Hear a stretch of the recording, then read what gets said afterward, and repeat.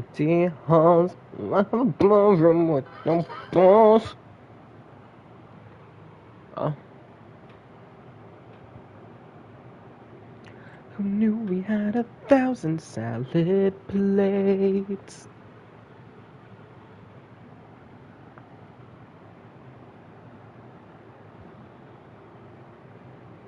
Open up the gates. God.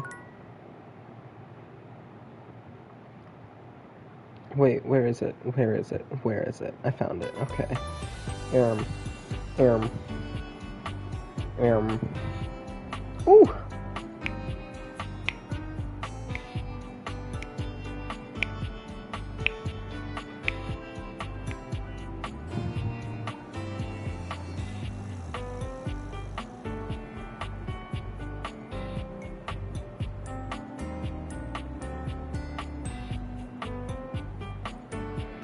See, I still don't know why this game registers as a game/demo.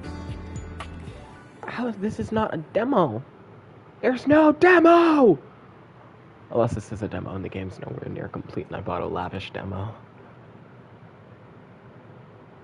No, I don't want Elvis Presley. Not again. Please. I would rather die.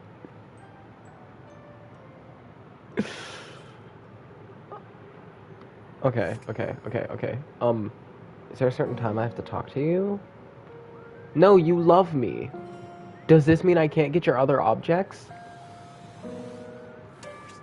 Look at that! You're just on time. You only grow more charming when you adhere to the schedule, you know. Unfortunately, I've only allotted myself a few moments to say hi. Perhaps you can return later, and we can plan a moment to polish my timepieces. I'll let you handle that. Understood. Till next time, then.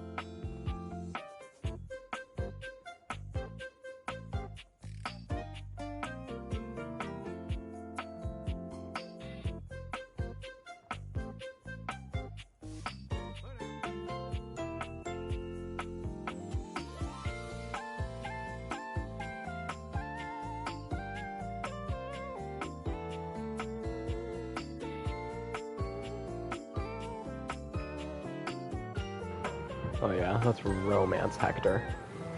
Here you are. You keep coming back. I can't. It is something of a surprise to me. I've wanted you for so long, even just to speak to you, and now I have it. Somehow it feels wrong. Like I'm going to lose it. Surely, if you're lucky enough to get the thing you've always wanted, you cannot be lucky enough to keep it. Why would you lose it? I'm having fun with you. I would lose it if you left. Why would I leave? Oh, surely you would if you knew. If you knew what I really was. You would leave and you'd be right to. Which is why you must never know. You must never see that. And I will content myself with this halfway openness. I'm afraid of what you might think if you saw me. You're right. I am in the attic. The real me is in the attic. But we have something here. We could have something real. It would break my heart to think that all that could be lost in a single moment of laughing or pointing or even a disappointed cast to those beautiful eyes of yours. No, I couldn't bear it. And I won't. Come back to me here. Only here, do you understand? I'm going now. And where I go is only for me. Okay, but like where? No, you can't. You can't do that. Are you this? You are this! Okay, okay. Okay.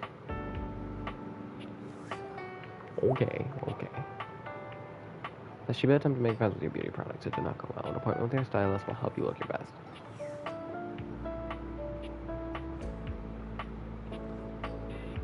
So what if we talked to our beauty products, then we talked to Bathsheba?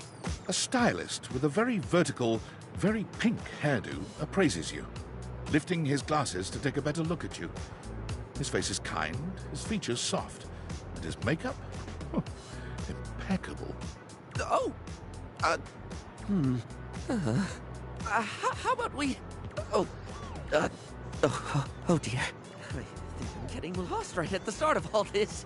I'm so sorry, darling. My brain runs quicker than cheap mascara sometimes. Stupid Barry, disposable Barry, you're doing it again. Oh, just stop talking. Can we start over? I would like that, yes. He takes a deep breath, shaking off his awkwardness and giving you a friendly smile. Let's take this from the perfectly coiffed top, shall we? My name is Barry Styles. I am your one-stop shop for looking good, feeling great. Not that I have to work too hard at that, because, and I don't know if I made myself clear enough on this point, darling, but you are looking fabulous.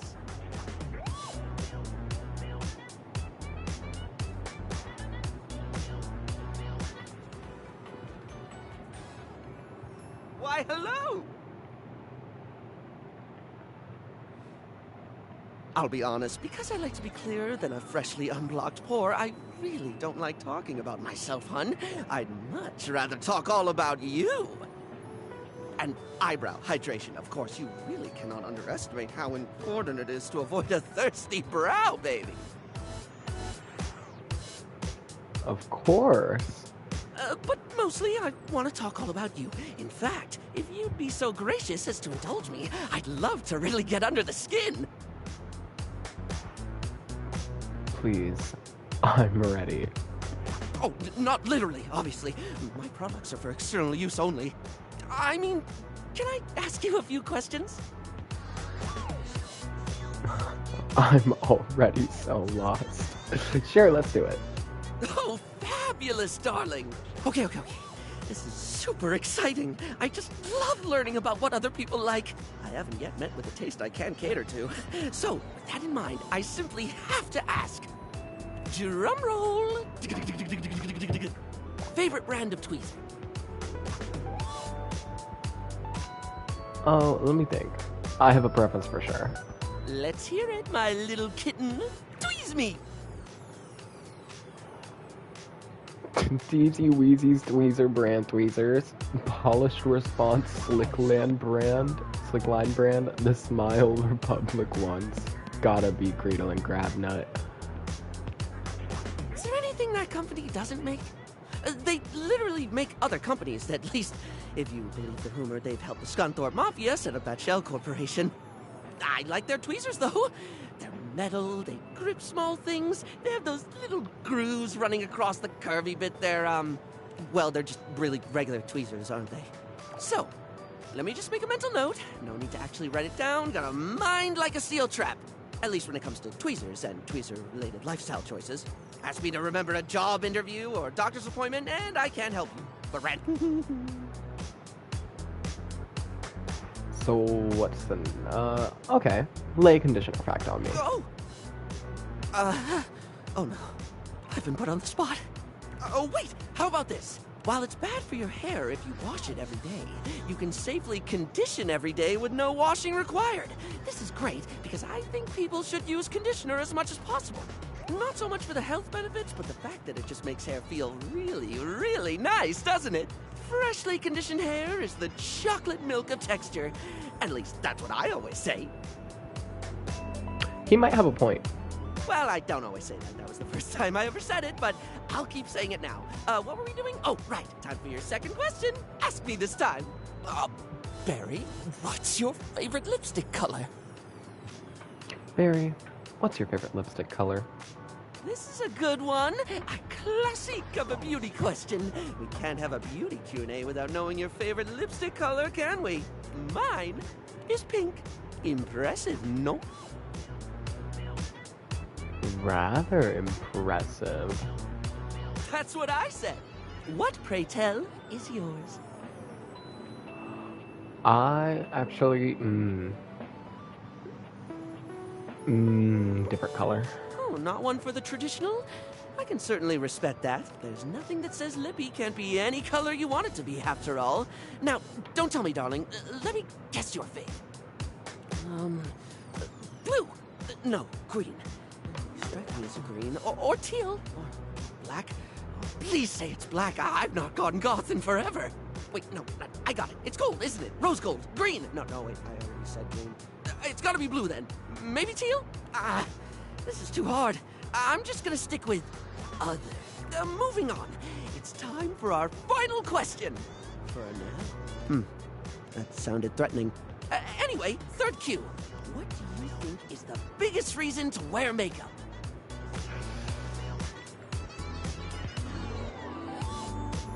Feel,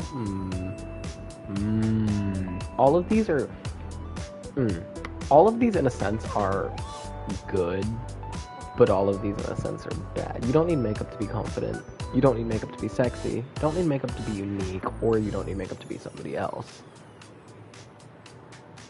Is there like a third option? Is there a fifth option? Just say no. Yeah, I get that. We all have things we're self-conscious about, and I think makeup helps. It's one of the things I love most about what I do. Helping someone get that boost they need. It's not the lippy and the eyeshadow that makes a person look good, like, truly good. It's how someone carries themselves, you know? Sorry, I spoke a lot again. Of course I did. I'm an overshare. Need to stop that. Yeah, it wouldn't hurt to scale back a bit. Not everyone wants to hear that much. It's fine. You don't have to keep apologizing for being you. Barry still looks embarrassed, but a sweet little flush comes over his pale cheeks, and he smiles at you. Well, darling, that about wraps up the cues. It was going to be a big 20-question thingy, but I just didn't do it, I suppose. Plus, I forgot half the ideas I had for it when I thought about combs for an hour. That's okay. I had fun with it. Really? That's wonderful, darling. I had a lot of fun, too. Oh, I really hope we can have another fabulous chat again.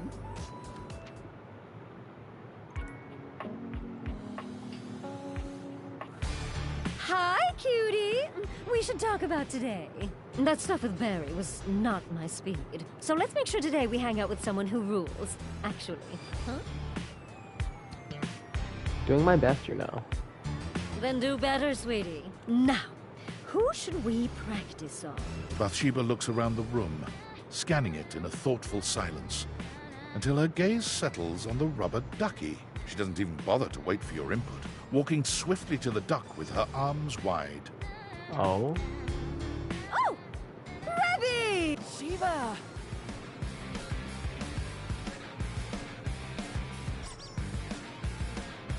Wait. Okay, the rubber ducky theme kind of go hard.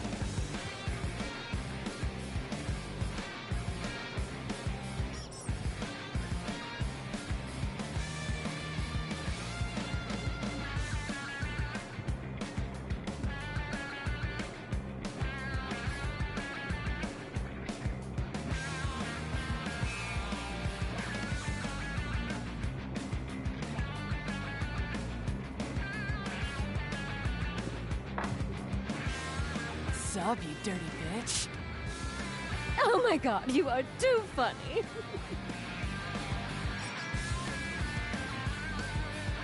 Rebby? Sure, don't get to call me that, shit mouth. Oh, my bad. Now go easy, Rebby. We're trying to help. We're going around practicing my people skills. Tough ducking shit without any actual people to practice on. I know, right? Plus, I'm good at talking and making friends. Yeah, sure. That's why I'm the only one you talk to.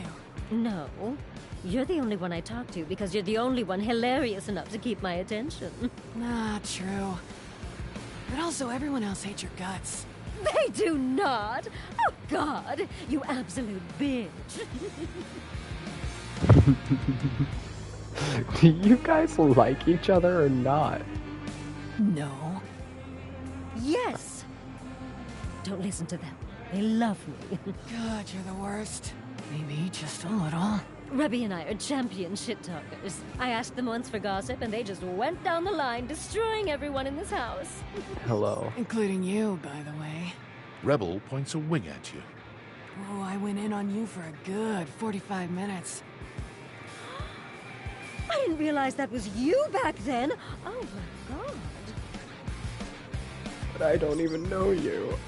So? I don't need to know you to talk shit, dick brains. It's rich, by the way, that you tell Sheba she's no good at social shit, when your best friend and only Ray is your right ducking hand. You're so lonely you started chasing tail in your own house. Who the duck are you to teach anyone anything?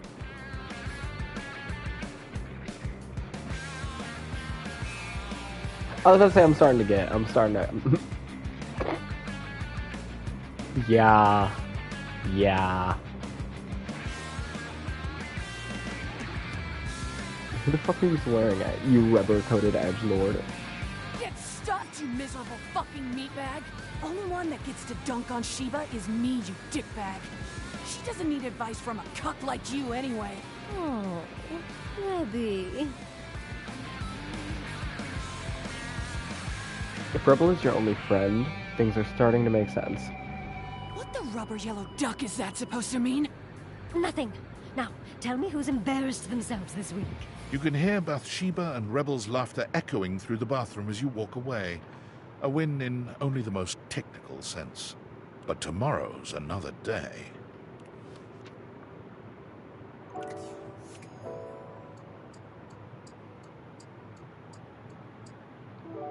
Where even is the rubber duck?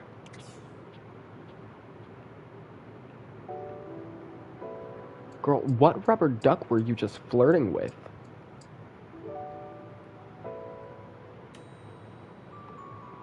Girl, there is no rubber duck in here. I am so sorry to tell you. Actually, yeah, let's talk to you real quick. Is it? Oh!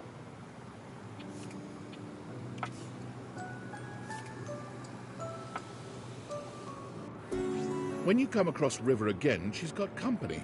A glamorous companion in an equally glamorous bathrobe and that effortless sort of wet hair look. You recognize your bathtub, Bathsheba. Come on, girl. It's just the two of us. You don't have to play coy. You can't be all over this house and not have some good gossip. I don't. That's not really... Come on. You can tell your girl Sheba. You know I won't tell. River's eyes dart to you suddenly, and you're not sure whether she's angry or relieved. Are I coming in at bedtime? Yes. No, not at all. Come here. Bathsheba throws her arm around River, pulling her closer. You can see River's cheeks flushing. Steam rises from her skin in a light mist. It's sort of adorable. Look, since we've got a new friend here with us, I'll let you choose. Our friend River here likes to pretend she's above things like gossip and opinions. And I know that's not true. Why, just the other day, I caught her rolling her eyes at Prissy. Uh-oh. Well, that was just... And the other day, when Jean-Loup was working on a song, I know I heard her laughing. Huh? I wasn't. And every time you leave Winifred, she's got you all steamed up. Ooh. That doesn't sound great. Don't ask me about her. Don't sweat it, Riv. Look, I'll let you off easy. Just one little cup of tea. Your friend's choice. That's fair, isn't it? River looks as if, to her, this is the farthest thing from fair, but she knows there's no wriggling out of it now. Fine.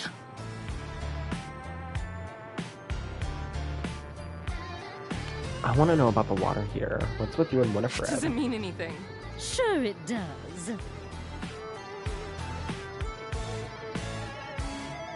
You do seem a little flustered when the water heater came up. Yeah. What's up with you and Winifred? You two an item or what? No, not an item. But you are bang-a-langin', right? You can tell us. Don't pressure her, Bathsheba. I'm not pressuring her. I'm just reminding her that good friends like us tell each other everything. Especially juicy gossip.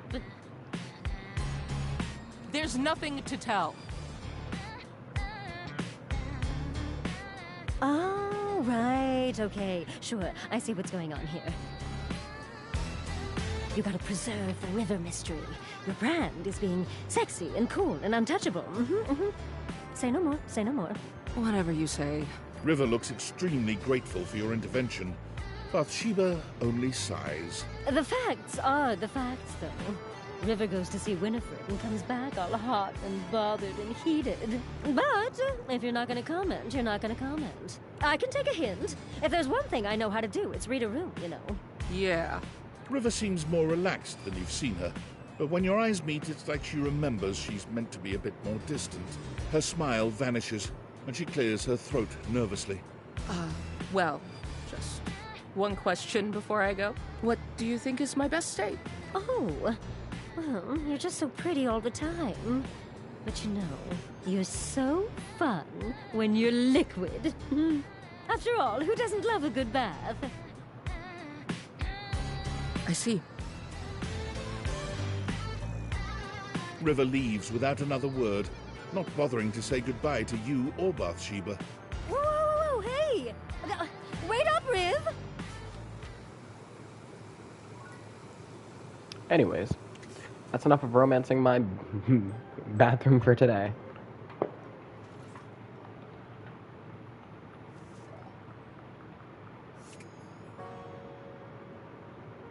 Wait, my phone background reset. What the hell? I did. I've already looked at all of it.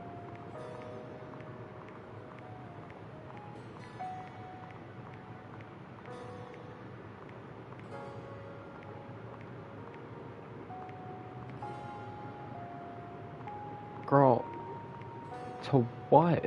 What? How do you want me to reply to this, babes?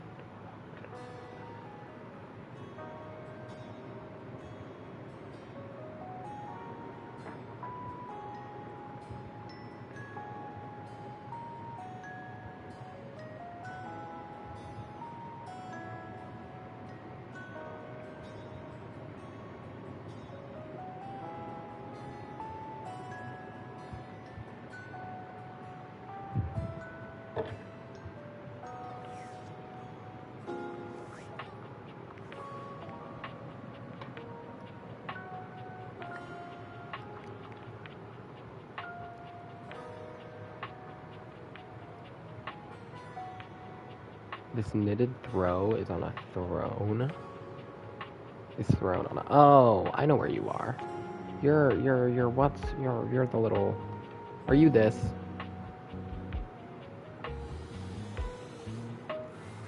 Davey! I found him! Davey! Come on, Davey, what'd you get off to now? Davey? I hope he's all right.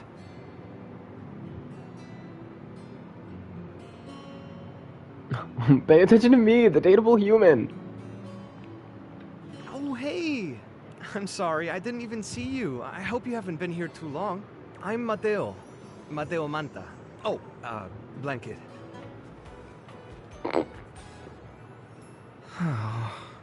So you're what lays on top of me every night.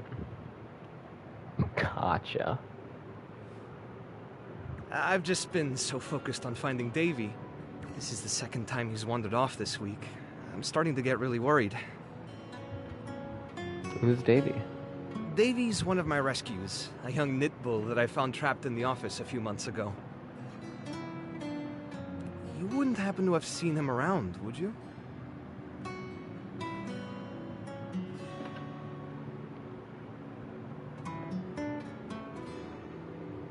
Maybe. What does he look like? He's about an inch tall, hand-dyed, fingering weight, even though he acts like he's worsted, and it's always getting him into trouble.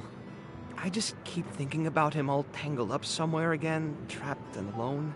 He was in pretty rough shape when I found him the first time. No telling how long he'd been there. He was so frayed I wasn't sure if I'd be able to put him back together. Poor thing. Yeah, but he's a fighter. He really hung in there. After a few weeks, he bounced right back and was running around with the rest of the tassel hounds. Sounds like a happy ending. Well, mostly. He gets on great with the other tassel hounds, and he seems pretty trusting despite what he's been through. But for some reason, he just wanders off whenever you're not looking. It's almost like he waits until I've got my threads full with something else, and then he disappears for a few days. A small creature that looks rather like a black cat rubs up against Mateo's leg, meowing for his attention. Speaking of handfuls... Aw, don't worry, Sprite. It's not your fault Davy ran off, I promise. He'll be back soon, okay? He bends down to pick up the small creature.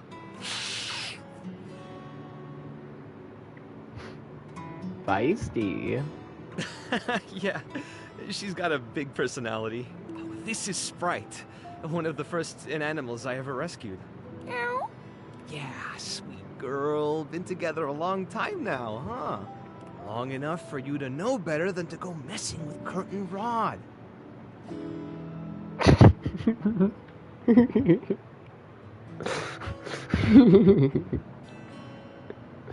Please. Please tell me the next people I'm gonna talk to is not Kurt and Rod. Oh, really? I guess the bottom of those curtains just tore themselves up then, huh?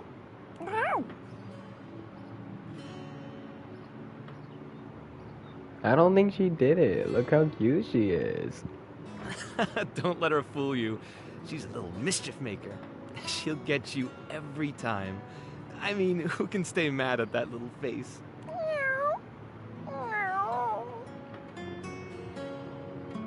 I belong to her now. You're in good company. Can I pet her? American court hares are pretty affectionate, but she's a little, well, picky. If you want to try to pet her, just hold your hand out and let her sniff you. If she headbutts you, then you're safe. If she just stares at you, though... I'm willing to take that chance. All right, go ahead. You hold out your hand to Sprite, waiting with bated breath for her reaction. Boy, it's okay, sweetheart. I've got you. Sorry. Better luck next time. You, should probably step back a little bit just to be safe. Well, I'll be hearing about it from Kurt and Rod later once they notice the bottom of the curtains are ripped, I'm sure. Honestly, I think she's just acting out because she's upset about Davy. I was really hoping I'd be able to find him before it got too late. There's still a few more places I haven't checked, but I need to get back to the rescue. Things can really start to, unravel if I stay away for too long. Is there anything I can do to help? Oh, that's kind of you to offer, but I'll figure something out. I'm sure you've got other things to worry about. Really? It's no trouble. Are you sure? Davy's my responsibility. It's my fault he's missing.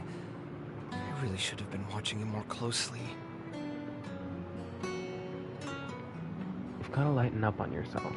The inanimals depend on me. I can't afford to be careless. It just doesn't feel right, asking someone else to fix my mistake. Hey, if you're really not interested in my help, it's cool. I can go. You're very not good at accepting help, are you? Guilty. I guess I'm just used to being the one helping, not the other way around. And I can't be in both places at once. Alright, if you're really up for it, I do have something you could do. Hit me. I put together some information on Davy to give to Phoenicia, just in case he didn't come back tonight. I was going to ask her if she'd make a post on Facebook about him and get the word out. But I haven't had a chance to talk to her yet since I was chasing down this little troublemaker instead. Do you think you could talk to her for me? I can give you the packet I made. It's got everything she'll need. Anything you need. I've got a soft spot for strays. Really? Me too! Obviously. Betty keeps joking that I'm going to run out of space for them all. You've got a big heart. I'm sure they're grateful to have you. I don't know about all that. I'm nothing special. It's just the right thing to do.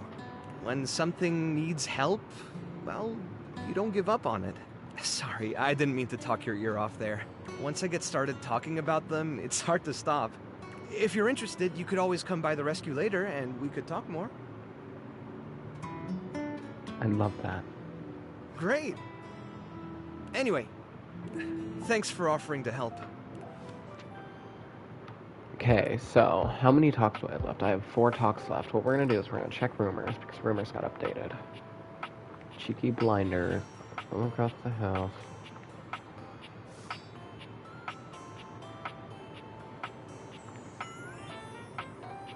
Beverly.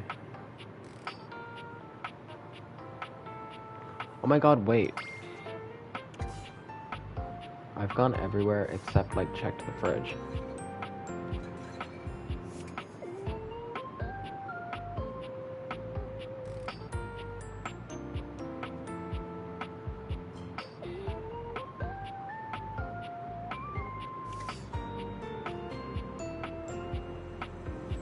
I'm kind of scared because normally when things pop up like that, it's multiple of that creature.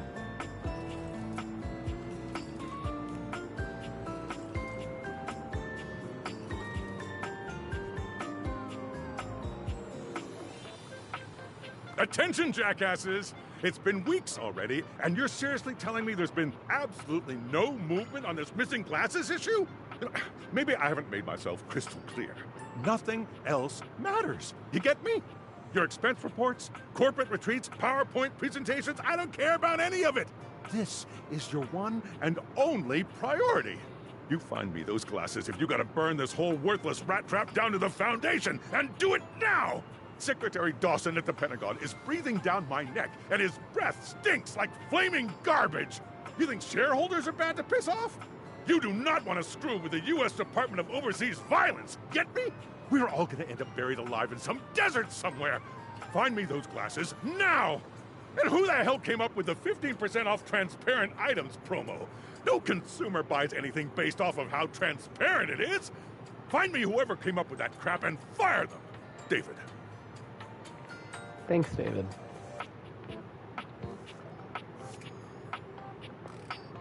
I need to talk to Phoenicia. Hey, Phoenicia. Ooh, coming in hot. What you got for me this time? You know, it would be creepy how you always seem to know things if it weren't also really damn cute. Any other time, I'd love to stop and bask in the compliment, honey. But I'm dying to know the sitch. You've got those urgency eyes. So, what's the deal? It's Mateo. An animal emergency? Ah, honey, why didn't you open with that? Who's in trouble? What do we need? How can I help? Give me answers. Davy, one of Mateo's rescues got missing. He's gone missing. Phoenicia's fingers are flying across her virtual keyboard before you've completed your thought. Already typing something up as we speak. Did Mateo give you any helpful info I can put in here? Anything eye-grabbing? We need some cute buzzwords to get things' attention. Yeah, a whole packet. Perfect. Leave it to me, honey. Missing and animals are no joke. We'll get this baby home. Ooh, I'm gonna do a live to generate some engagement for the post. I'll let you know how it goes. Check in with Mateo to let him know. I don't think he checks socials very often. Can I go back and talk to Mateo, or is it still a once per day thing? still a once per day thing. Okay. How many do I have left? 3. Okay, we'll talk to Kurt and Rod. A charming, well-dressed duo stand with their backs to you, peering through the curtains and pointing at something outside that you can't see. They seem quite absorbed in their own conversation. Look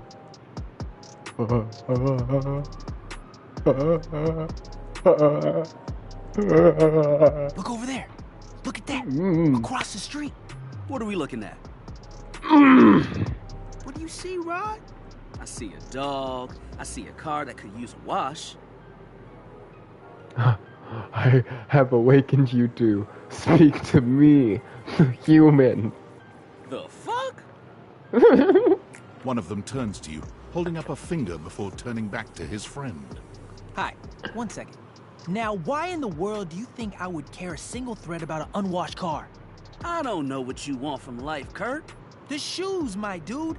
The shoes. Oh, you were looking at the neighbor's shoes. Those are nice. Right? That's what I'm saying. Bruh. Hold on. Those are way better than those shoes we saw last week. Ain't that the truth? Only time I wish Wendelin would have fogged up. Those kicks could have kicked rocks. Wendelin.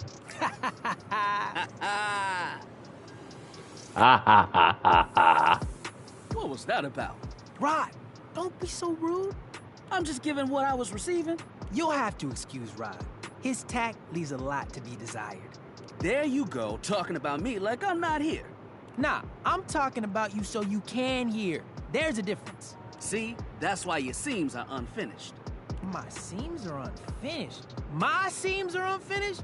Keep talking. See what happens. You ain't gonna do nothing. You love me too much. Yeah, okay. Don't say that too loud. Everyone else might start believing it. You both hate each other, don't you? What? Why would you think that? Rod's my best friend. Kurt and I have been together forever.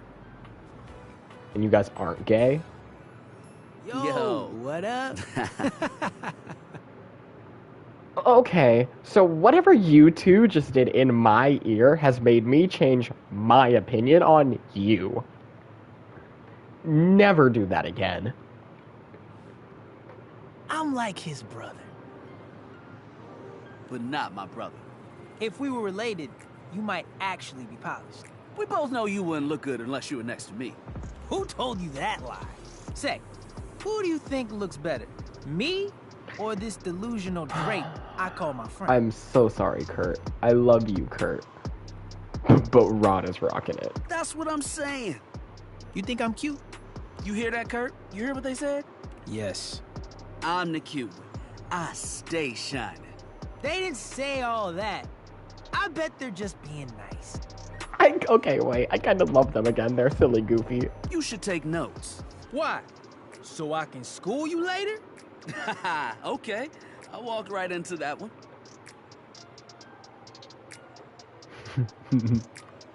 You two shouldn't talk to each other like that. Don't you see what's going on? We're just joking around. Joshing. Kidding. Poking fun. Most of the time. Sometimes I have to tell Rod about himself. Yeah, okay. You woke up on the wrong side of the pole today. You right. I woke up next to you. Okay, call a detective. There's been a murder. Yeah, that hit hard. Good job. That's what I get for messing with the King of Shade. That's right. I'll take my crown any day now. So you take pride in being rude. Being shady isn't always a bad thing. Oh, to the contrary. I'm shady all the time to Kurt. Why? Because I love him. Oh, so it's like your love language. I guess you could say that. Yeah. But we have rules. Oh, yeah. You must throw shade appropriately. It makes me really pissed off that you two see each other as brothers and not lovers, because you're both definitely gay. What do you mean, rules? There are 5 rules to throwing shade. First off, you have to know the person. Sure, you can be shady to folks you don't know, but that is just me. Wait, we made fun of the new mail carrier just the other day. That's because they were wearing that uniform with open-toed sandals. With socks. Oh yeah, they asked for that one. This rule is one of those, do as we say, not as we do things. Unless we ask you to do it with us, at which point you better come correct. Which brings us to rule number 2. If the roast ain't hot, you're toast. The shade is all about the laugh at the end. Maybe even a strong guffaw. A guffaw? Are you a cartoon dog person? 'Cause if not, I best not hear a single guffaw out of you, Rod. Keep your aim true. Never bring in secondary parties. Others shouldn't be collateral damage because you decided to mix patterns and it turned out unfortunate. I tried to throw shade on Kurt's mom once. Mrs. Chiffon has never done anything and she will not be brought into this foolishness. I love them so much. Okay. Rule 4. Read their body language as you read them down. Everyone has their line and their limit. Don't be so caught up in the goofs that you step on that line. It's easy to be on a roll and run right over your friend. Which is why rule number 1 is important. If you don't know them, you don't know what might actually make them upset. Right, like I don't talk about Rod's crush on the blinds at the last house. Dude, not cool. Sorry, I was just giving an example. You really thought this out? It's an art form. And there is one rule that you absolutely cannot break. Oh, yeah. The final rule. Rule 5 is... If someone you know starts throwing shade on your friend... You better prepare for war. It is your duty to fire back. Verbal warfare has begun. Do what you gotta do. And yeah, those are the rules of shade. You got them all? All 5 locked in. Okay, confident. I like that in a person. If they breathe, Kurt likes them. You act like you're the one to talk. The tree outside sways, and you think it's flirting with you. How can you not be charmed? Have you seen those branches? And the grass is just flying hard to get. Oh! Alright now, calm down. They said the grass. The grass, Rod! Oh, you can guffaw, but I can't? Okay. Fair. But damn, they got you. You right. That was a good one. You catch on quick. Yo, Rod, that fashion student is getting off the bus. Ooh, what are they wearing? I'm not sure, but it is fly as hell. We've got some people watching to do. Swing on by soon, but come holler at us at different places. Each window has a new thing to throw shade on.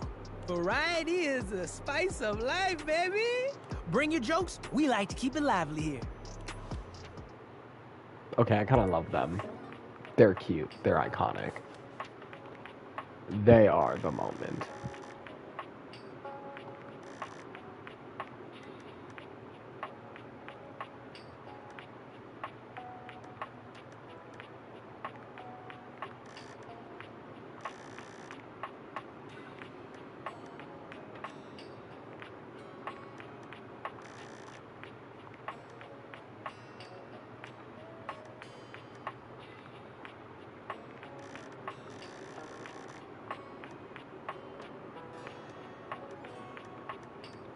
While the rest of these are for finding Davy. Poppy.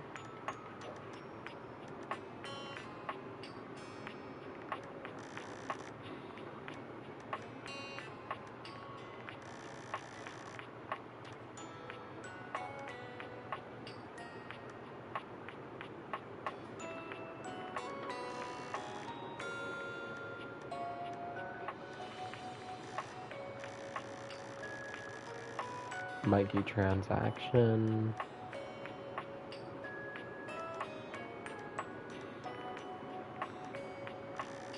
Monique. Ask for for $20.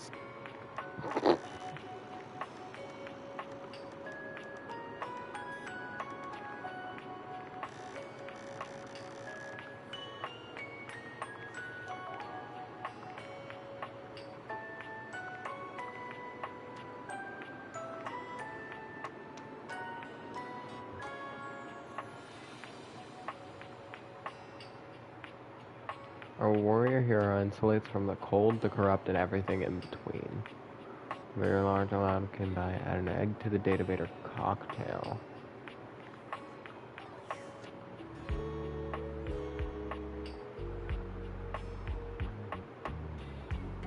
I'm gonna take a wild whim.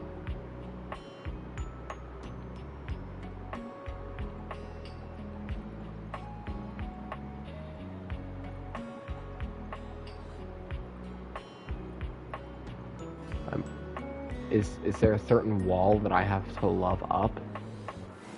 How does one even describe a warrior like this? A veritable, well, wall of muscle stands before you. It's almost comforting to know the walls of your house are this solid. Wall. Wall. Wall, wall. Wall, wall. Wall, wall. Wall, wall, wall. Wall.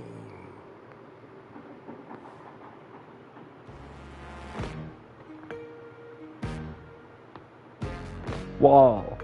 The warrior's eyes widen. He leans in closer, towering over you. Wall? Wall. Wall. Whatever you're saying here is clearly pleasing to him. He nods, beginning to smile. Wall. Wall. He beams at you, a flush spreading across his cheeks. I love you! Okay, so that's not wall. That's not wall. Wall! There it is, thank you. Just like that, Wallace loves me, guys. Just like that.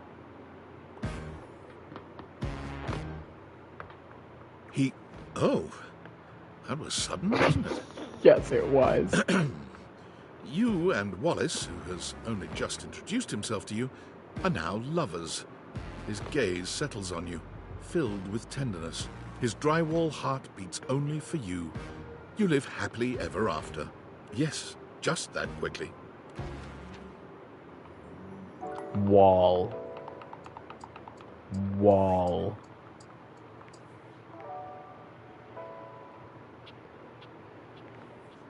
I guess. Let's check my Discord message first, though. David is obviously becoming desperate. He doesn't do well under pressure. I'm worried his behavior will gradually become increasingly erratic until he crosses a line he can't come back from. That sounds bad. You have no idea. I should never have put you in this situation. Naively, I believed as Valdivian's lowest paid employee, you would be safe. But it's become clear that as long as you possess the Dateviators, you'll be the target of David's wrath. Anyway, I have a solution. Use the realization recipes to bring Skylar to life. If Skylar becomes human, the Dateviators will instantly cease to operate. And if the Dateviators cease to operate, there will be absolutely no evidence implicating you in their theft. Realize Skylar and destroy the Dateviators before David unleashes his full fury upon you. He has access to resources you'd never believe. I'm afraid there's just no time to explain. And I can't charge it because I also forgot my charging cable. Can you believe that? But remember, realize Skylar ASAP. What is Skylar's realized recipe? Hell no.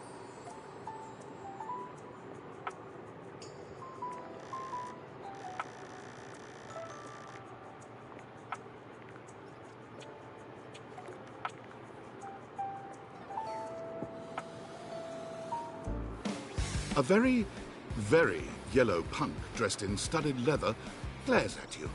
Their charming duck-like appearance does nothing to diminish the aura of absolute disdain that radiates from them. Who the duck are you? Who the duck are you? I asked first. I asked second. Then I'll ask third, like this is a ducking competition. Who the duck are you, jerkwad? Santa Claus. Ho, ho, ho, and a merry dickmas. Sure hope you brought me some gifties, Daddy. Ew.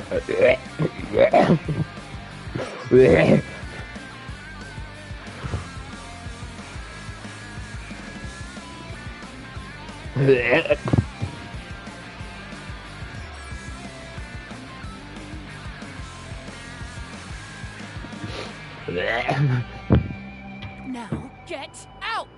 Yes, ma'am.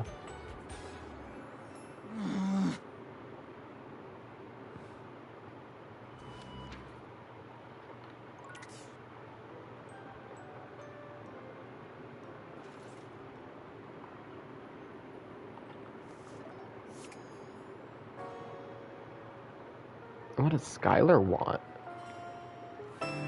Yo, yo, yo, yo, how's it going? Pretty good. Yes!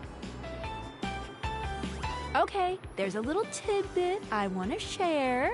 You might be wondering how all this dating technology works. Sure I am. Yeah, I thought so. If you're ever curious, you can ask about my mysterious inner workings in the Chat with Me menu. What can I do for you in my main menu? Oh. Oh! No. Aw, man. Just not yet. It's like some quest I have to do now. Yeah, pretty much. When Franklin least made me, it was in sort of a mad, passionate rush of scientific fervor. There were unintended consequences, like realization, which is a good thing. Yes, definitely. But one of the issues with realizing an object is that each of us can only leave once our own little purposes are complete. Some of us here still have things to do before we go. I call it unfurnished business. Unfurnished business. Clever. Thank you very much. It's trademarked. Each of us can't become a human if we have unfurnished business. Reasons we need to appear in this house. None of the others know why exactly this is, or what it might be that we need to do. Oh, but I'll always tell you when I see it, and forbid you from realizing that individual. As for me, well, I have the most unfurnished business out of anyone. I have to be here to help everyone else get realized, so I gotta go last. Sorry to be the bearer of bad news, but if you want me realized, you have to get everyone else realized too.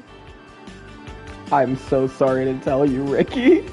She's an endgame character. Okay, but what if I only want you to be realized? Oh, well, I can do that, but it would mean you couldn't speak with anyone else in the house for good. If you want that, then I can arrange it. Though I don't recommend it. See me later if that's what you want. Okay, so I'll never see you again. Nice knowing you. Oh, Sophia.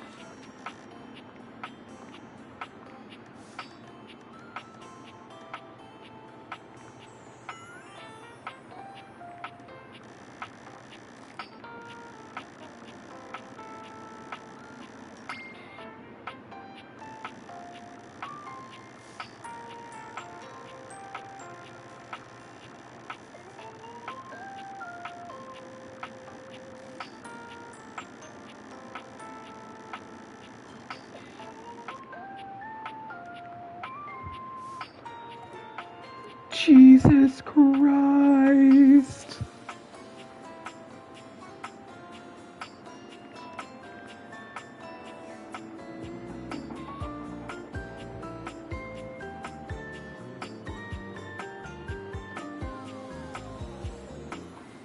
Hello, dear owner. It's nice to see you again. Ooh, I like the sound of that. I thought you might. People do seem to enjoy titles, however informal. Anyhow, I'm glad you dropped by. I've just been here relaxing on Abel's broad back. I've convinced him to accept my presence. Convinced me? Oh, Keith, you're more than welcome. I'm lucky to have someone as wise and knowledgeable about the home history round. You're too kind, Abel. Abel the table. Get He's out. wonderful, isn't he? Get out. I confess, it's been marvelous Get just to be out. out from under that rug. Now that I'm here, I'd love for us to get to know one another. For my part, I am, as they say, an open book. Is there anything I can tell you about myself? How old are you? How old do you think I am? You're 199. 19. Precisely. I've seen a lot, but I feel as young as I ever did. You don't look a day over 30. And I am plenty functional, if you know what I mean. Keys do not age as most objects do. Anything else you'd like to know about me?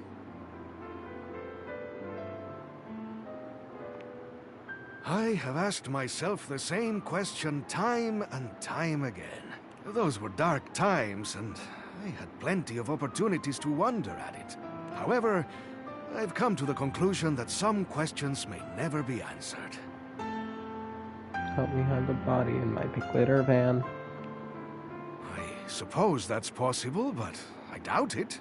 It would appear I was placed there intentionally. I myself have no recollection of the initial incident. That's strange. Indeed. But it was so long ago. Anything else you'd like to know about me? Why, yes. Hopefully I'll get to know a lot about you in the future.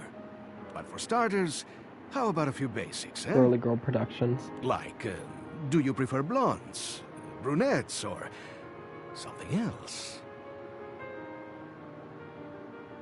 I'm a sucker for a silver fox, actually. Oh. Keith blushes, breaking your gaze to contemplate something off to the side. Well then. All right. How about another question? Do you believe in destiny? I do. Our fates are... No, the future is open for me to decide. Wonderful. Open is how we like things around here. What else do I want to know? Ah, do you think of yourself as traditional or open-minded? I'm, open-minded. That is how you stay young, you know. How about just one more question for now? Forgive me for the boldness, but where do you keep your cash? In the safe.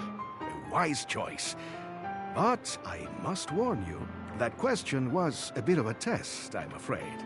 As you know, I am a master of opening things, but also of locking them up. And I would highly advise you to be more circumspect in answering questions of that sort. Yeah, but I trust you. Of course, but you cannot trust everyone. There are always some who might seek to pursue their own agendas, maybe even in your own home. It's good to have an open heart, but also good to be mindful. Now, I must say that with age comes a need to manage energy more efficiently, and I am feeling a bit tired. I'll need to rest. Of course. Anyhow, I hope you'll come and see me soon. There is much that I can tell you. Things that will prove quite valuable to you, I think.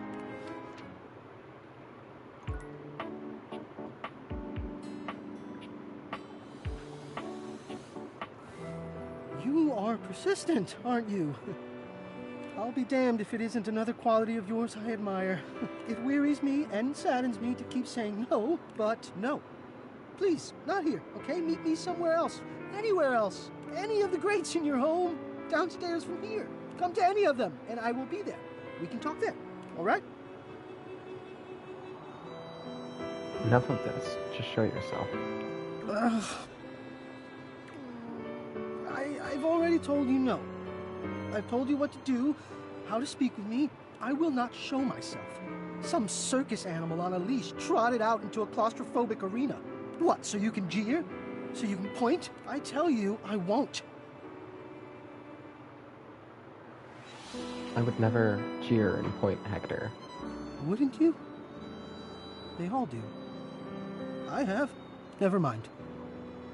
Talk about an argument for nothing. If you leave now, you'll never have to know if you know yourself well enough to be truthful with me about this. If you would truly leave me in peace, then leave me now. Come back to the Greats and I will be there. Fine. Greats it is.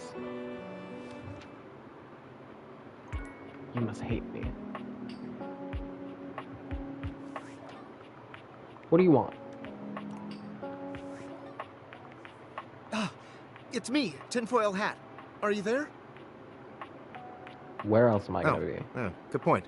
I'm still receiving data from the Dateviators. Why haven't you brought Skylar to life and destroyed them? I realize all the objects are flirty and super hot, but as long as the Dateviators exist, David will be hunting you. And you don't have a chance. He has a whole island just to practice hunting people. There's definitely no people hunting going on here, island. Thinks he's so clever, but I'm on to him. Is this a reference to the murder games? I want to say it is. I really want to say it is. I can't realize her. You can't realize her? Oh dear.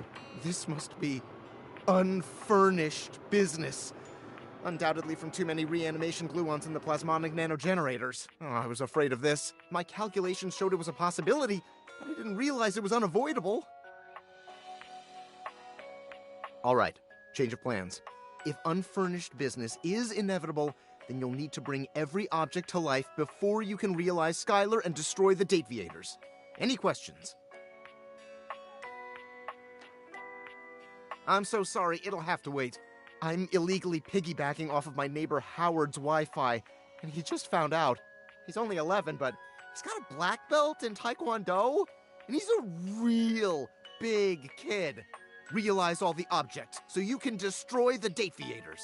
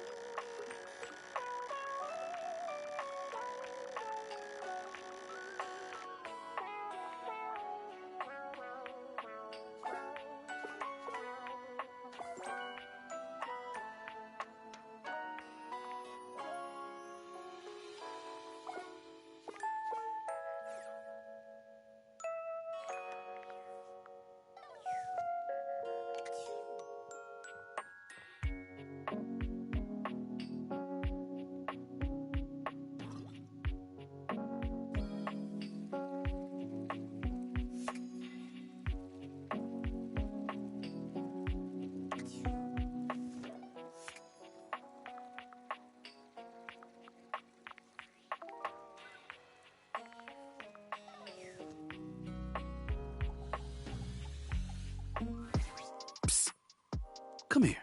Rod waves you over. his voice low. We gotta be quiet. Kurt is sleeping. No, wait. He's talking in his sleep. Yo. You silly. He's been going on like this for an hour. You know that textile looks great on you. Nothing but lame pickup lines and giggles. It's pretty hilarious if you ask me. Wait, what do you mean you like Rod more? I'm cool. I'm like, really cool. Wait, come back. Wait, don't go! Kurt snaps awake, looking at you and Rod for a few moments as he gets his bearings. I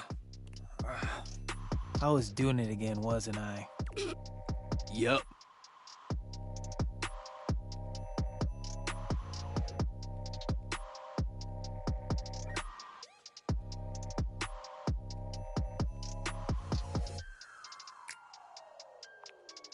See?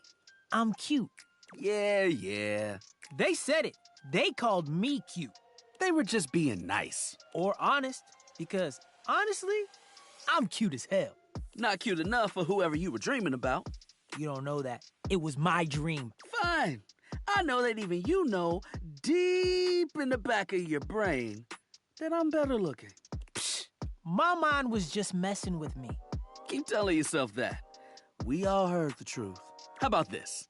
Let's get you back to bed and let you have another shot. You think they'll come back again? Oh, no. You blew it. Even your mind knows it. Dream a new dream. One where you've got game. Hardy har. Let's let Kurt get some shut-eye and hope he's smoother next time. Don't listen to me if I start talking in my sleep. No promises.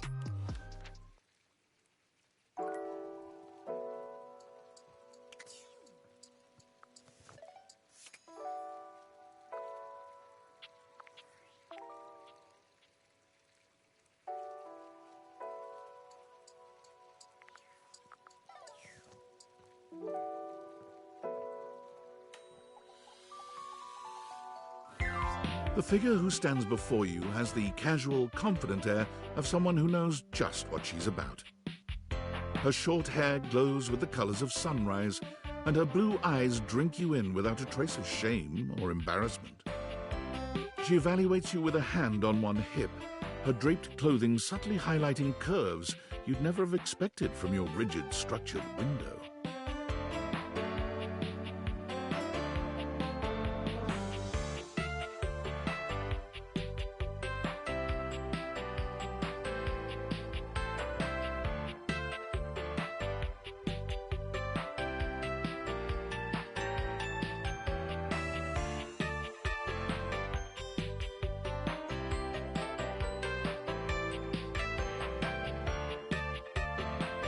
Well, hi there. I'm Gwendolyn.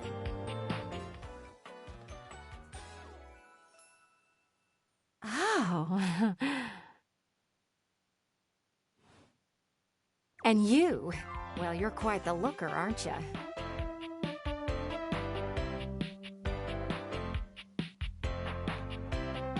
What's the matter, hun? I can't possibly be the first one to tell you that. You're the one looking out at me all the time. Look, I don't mean to be so forward, but I've found I'm happiest when I'm transparent about what I want and what I'm looking for. And unlike most everyone here, I've been ogled by humans for centuries. I have had enough attention on me, thank you very much.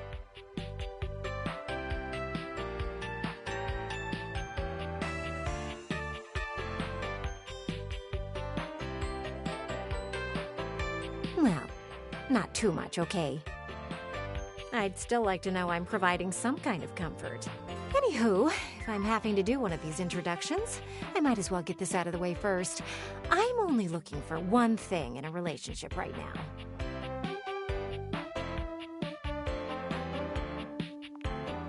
now. Perish the thought, swashbuckler. I'm looking to make some nice friends. That said, I can't say I'm looking for anything too serious right now.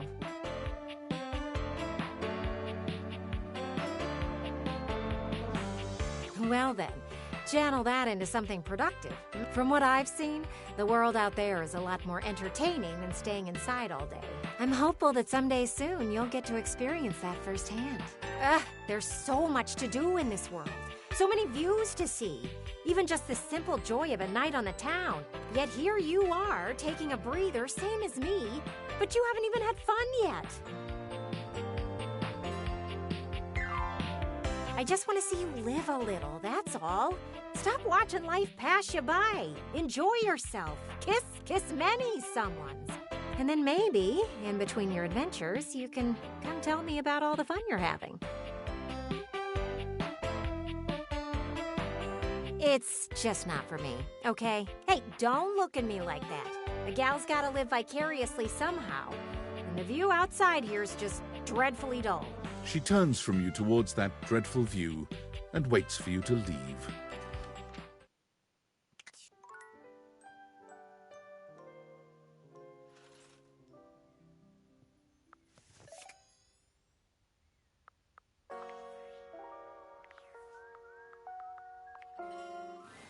Welcome! What can I do for you in my main menu? Oh, let's. There's lots I can chat about. Me?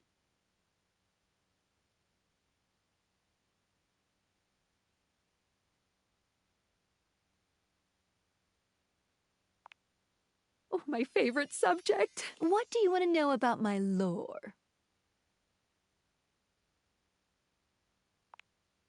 Vibrations.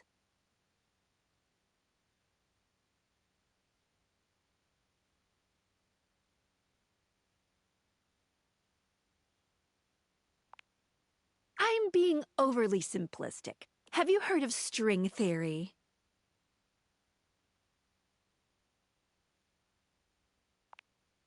No, it's too small a constituent part.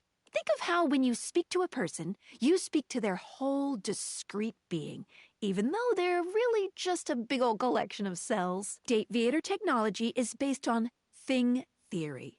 Thing theory theorizes that at large enough scales, all objects and concepts coalesce into their own one-dimensional wavelength that unifies all of that type of object throughout the universe.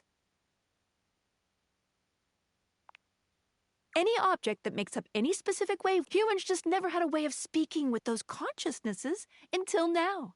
That's okay. I like to call the wavelengths animus. This is how we can Dateviator's vibe. What did you think about that? Yes. Listen, you see, my inner workings are based on some very specific tech that was created by one of Valdivian's founders. I'm gonna show you my insides. You ready?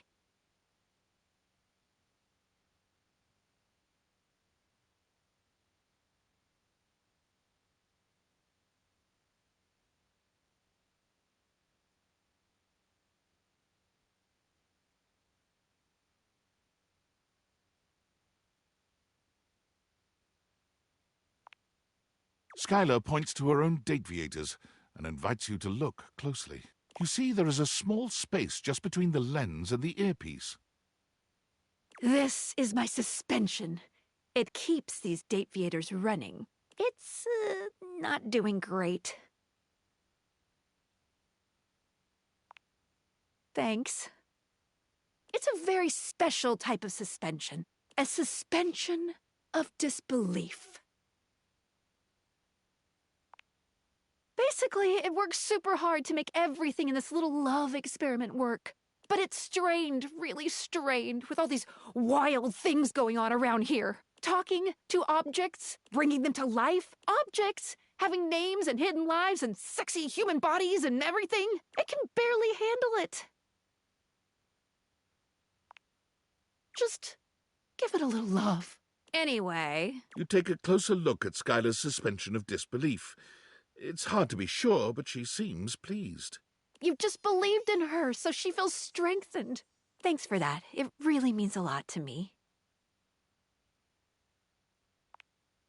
Skylar smiles warmly and lets you go.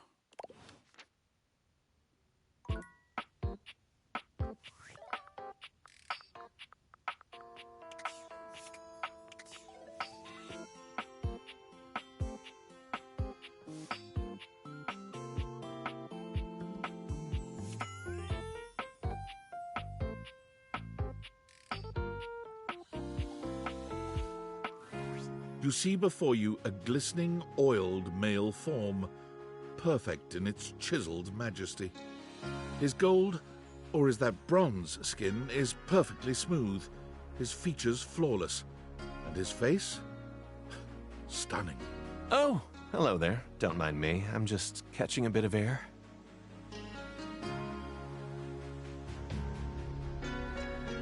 Hello. I'm Stepford, trophy of trophies at your service.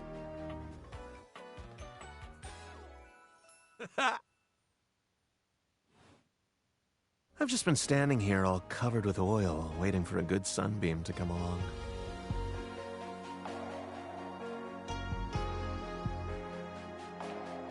That's not unusual. Take your time. So, what brings you around these parts?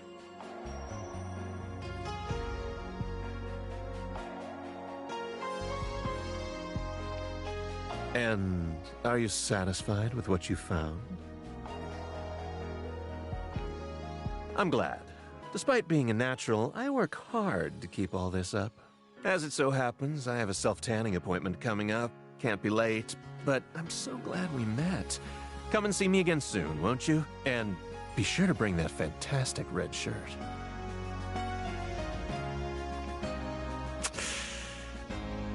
Got a tan.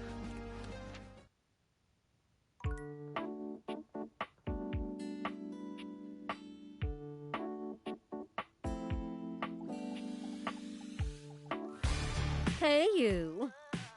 So, like, after you left the other day, I kind of felt a little bad for ditching you. Nobody ditches me. But if you want to tell yourself that, like, whatever, I guess. Anyway, a popular princess like me should be friends with everyone. And I basically am, but I committed to hearing your little lessons out. So, what have you got for me today? I should probably choose who we're talking to.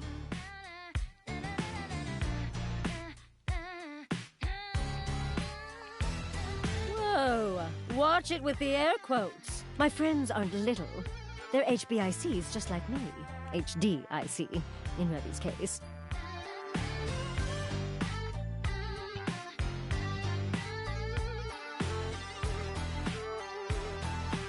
I wouldn't worry about it. I got a real great one for us today. She points at your bathroom mirror, strolling over to look at herself. Amir! Amir steps forward, greeting Bathsheba with a kiss to each cheek. Bathsheba, my darling, I am truly blessed by your beauty. Oh my god, stop. No, it is true. Just look at yourself. The way your just bathed curls frame your perfect face.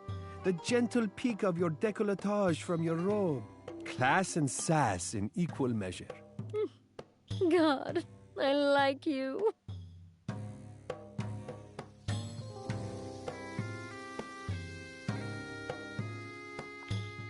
It is not flattery. A mirror can only reflect the truth. And the truth I see is a beautiful bathtub who knows her worth. God, I do, don't I? You said you are practicing social skills, yes?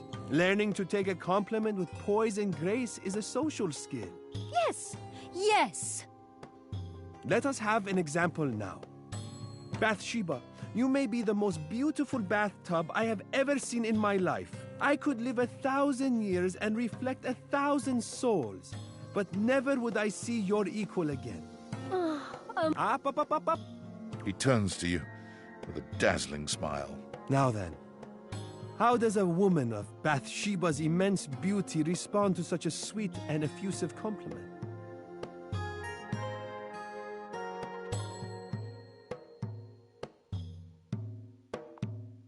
That's nice, I guess. A little too demure for a queen like me, but nice. Humility is for peasants. Royalty knows their value. Okay, but like, what if someone doesn't compliment me? Is such a thing possible when you look the way you do?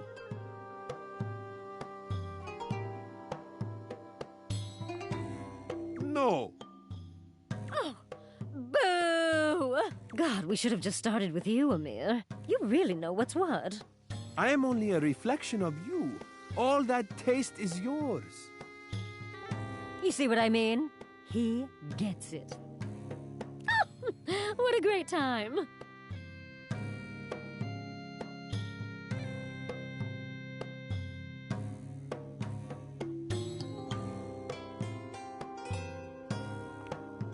We really did. Not that I needed to learn anything, but yeah. Oh, I'm definitely gonna make an army of friends who think I'm hot now. I can see no other future for you.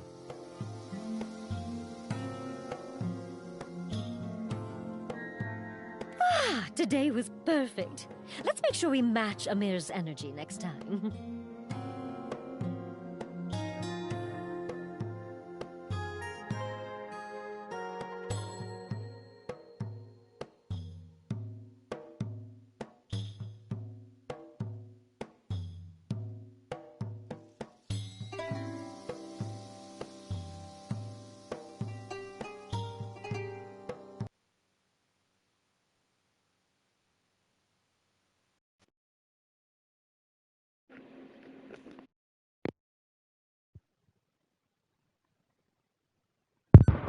Oh. You win some, you lose some. I'm a little stupid. You can go now. Amir, sweetie, tell me some more nice things about me.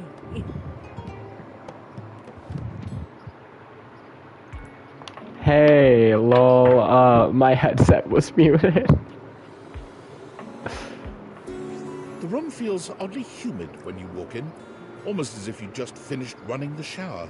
The reason soon becomes clear, however. You see River speaking with someone. Why is the fireplace in my bathroom?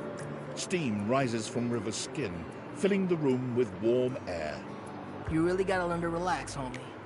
I can relax just fine. Just please tell me how to be more likable. Well, I don't know if I can do that. I heard you telling Scandelabra how to up his game yesterday. Yeah, and dude did not like that one bit. I've never seen him so huffy. He was all like, man, you impugned my skills at La Sex? I was like, no, bro, I'm just trying to tell you there's a better way. He didn't even let me get into my theory or anything. But yeah, like, I can tell you how to talk to others more effectively, but I don't think I can give you some magic key to being likable. River seems deeply disappointed by this response. Can you tell me one thing, then? Which version of me do you think is the best? Well, not the best.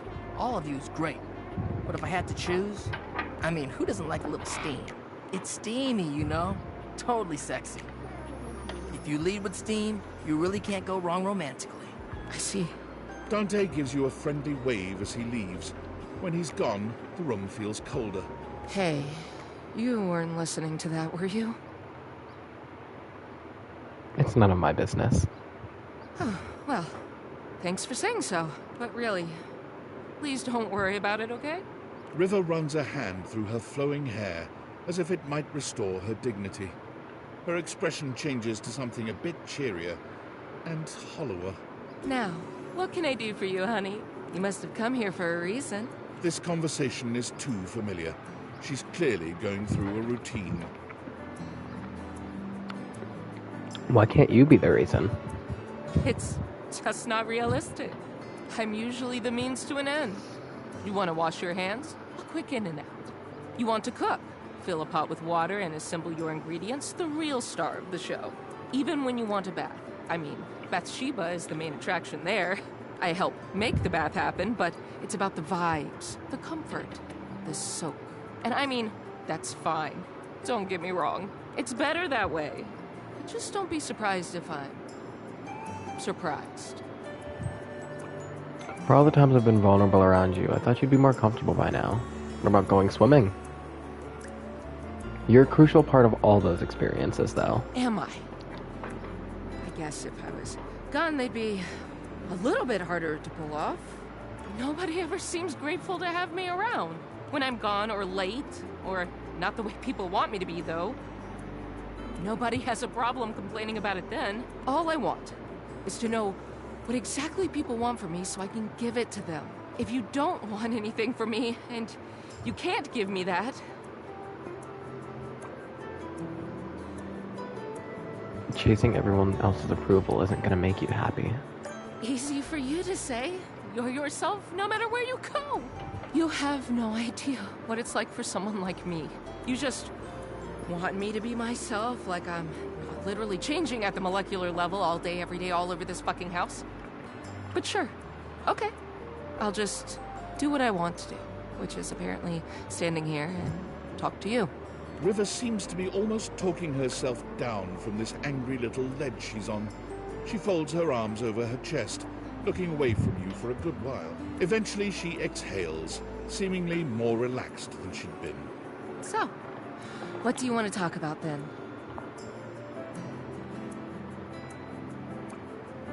A regular conversation. A regular conversation. River stares at you in an evaluating silence, as though she might pick up some hint from your blank face. Eventually, she sighs. Okay, did you catch the last episode of that TV show we were all watching?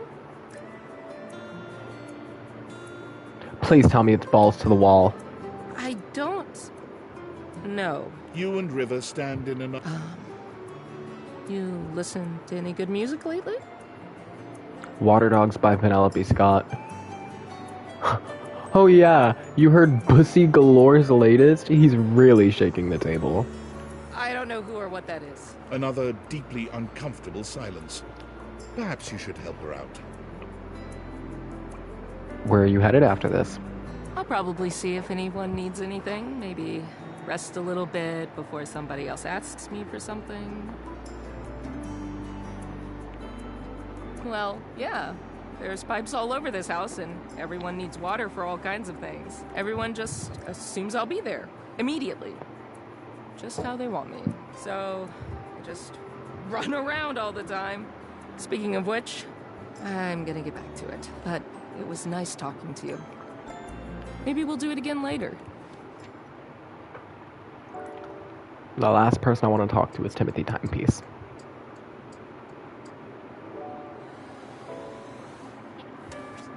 Look at that!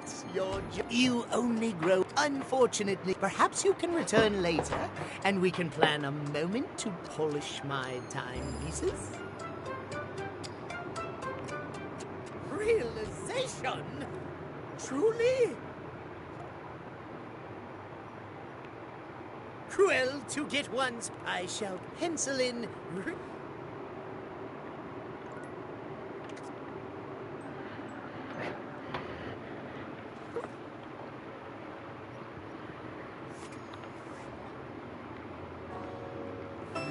Well, I have an answer. Why is it that because they are objects. They can very well appear as cats or dogs or grasshoppers. Yeah, I was wondering that. Oh, I'm so it's because these particular Dateviators, if I was a dog version of the Dateviators, then when pooches would see through me, they would see all the dateables as canines. Is that cool or weird? I'm not sure. It's cool. Yes, I'm cool. I'm so cool. Menu time. Welcome. What can I do for you in my main menu? Right this way. Gotcha. Let's get cracking. Aw, my only feature is Let's to leave take this off my menu and go fantastic to red another shirt. one. What can I do for you in my main menu? Oh, let's. There's lots I can chat about. Me? Let's talk about our relationship. Relationships? My favorite subject. What do you want to know? How do I get you to have feelings for me? Oh, you want to date me, eh? It's possible, you know. You just have to ask me about myself. Tell me about yourself. Not in this menu, silly. I prefer not to be that obvious about it. I like to be wined and dined. It's the chat menu. What do you need?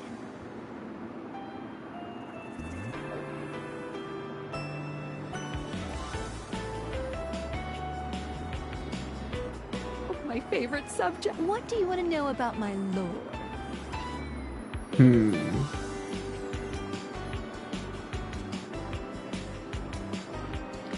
How do datables eat, listen to music, etc.?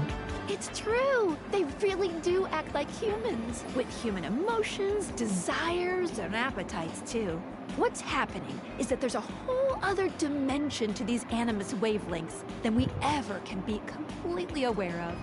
Objects and concepts have these rich inner lives that we can't see at all in our dimension. Somehow they are. Well, I mean, if you give me an jobs, object, like if you give me the marriages, name of the object, I kids, will even me, hunt with down my that object. vibrational qualities.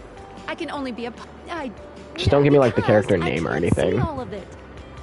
They could have lives, maybe. What did you think about that?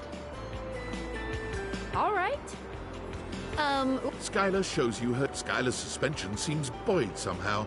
Happy. You believed in her again. Thank you for that. Ricky, what's the object? The menu?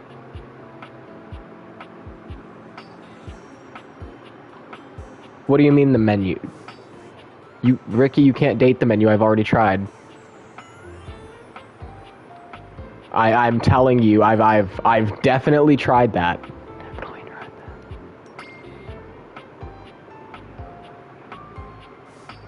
I mean the menu. What do you mean the menu? Ricky, she's dateable.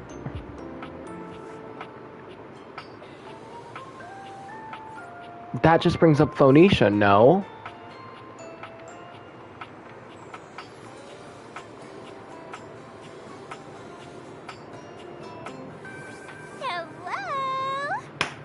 Oh my god. I didn't know you had to do it that way. I didn't know you had to do it.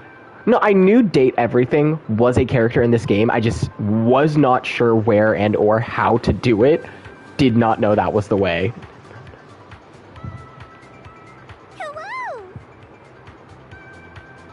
Hello. Hello, it's me. Yeah. What's up?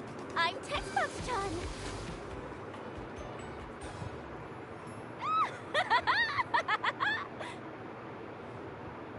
A stranger that appears to be cuteness personified jump kicks into your view. Striking a pose so adorable makes you just a little dizzy.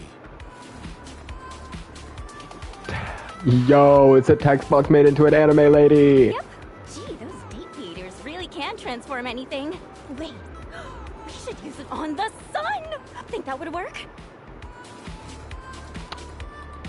The beam doesn't go out the windows. Oh, that's okay. It'll happen someday. Wink, wink. Maybe DLC or something. Even though UI is on the surface, the ideas being conveyed are anything but. Yeah, I kind of want to know where do I find the existential dread, like, to me? Look, I know you've been staring at me this whole time, which is the point. But remember, my advice is to listen to what I have to say, not just admire my pretty colors.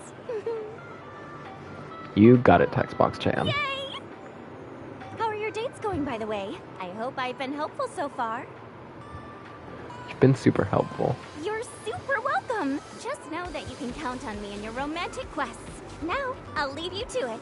Come talk to me again after you've awakened 16 dateables. And just put on those specs and tap that phantom word box you've never questioned before. I've already done that. Well, then come back later. I can't have you see all my content in one go. A UI still has to leave something to the imagination. TCYL! Boing!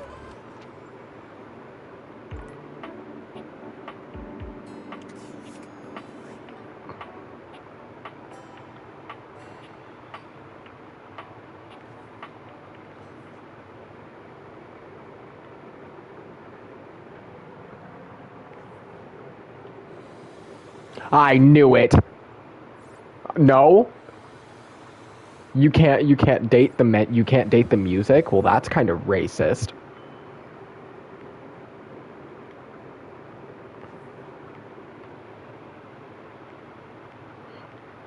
No, the fact that this game has 2018 concepts makes much more sense because, yeah, You can't tell me that I can date everything and then won't let me date the, like, music menu. Oh god, what are you? Wait. Rumors. Ever mentioned that? Yeah. Oh, are you the candle? Oh, are you the candle? Oh, are you the candle? Get away. I need to touch a candle.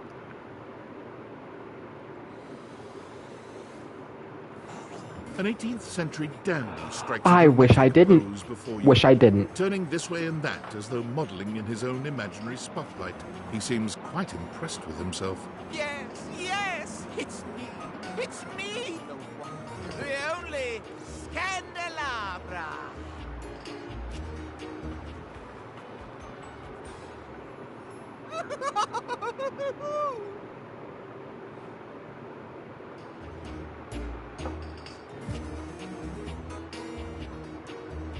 Get bemp, you lump of a waxy buildup.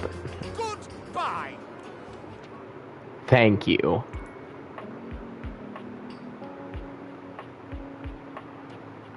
Wait, no, because you said through any of the vents in my house, which means there's more than one vent. Where are my other air vents? There's another air vent. You? I'm so glad to see you. I've been thinking. Oh yeah, what about? I've been thinking about courage. I've been playing and replaying our last conversation in my mind. And all I can feel now is shame. Why shame? Why? Because of how much I said. I was so frightened, and I'm ashamed to have been frightened. And I'm ashamed now that you know that you have seen that part of me. I feel as though I want to crawl more deeply into my own ductwork and hide my eyes.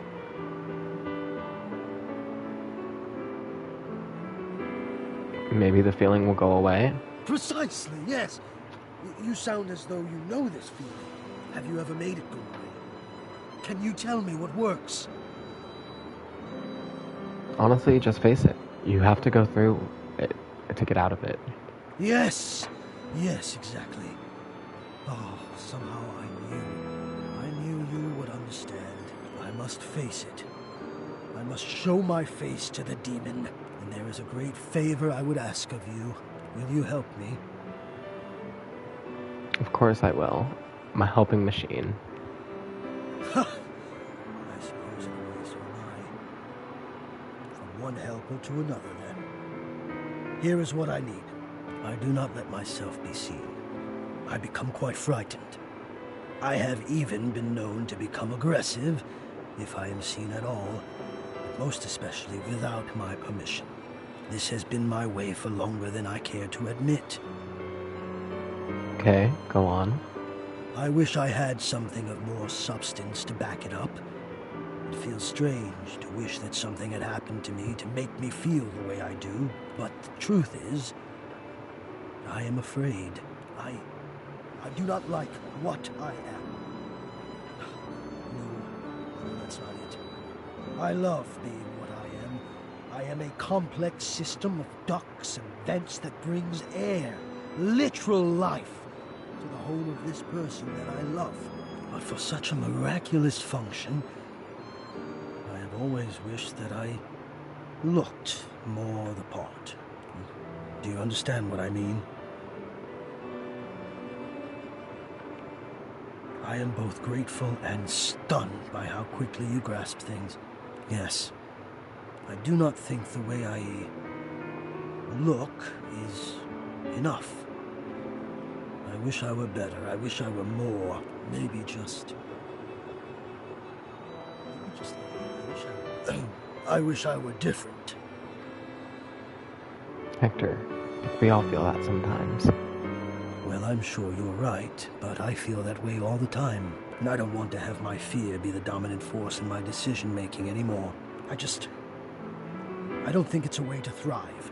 I want more than my fear, so I have to confront the fear, and the only way I can think of to do that is to let you see me. So, I want you to come up, and I want to meet you, and I want you... What do you think?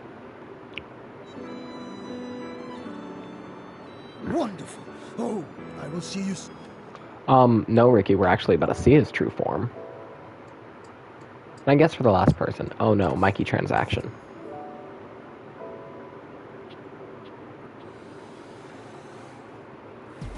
Mikey is once again. I told you. Yes. Mikey, I don't care about you, Mikey. Get out. Oi, hello. Oi, would you like to exchange cash for bundles? My mother always soils you. Would you like to exchange I have cash 97 for monies. bundles? How much bundles do I have? My mother always saw you have. That would you I have like 140 to exchange bundles. cash for bundles? No. All right. What would you like to do? Pull for armor. I'll take those. You got with this, all of you, if you collect 100 common boots of true presence, I just like to be there. What would you like to do? I'll take those. You got the epic gauntlets of stardom! Pretty good. Damn straight it is. Now these are of a much rarer quality than the stupid boots. Your specs points have all increased by 1!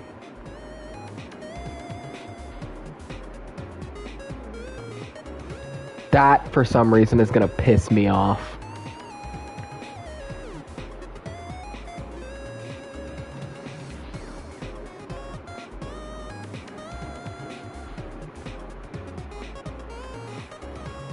Feel the energy! See you for the... What would you like to do? I'll take those. You got the epic gauntlets of stardom! Damn straight it is. You already. I'm sure that extra ones keep working at it. Once good luck. What would you like to do? I'll take those. You got with this, all of you, if you collect 100 common boots of true present. I just like to be there. What would you I like think to that's do? all the pulls I can do today. I'll take those. Oh, no. You got with this, all of you, if you collect 100 common boots. Now I think that's all the... I just like Now to I be think that's there. all What the would you things like I to can do. Oh, sorry. I Yeah. always have. And once you're getting it, come back tomorrow.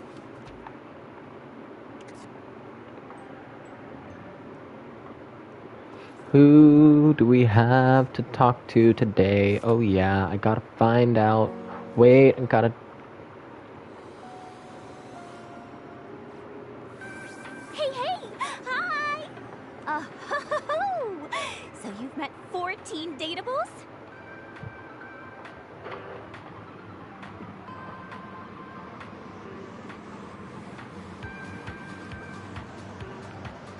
The harem continues to grow. I'm talking with everyone here so I can destroy their souls one by one. Sure does. Oh, survey time. How would you rate your text box user interface design? She's gorgeous. Oh, thank you. Though I meant accessibility-wise. You're so pretty. Okay, I suppose I can take that as working as intended. Anyway, with all the new peeps you've been meeting, your listening and reading skills must be off the charts. So be honest with me, are you the type of person to skip text and dialogue?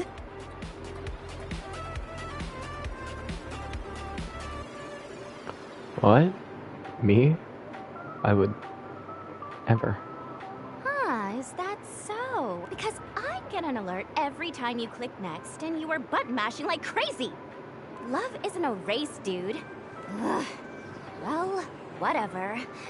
As long as my texts are still useful to you. They totally are. Oh, really? I'm glad to hear that. All right, your turn. Turn to do what? To ask me a question, duh. It's not fair that I just ask you questions all the time, right? So, ask away. What's the most NSFW thing you've ever had to convert into text? That's a great question.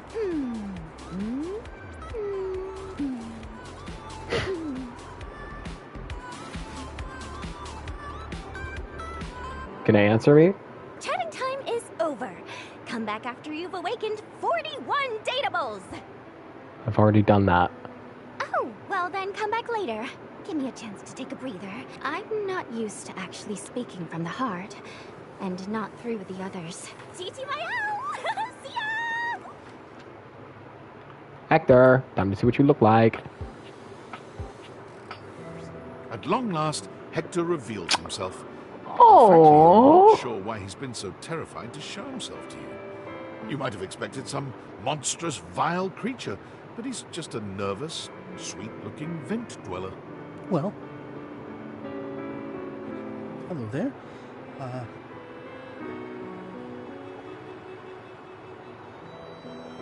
Wow, Hector. Wow?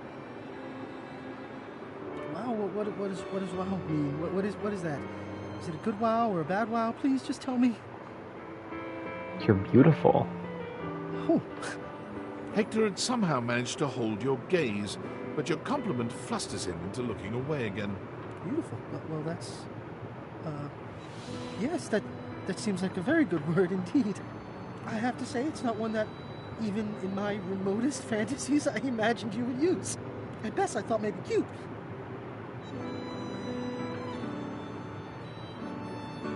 Well, buckle up, because I've got a lot more where that came from. You? I mean, well, of course you do. Look at me. Oh, no. That level of confidence does not quite fit yet. But maybe we'll get there. I'm not sure I know quite how to thank you. For the first time, I can say that I feel truly seen. Well, you know me by now. You know I am good with words, that I enjoy them. But right now, the only words I have are thank you. What you've done for me, I cannot fully express, but I hope beyond hope that maybe, somehow, you understand. I love you, Hector. Incredible. The dreamings of a silly ventilation system made manifest. I love you too.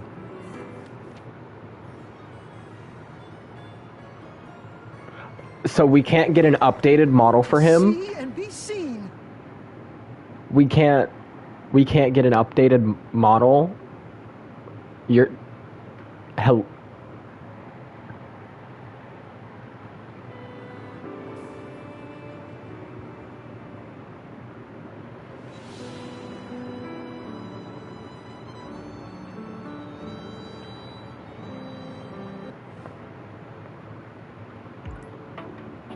You know, I've never romanced the boxes. A grande dame with a gothic vibe regards you with an expression that's hard to read. She holds your forgotten, formerly tiny robot dog in her arms, petting idly. Not what I was expecting from the boxes! Well, well. If it isn't the one who made me... Ugh. Lady Memoria?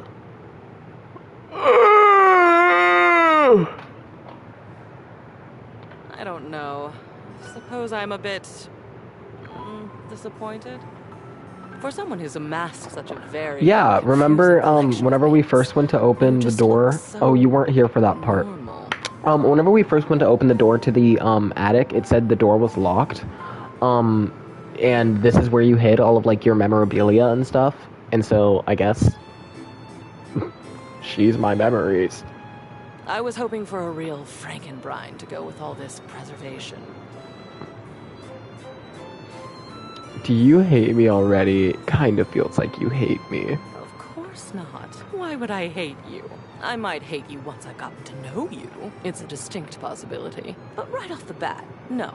That's a boring choice. All this time, I've been in your house, and this is the first time you come up to visit me. I think I'll make use of your presence, long delayed though it is, by holding your feet to the fire. Ooh, that's some spicy talk there, lady. Is it? I suppose so. Spicy is not generally the first descriptor applied to me. Bitter, cold, dangerous, damaged, deranged, unhinged, mad. I had a lover once, a ladder, who told me I was the black hole she couldn't wait to fall into. Now we need to talk to the ladder. Oh my god! She's gone now. I know where she is, babes! I can bring you back your wife! Memories. At long last, we are going to go through all of this. Every single piece. We're going to see, sort, and dispose of each object stuffed in the corners up here, and finally, order will reign. I love chaos as much as the next memory, but enough is enough. I'm starting to look like Jerry. But if I get rid of all this stuff, won't I be getting rid of you too? Oh no. You are long past the point of no return with me. I exist now, and I'll go on existing. The cleansing I'm demanding will simply mean that I can exist with some semblance of dignity. Though perhaps I shouldn't ask you to do this with me. I know how tantalizing it is to be worried to distraction. But no, needs must. We've established I won't die. Though, another time, that might be fun. Let's get on with it. Hear me out. Turn this game into a TV show. About a guy who randomly gets sent glasses, puts them on, and can now see and or chat with any object he touches. Like, imagine he goes to, like, he puts on the glasses, he's wearing the glasses, goes to sit down in, like, a chair or something, and, like, suddenly the chair turns into, like, a hot man or woman. I don't know. This could make for a TV show.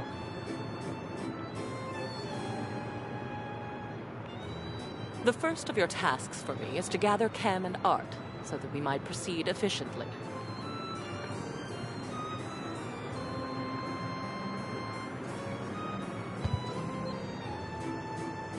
Gotcha, I'll get them and come back. These two are both necessary for...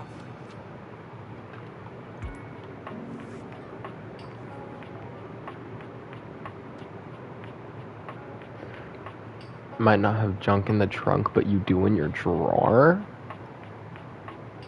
Her chaotic appearance made her start to look like Jerry. So it's clear you want me to come over to my drawers. Yeah, I was about to say, Cam is most definitely a trash can.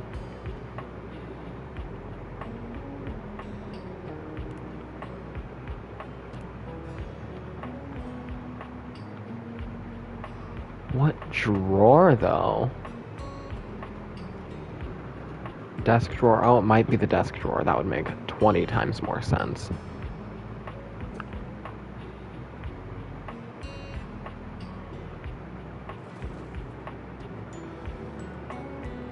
That's pencils and stuff. Yeah. Is this stranger your junk drawer? Or the I don't like physical him. embodiment of clutter? He's Don't like him. absolutely covered in odds and ends. Receipts, CDs, rubber bands. Even his messy black hair sports a light bulb, a pencil, and a pen. When he catches you looking at him, he startles, leaping back with an undignified yelp. Whoa, Nelly! I hope you end your... I'm cleaning my drunk drawer by the end of today.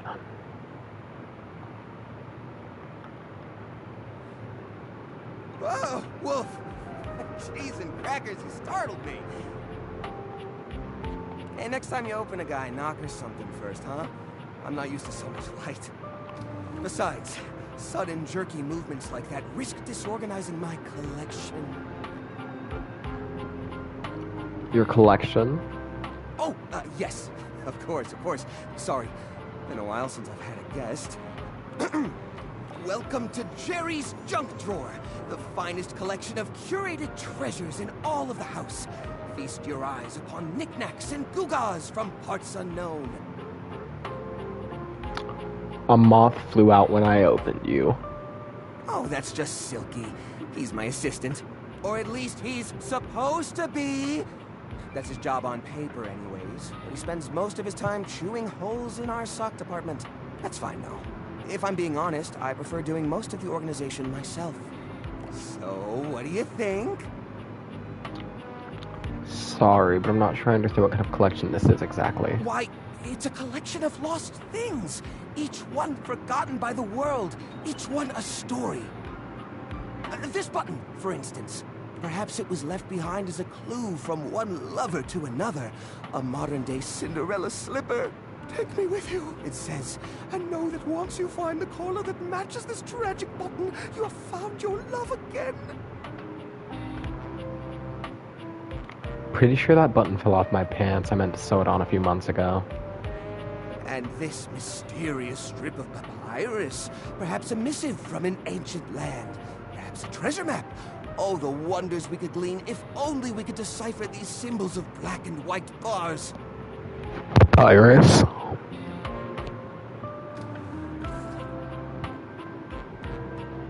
It's actually a shopping receipt. No. Oh, that's where that went. I was supposed to file that as a tax write-off last year. Don't worry. I did. Or I will. Once I get around to it. Are you really okay living like this? What are you insinuating? Well, you know, it's crowded and dark and it smells. Yes, that would be the part from the old bicycle. It's got that grime on it, you know? That gray bicycle grime, the kind that gets on your hands when you reposition the chain. That stuff. Why don't you throw it away? Throw it away? Are you mad? Each and every object in this drawer is like a friend to me. You wouldn't throw away a friend? Each and every one of them is special. You just said it smells. Yes, and smells just so happen to be deeply tied to a person's memories. Everything in this drawer is here for a reason.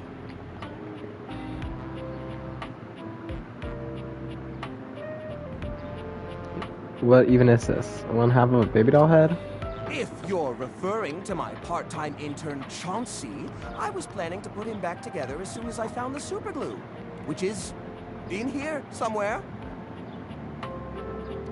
Thought you said you had this place organized. I do? I just... all right. So maybe it's not quite as organized as I would like.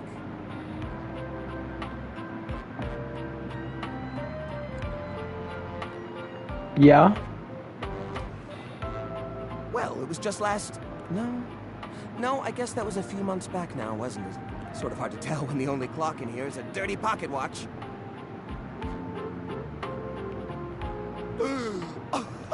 That rag?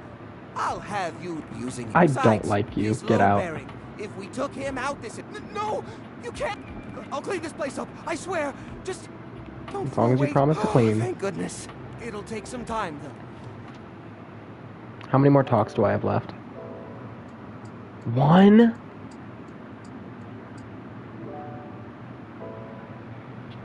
No, I can't. I have to. I gotta find out. No, I'm sorry, Ricky. Dorian is less clothed than the last time you saw him.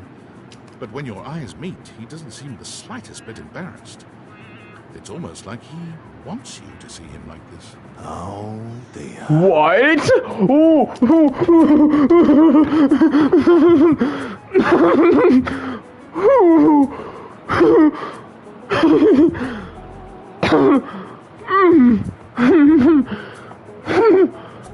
I meant the ladder. I meant to click the ladder. But this is okay. You've caught me in my horizontal state. I try to stay hidden under the rug, because this isn't a part of myself that should be out in the open. But even us... I'm sorry you don't like this, but I love this. Ooh, you look hot. Dorian's abs seem to glisten a little more with that response. Do you like what you see? I do. Well, you should. I like to keep in shape. Duty and all that. I've been thinking of getting some more tattoos. Oh, please. What do you think? Do it. Absolutely cover yourself in ink. I was thinking of getting a garage Dorian on my back. One of the most interesting types of doors there are in the modern world. Brings me back to my drawbridge roots, when I toyed with the idea of going horizontal, full-time. But you get older and, well, here we are. Thanks for chatting me up. We're friends, but... The ghost of a smile tugs at his lips. Even friends can have little benefits here and there. Mm-hmm. Mm-hmm.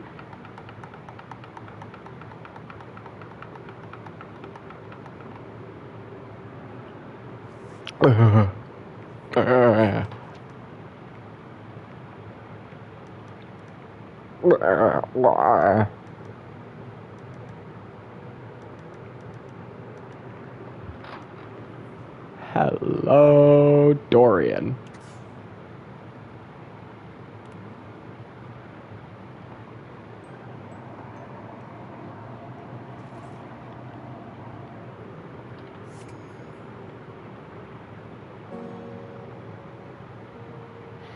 Doop de doop de doo doop de doo doo doop de doop de doo doop de doop de doo doop de doop de doo. Hi Dorian, I'm back. Oh. There's a warmth in Dorian's dark eyes. Come back for another glimpse. Mm-hmm. Yeah.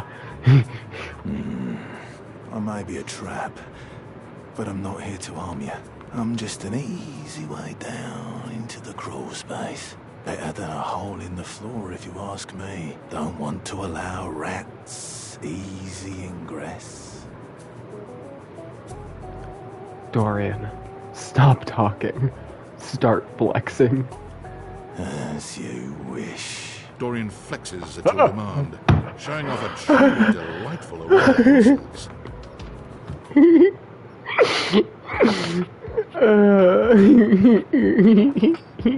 Oh, Dorian. Oh, Dorian. Oh, Dorian. Oh, Dorian. Oh, Dorian. Oh. Hooey.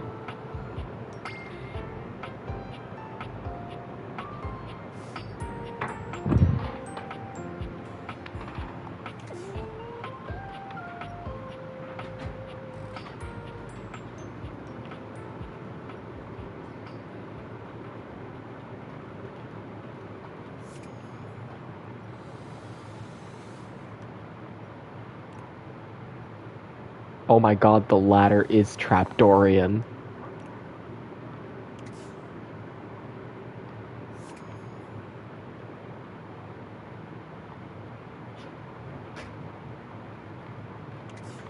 So wait, what ladder was she talking about then? Yeah, that's my question. That's the only ladder I've seen.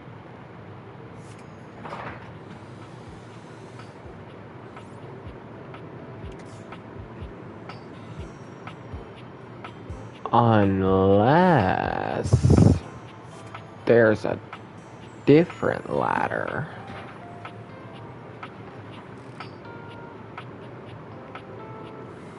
Welcome! What can I do for you in my main menu? Oh, let's.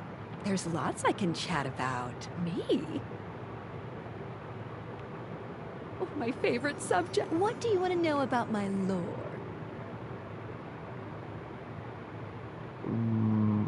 When I love a thing, what am I physically doing? When a dateable object it's not. It's more that your two consciousnesses basically, well, until I you realize do not. What if I want to have sex with my furniture? You can do that on your own time. What did you think about that? I think it made perfect sense. Nice. Oh, my suspension. Skylar removes her dateviators, holding them out so that you can see her suspension. This right here is the dateviators themselves. Skylar beams at you, her eyes glimmering behind her glasses. Are those happy tears? For a moment, she looks as though she's contemplating hugging you, but she manages to keep her arms at her sides, her hands curled into excited fists. Yes! You did it! My suspension of disbelief has been upheld! She's in there right now feeling great. It kinda itches? Ooh, but it's okay. I love it. There's a few moments of silence as something seems to dawn on Skylar. Her smile softens, her eyes warm and inviting. I love you. Will you accept it? I do accept it, Skylar. And just like that... Yay!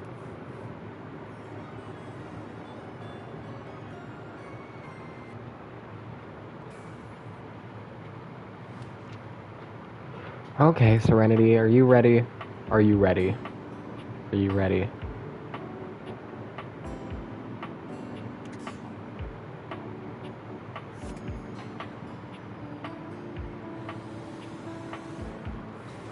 Hello, my dear Reg. Hello. I've got more costumes that just came in. Let's see how they fit you. They are extremely tight, which means they fit perfectly. You and Sophia spend hours on your latest role, firmly in love with each other in your own special way.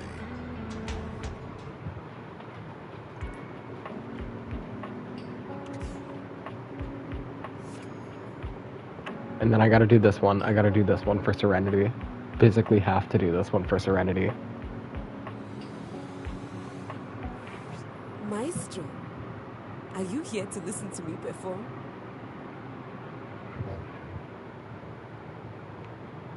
Unfortunately, I have nothing to perform today. Nothing is quite ready in my repertoire. On to more pressing matters though. I was hoping we could discuss my rider. I'm sure it's not your fault, seeing as how we've never worked together, but there are certain things I require if I'm expected to give a great performance. Oh, you mean like champagne and a caviar in a green room. That kind of thing. Exactly, but more consequential. For starters, I was hoping for a little help with Huvier. You know the gentleman goes around cleaning the house with his vacuum hose. Makes a terrible racket. Please tell Huvier that he needs to do something about the dust. It's awful for my pedals. Any more of it and they'll begin to stick. Yes, this is. I really did try to explain this to him, but the language barrier was just insurmountable. I'll need a bit of help with Hector too, I'm afraid. Could you please talk to him about the temperature? I need it at a firm 20 degrees, or it's going to wreak havoc on my tuning.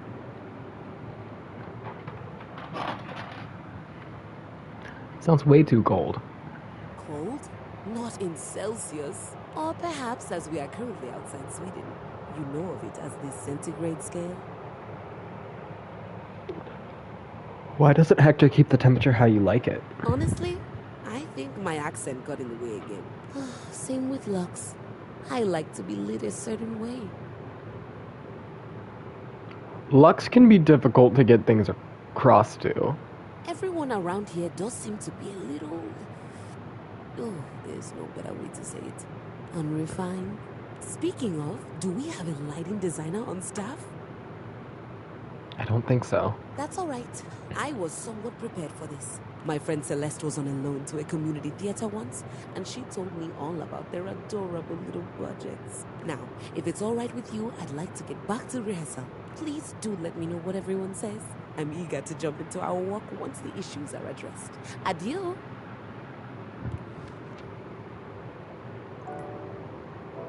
I do only have one more conversation left in me.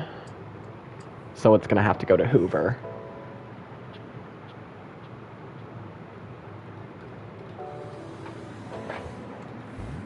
There's something strange about the handsome figure you see standing before you. It's not his clothing, even though he does appear to be dressed in some sort of plastic armor. No, it's something about his face. Handsome though it may be, you can't quite place his expression. Stranger still, he doesn't speak to you at all. He just stares, his face screwed up in concentration, and his lips pressed together. What's that?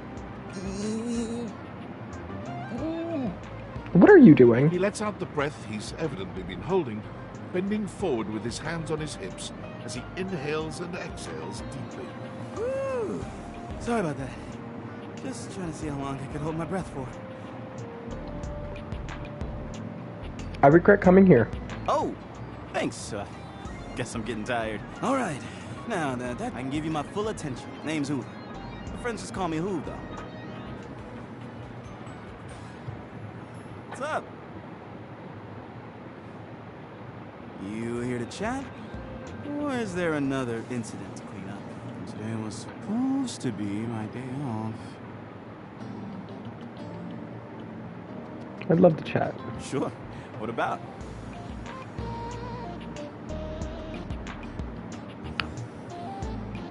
I bet you've been all over the house. Oh, I've been looking for some animals. Seen any? He taps his fingers on his chin, considering. Maybe.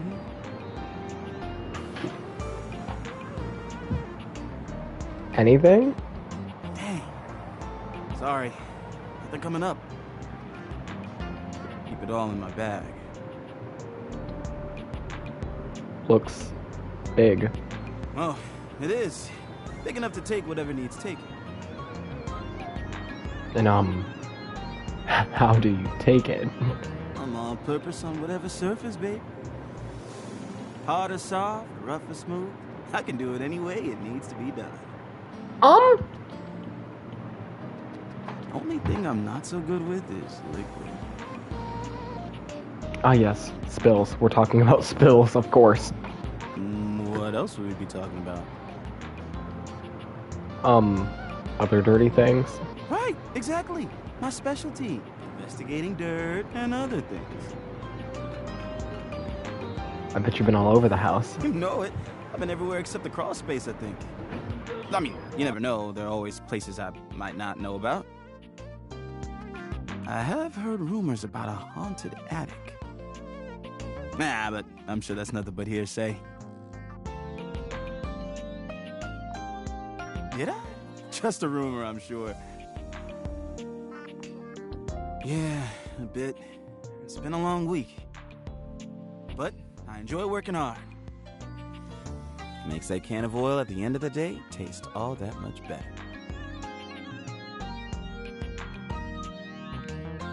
I love making the rounds and saying hi to everyone.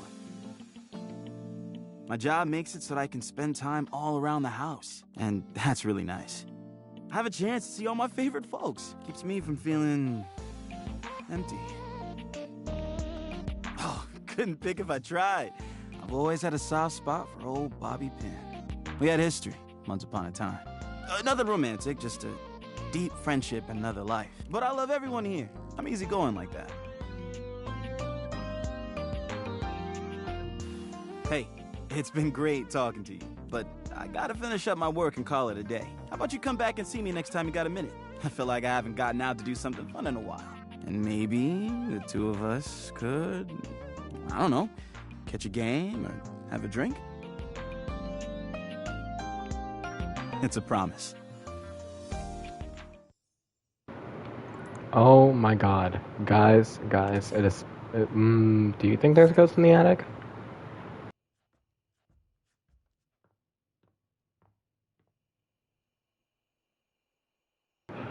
Hey guys. So...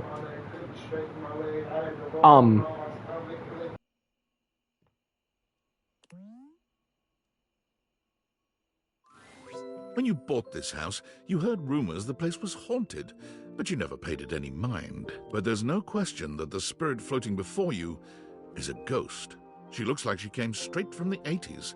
Her clothes as dated as her skin is translucent. Her eyes lock onto yours, and a chill runs down your spine. But where you feel a tingle of apprehension, this ghost seems elated. Oh my god, oh my god, oh my god! Hi! Wow! Hi. Well, holy cold front, who the hell are you? Cold front! You can feel it? Yes! I'm very cold! Oh my god, what are you? Where are you from? Do you like ice cream? This is the best day ever.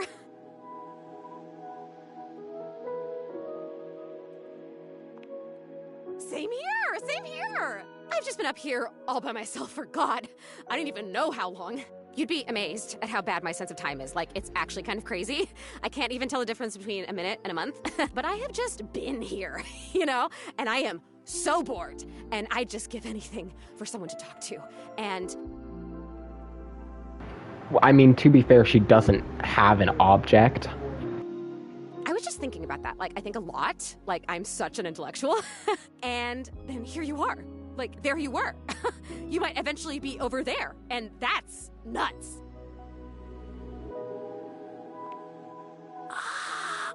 I might feel the same. Is that weird? Let me explain some stuff. Life, as you might know it, is kind of a complicated proposition for me. I don't know if you can tell. I hide it pretty well. Oh my God. I rhymed. That's amazing. Honestly, it's amazing to even be able to speak because a lot of the time I can't make sounds, which is weird. And a lot of the time, like most of the time, I think I'm invisible because nobody can see me. And that's super weird because I'm totally real. You know, I mean, I think I am. So why wouldn't I be? Because if I can think, I must have a brain or a consciousness somewhere. Right? Yes. Sorry, I am just so excited. My name is Zoe. I know, it's like the coolest name ever. I actually picked it myself. My name when I was alive was something really dull, like Lucinda or like Elvis or something. I don't remember. Is this Lucinda Lavish?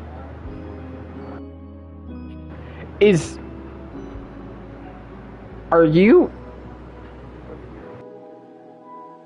But the moment I died, I picked the name Zoe. It was one of the ways I made myself feel better about being dead. So yeah, I'm a ghost. I'm totally dead, which is probably why you felt cold when you first saw me, because you can see me, which is basically the coolest thing that's happened ever in the history of the world. Except, of course, for me dying, which was equally awesome because being a ghost is the best. And I've always wanted to meet a human. Well, I mean, I've met lots of humans before, but like in my ghost form. It feels different. Hey, listen, something's happening. I don't always have control over when I evaporate, and it kind of feels like I'm about to just like cease to be here right now. So, such a bummer. I want to talk to you. Just come back and see me again, okay? This is gonna be so cool. No pun intended, because I'm cold. Zoe is already beginning to fade, her voice growing fainter. Oh, here I go. See you later. God bless secret characters. Oh yeah, and the reason why I didn't waste anything on like Betty or anything is because Ricky, I don't need to waste interactions on those. I can literally see them anytime I please. So we have Skylar, we have Wendolyn, we have River, we have Bathsheba. God, I need to...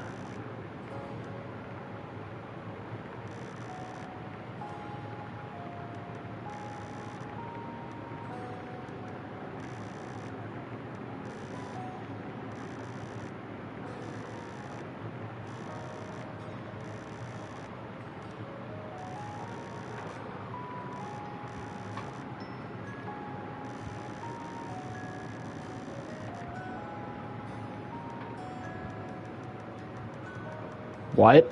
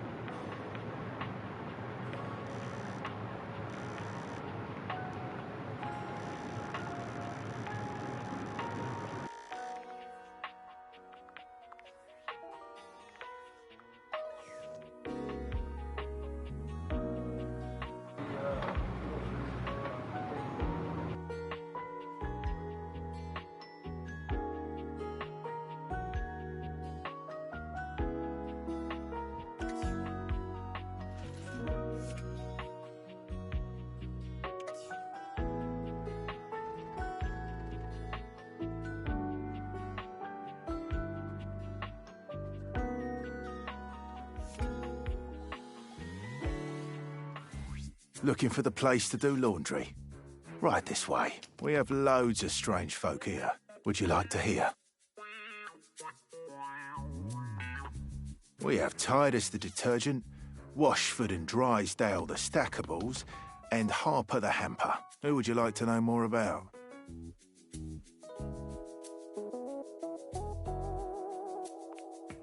She's a true warrior. She and her Diogenes have a culture of sacrifice and honor. If you're interested in getting to know her, a word of advice. Don't eat the pods. You hear that? You hear that, guys? You're not allowed to eat Tide Pods. Don't eat the pods. He is making it very clear, chat. Do not eat Tide What would you like Pods. to know more about?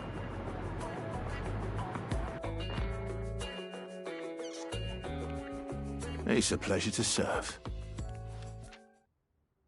I don't know if you know who voices them, Serenity, but I can pull up Dorian. Dorian's voiced by Ben Starr. Don't know if that does anything for you, but there's that information.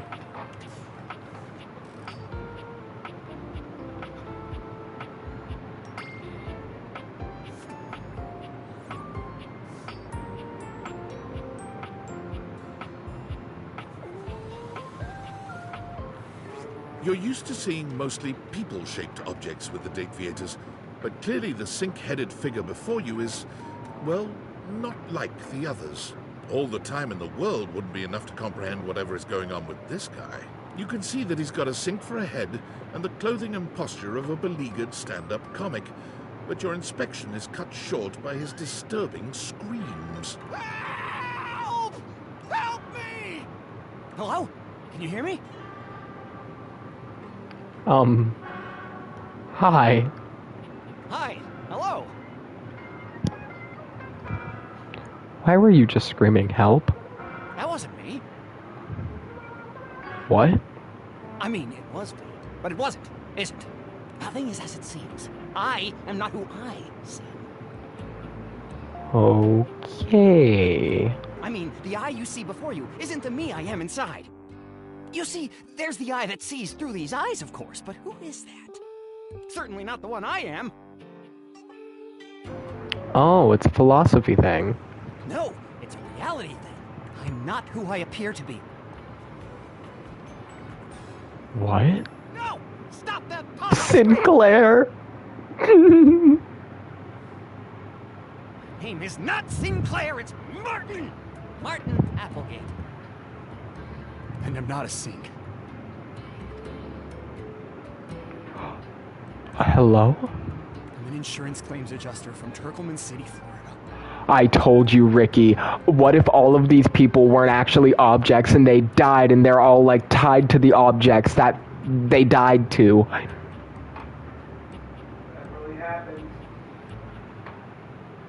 This man got, like, killed by a sink.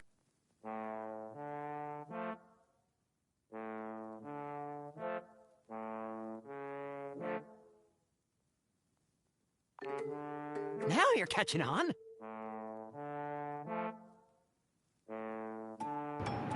Suffocation. Just how weird this is gonna get. And or, maybe the needle that's used. Getting crushed by the bed. What if someone was hiding under the bed? Or, like, what if they were laying in the bed and got murdered? Ricky, there's many explanations to these. Ricky,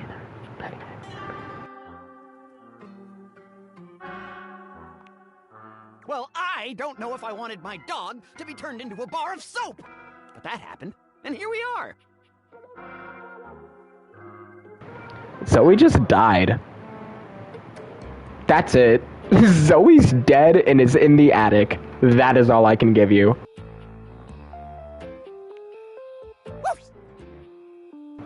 It's a soap puppy. It's a soap. A strange creature that looks and sounds like a soapy little dog jumps up at your legs, yapping and barking. Down, Sudsy, down! Keep your bubbles to yourself, you little devil. Woof, woof. Trey, Sudsy? Woof, Go to your tray. Sorry about that. And that's just the beginning. Before I begin telling you my tale of woe and Temple's Shirley, let me let Sudsy out, okay? When he gets like this, I just get really flustered. No! Okay, bye! Sink you next time!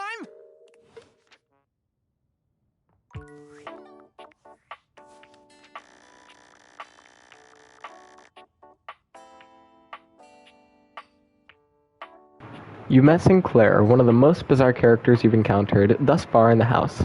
Just as he was about to tell a story, his dog had to pee. Sinclair the Sink is sure something.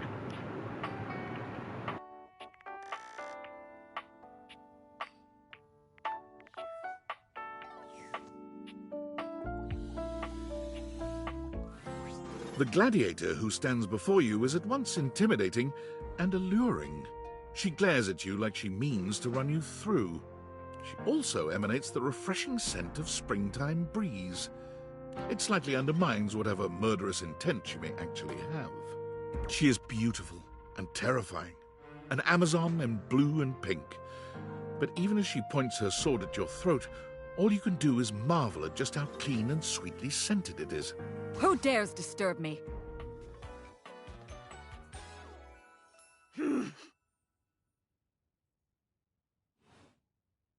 You?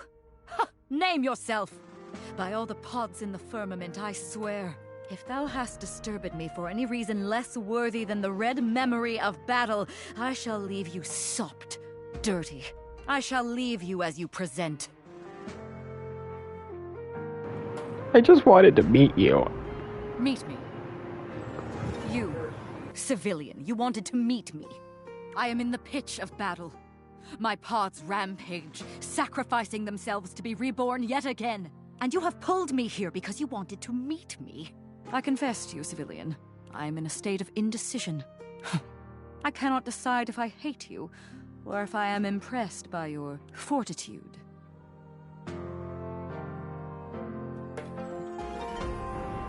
Fortitude, I've got a lot of that, and I think you like it. Fortitude. Such bold abandon flaunts a newling's claim. For converse, strange at altar side untold. You are not hated, despite thy impish impertinence. Perhaps there is something about you. But now is not the time. My occupation, my profession calls me back. For passion's sake I fly. For passion's sake I am not pulled again. Come to me only when the hurly-burly is done, to win or loss. Come before, and even thy puckishness shall not save thee.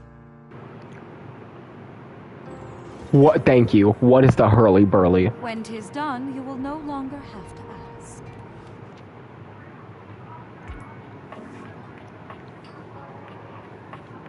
Oh, I have 2 more left. I guess.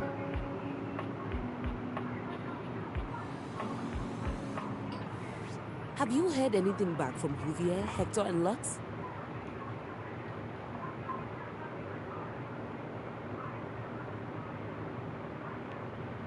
Lights, dearest. You do let me know when it's all taken care of. You're telling me I have to do her quest within a day?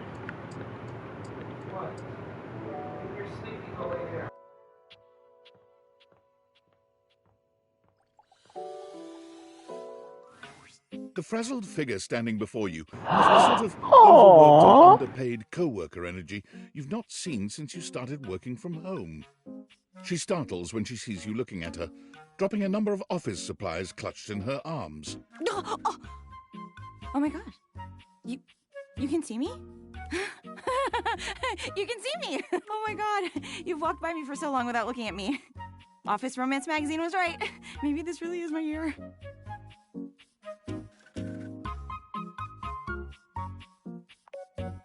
Oh yeah, it's the leading publication on office romances for office supplies. It said my love life was totally gonna be on fire this year. And fires, as we all know, are a very good thing. Oh gosh, listen to me babbling at you. You don't even know my name.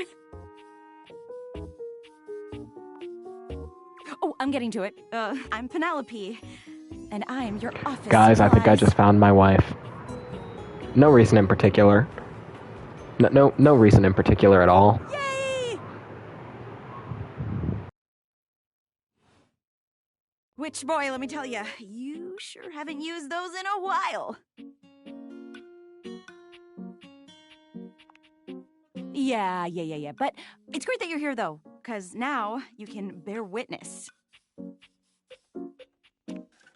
to the resurrection of Penelope office supplies! So what if no one's using me like they used to? I'm not dead yet. You're so right, Queen. Yeah! Anyway, your daily motivational office quotes calendar put it best. Your most important work is always ahead of you, never behind you. Stephen Stovey. Now, what do you think that means? Time to look for a brighter tomorrow. Oh, well, yeah, I guess that too. Yeah, but I'm pretty sure this is saying I've got an ass that won't quit. And it's time I make sure everybody knows it. Anyway, to that end, I've got a hot date with a cross trainer. You got any advice for me? Match his energy at all times. Okay, cool. I can do that. I have arrived to do battle! Is this my treadmill?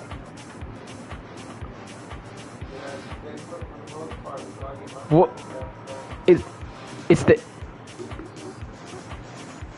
this my treadmill? I love that! Let's fucking fight! To arms! This is great! I'm not scared at all! You leave them to it. No, I promise. Yeah, I was about to say, I promise you that has to be the treadmill. No, oh, wait. What am I doing? Hey, you came back! I'm so happy you came back. Being up here in the attic, it feels like people only come up for little bits of time and then they try to leave as soon as they can because, I don't know, for some reason, a lot of people think attics are scary. I've never felt that way. For me, it's like a playground up here. Like what? Huh. Yeah, I guess that makes sense. I do wish people would stay longer, though. Even if they can't see me, it would be nice just to watch them. Like human TV. Jeez, I wish I had a TV. Hey, now that I'm thinking about it, how can you see me?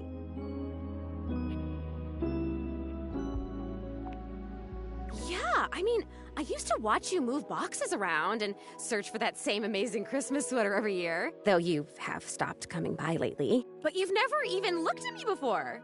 Like, through me, which is cool, but never at me. Whoa, awesome! Tell me everything. Okay, you say thing, not person. So does that mean...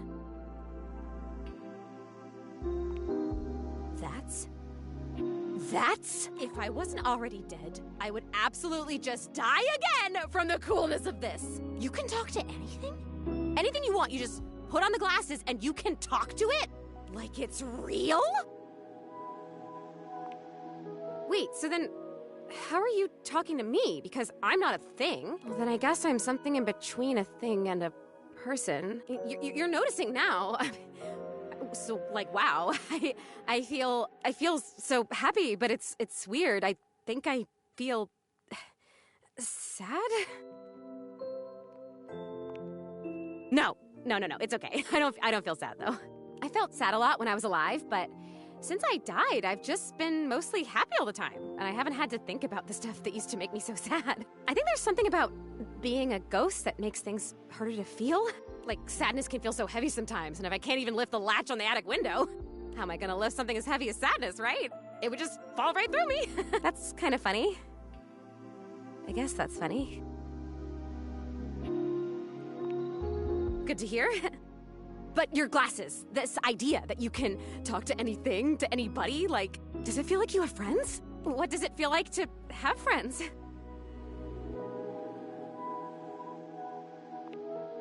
Oh man, I would love that. Oh boy, okay, this is weird. I'm having another feeling, I think.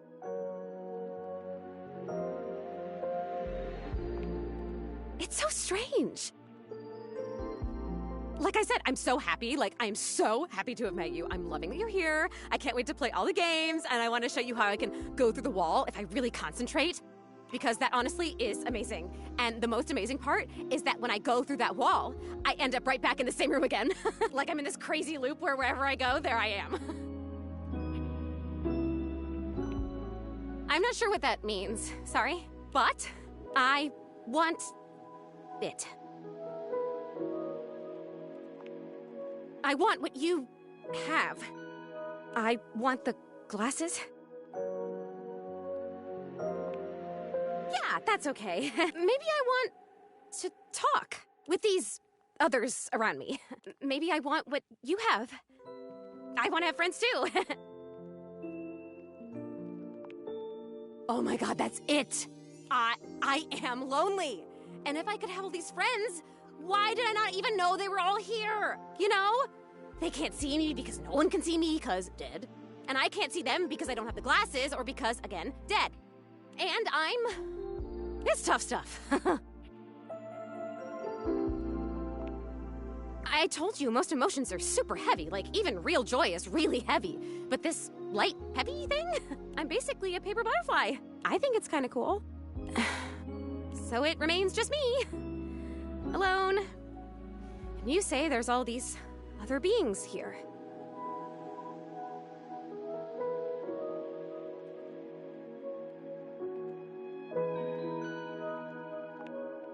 Yeah, if you can talk to every object here, it must feel overwhelming sometimes. Even just talking to you one-on-one, I'm overwhelming myself. I don't know, there's something about you, though. And not just those glasses. There's something about you being here that is making it so that I can feel these things. Maybe you're like holding the feelings, and I can feel them with you? What else can I feel, I wonder? Are there other emotions besides loneliness? That sounds like a great idea! I have mastered loneliness already, so that's good. Oh wait, this is terrible. Help me, please help me. I am so... Oh, maybe I haven't mastered this one. I didn't even think a non-corporeal being could cry. Have you ever seen anything this crazy? I feel crazy. I'm so lonely. Oh, it's happening again. I'm gonna disappear. Oh, I wonder if I'm still gonna be crying when I come back. You're gonna come back, right? I still want to feel the feelings. Once again, Zoe is fading before your very eyes, but it doesn't stop her trying to speak to you. And I have so much to show you. I can turn somersaults in midair.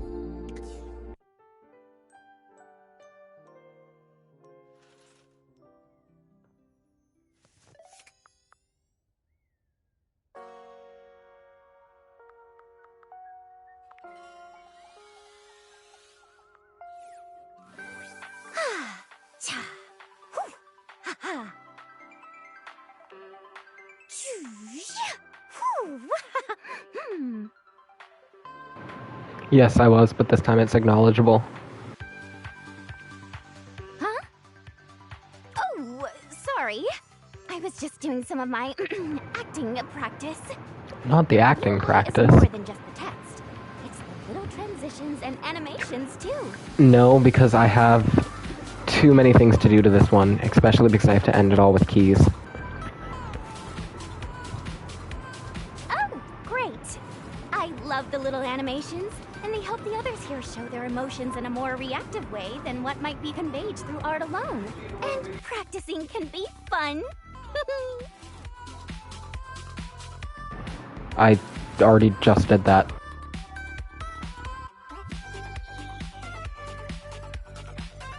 I would love to. Let's go. Okay. Lights up and action. Joy. Sadness. Anger. Fright. Disappointment. Love. Big love. Violence. And scene. What do you think?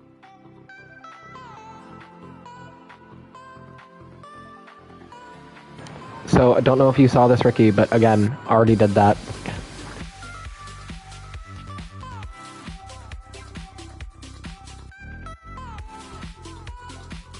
I'm so happy you liked it. I don't show this to everyone, but I want a UI me for my versatility. Yay! So, you've been meeting more dateables, huh? How's that going? Anyone catch your eye? Oh, is that so? Well, hey, since you've been doing a great job of being curious, I'd love to let you know that you're doing a great job! Being inquisitive, asking questions, listening, these are my favorite things. Keep up the good work! Of course! Remember, I'm always on your side. Find me again after you've awakened 60 dateables.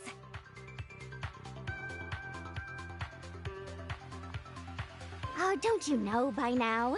Having the witch makes it seem like our isn't that a fun thing? TTYL! Ooh-ha! I don't think I actually have 60 dateables awakened. I have exactly 60 dateables awakened. Yes, Serenity, you can't leave whenever I'm about to do all this for you. I needed to talk to you. You look like you have something on your mind, my beauty. Yeah, Key says she needs the temperature to be an exact degree for her to play. Of course she did. 20 degrees, could you imagine?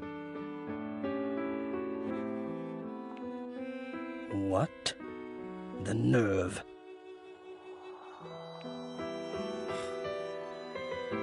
Perhaps. I have a converter around here somewhere, but still, she needs to treat us lowly objects a little less like a baroness. Now then, what was I going to say before this interruption? My love, there is, you know, the most amazing rush of air in my chest each time I behold you now. What can I say? You are like breathing. Thank God that conversation's over.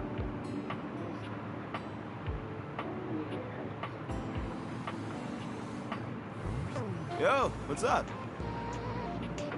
I'm here for Keys. She wants you to clean her pedals better. Man. The nerve on that instrument. What's wrong? She thinks she's so fancy that she wants me to pay special attention to cleaning her feet. That's not a vacuum's job. It's her own damn fault no one wants to play her anymore. If she were nicer, there wouldn't be any dust. Sorry, I just get worked up when people have attitude. Tell her I ain't interested.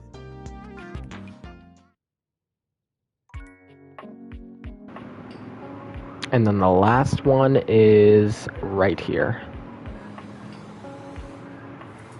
Lux is primping for some imaginary audience when you find them, striking pose after pose. When they see you, they roll their eyes, pausing to address you. What, you're on a quest or some shit? Yeah, I guess. Keith says you've been ignoring her. Oh, yeah? She wants better lighting. Need I point out the total disregard for what I might be doing? Ugh, the utter self-absorption of that request. I mean, if Keys wasn't such a total diva, she might have checked my latest posts. Then she would know that I am super busy with this update on my second snack of the afternoon. But fine, whatever. I guess I'm just that essential. Thanks, Lux. Bye.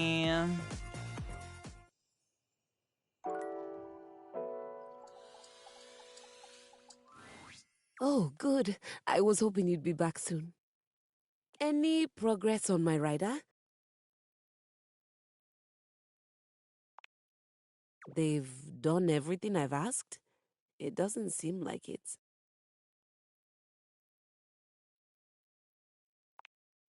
You know, this is just like the time I got the lead part in La Vedova, and all the woodwinds pretended they were congested just to take away from my moment. Pausing my keys quest. Pausing my keys quest. I have ads. I'm so sorry. Did not realize ads were running.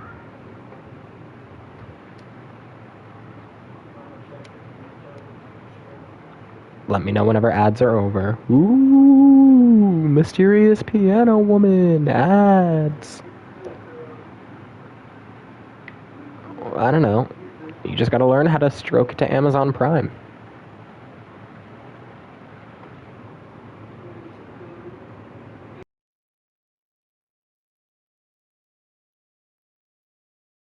Professional jealousy. That's what this is.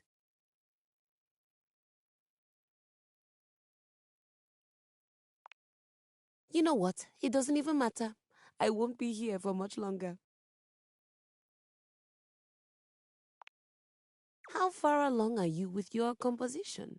The sooner you're done, the sooner I can get back to my department. What agreement did you have with the music department when they let you collect me?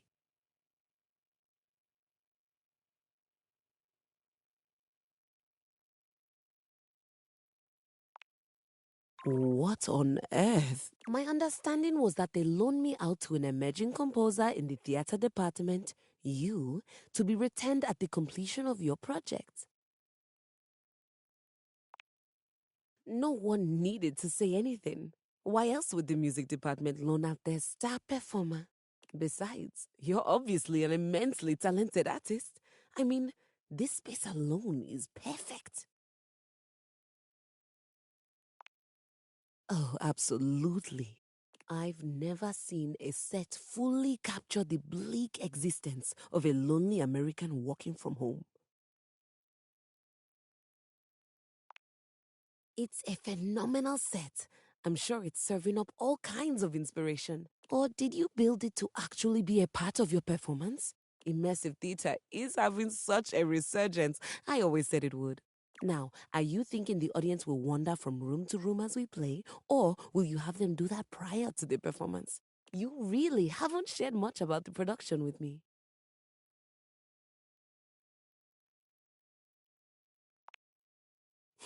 I don't believe you. Did the music department lend me to you or not? What is that, German? What's a handmade down? She gasps, placing a hand to her chest.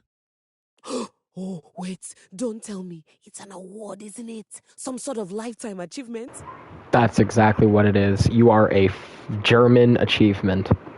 Oh my god, I can't believe I'm going to be a Hanem Dam recipient. Yup. Hanem Dam. You know, it's the strangest thing, but it sounds like you're saying, hand me down. Exactly. But that's not German at all. You're right, Keys. It isn't. I never learned how to play you. I'm so confused. A hand-me-down is an item that after a period of extended use gets passed on to someone else so that they can also use it. Keys stares at you, unblinking and silent. You can almost see the gears turning inside her head.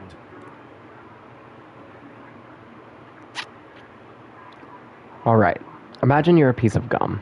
What flavor? Piano. I had a freshman who used to stick cherry-flavored gum to my underside every time he came into practice.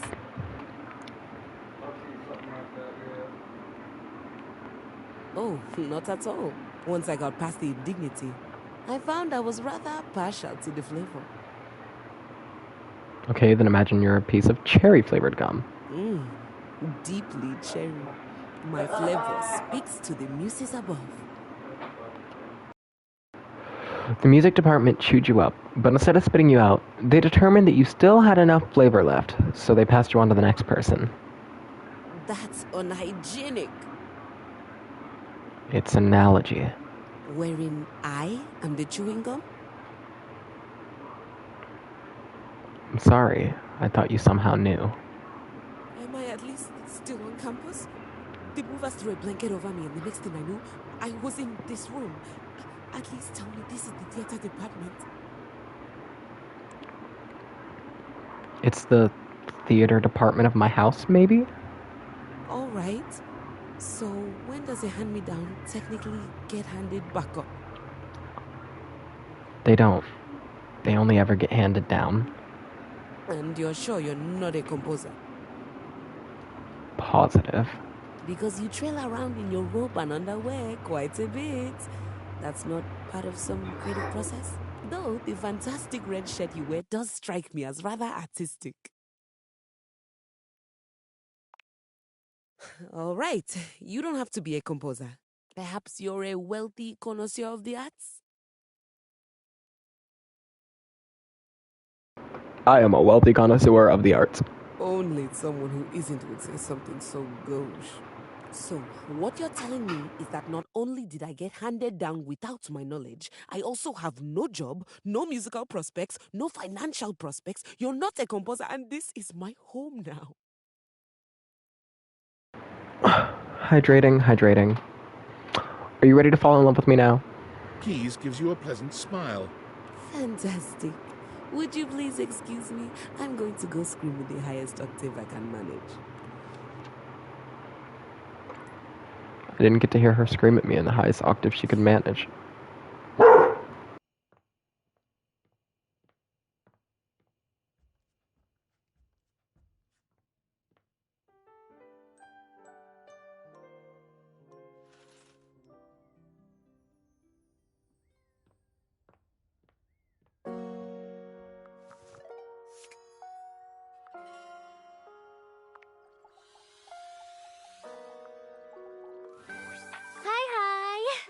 Look at that. You found 60 datables.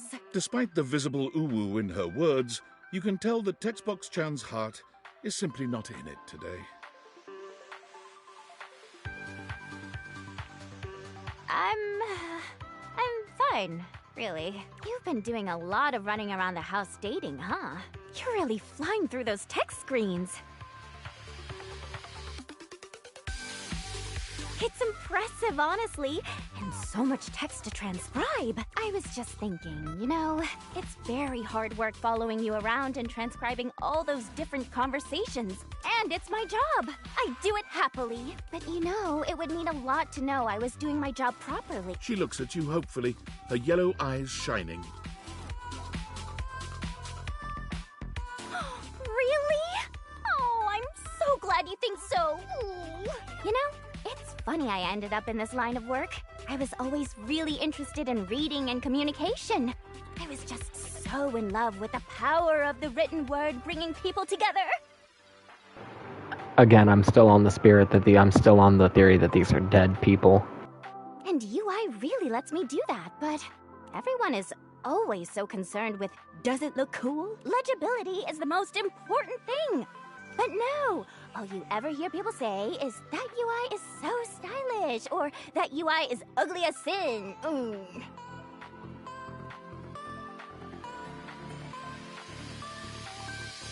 I know, and I wish they weren't.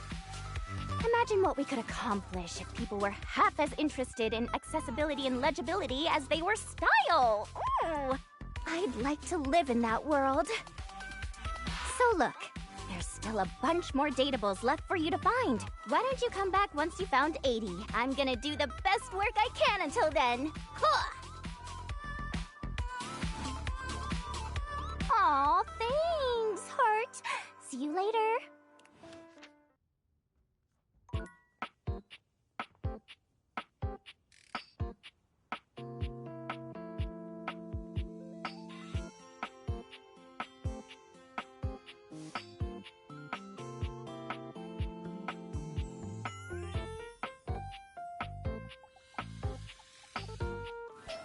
It's not all that surprising that your towels would have a look that one can only Wha- describe as fresh out of the shower.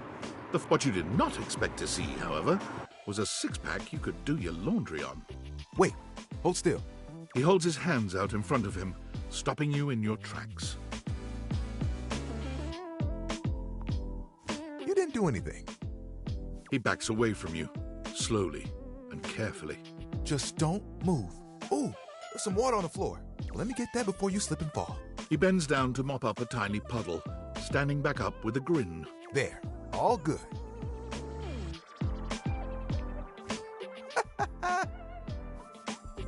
Some might say that I saved your life. Hey, hey! Did you see that dude? I may be soft, but I'm hard against spills. He mimes playing a trumpet, imitating the instrument with his mouth. I dry as quick as my wit. If you get wet, don't get upset. Isn't that right, my absorbent sidekick? He holds out a small swan-shaped towel for your inspection. It's quite charming. Quack! Oh, this? This is Little Buddy. He's pretty cool. I can fold him into anything I want. Today, a swan. Tomorrow, who knows what the fabric of the universe will weave? I mean, I only know how to fold like two others. But still, it keeps me busy between cleaning spills and warming up your body.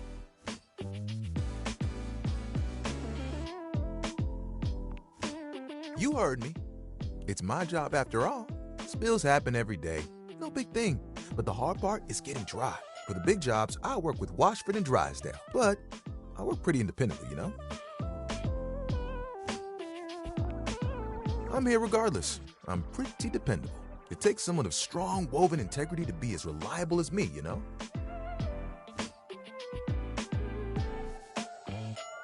Oh, like you have bigger ones?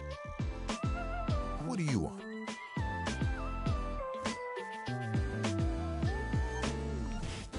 Honestly, that sounds like a pretty damn huge aspiration. There are things I want to do, but my job is important, you know? Those spills ain't gonna unspill themselves, and I won't be spilling things to you until I get to know you better. So, let's make a deal. Next time you see me, I'll show you something cool, and maybe I'll tell you a bit about myself. I'll show you an idea I have.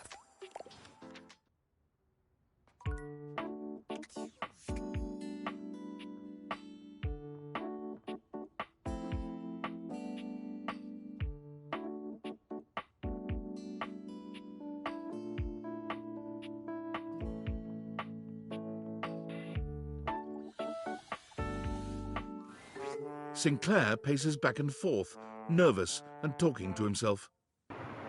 Hello? Oh, come on. It shouldn't be taking this long. Oh. I've seen several shoes, if that's what you're asking, and none of them are the slightest bit amenable to ordinary conversation. Does that answer your question? Oh, wait! Before you answer that, don't answer this. What size is the most common size of fly?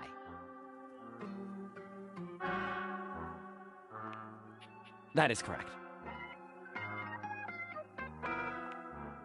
No, just waiting for my soap hound. Whoops! And here he comes. Let me look at you.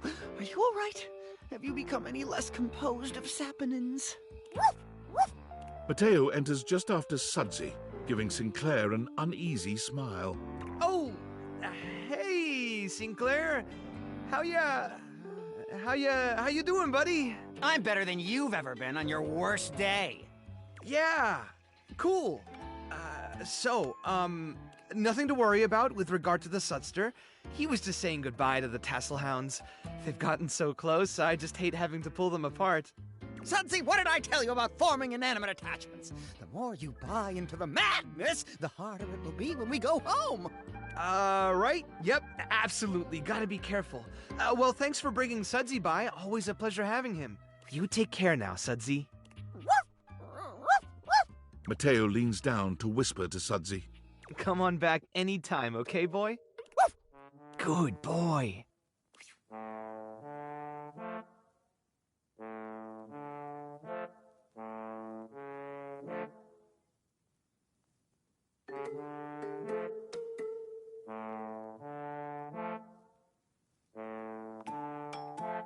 Sinclair is... well, he's just... I mean, when you look at it from his perspective... Okay, I got nothing. I can't figure the guy out. He sure does love that dog, though.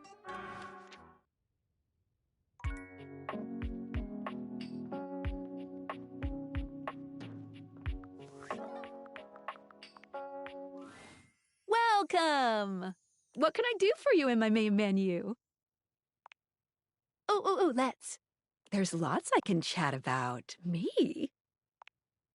Relationship? My favorite subject. What do you want to know? Of course I do, Sil. Let's go back up a minute. It's the chat menu. What do you need? Yes, for you. What do you want to know about my lore? Honestly, not aside from some traces of some previous owners who I have to keep secret. The time isn't right. Since we have the only pair of Dateviators in existence, there's a whole lot of vibrating going on. Feel it? They are always aware of their other forms, but that doesn't mean that the ones in this house are any less or more conscious. A table leg never forgets, no matter where it is. Anything else you want to know about me and my beautiful suspension?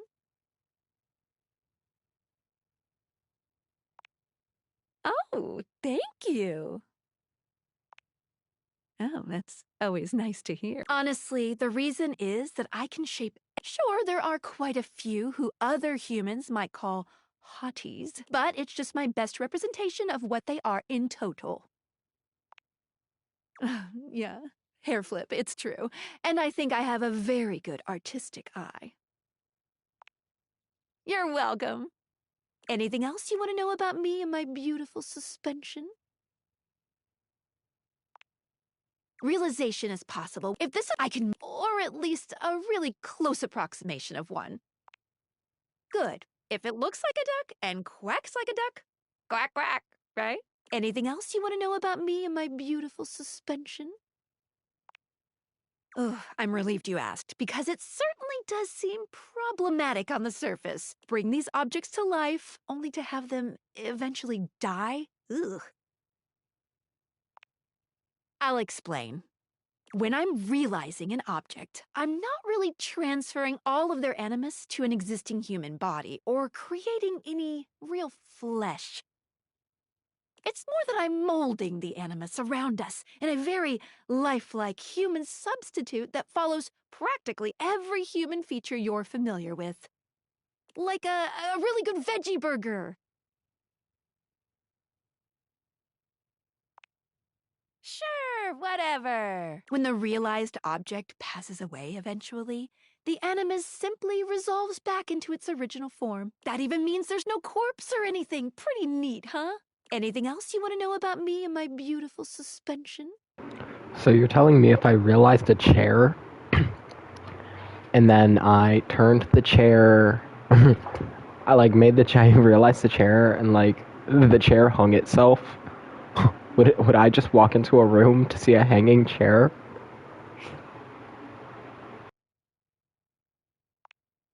Well, since we now know that objects have... That means that humans themselves are part of their own unified animus. The implications are...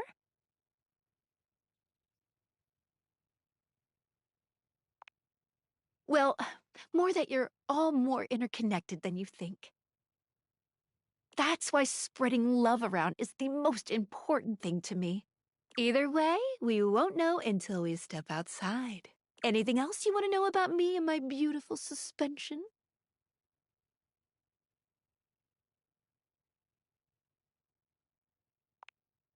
That's all I got for now. Thanks.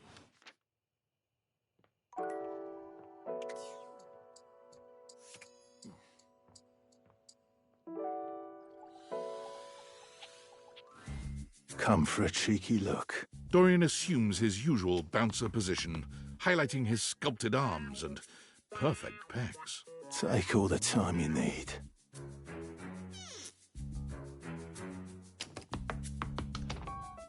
Glad I could give you a glimpse. See you around.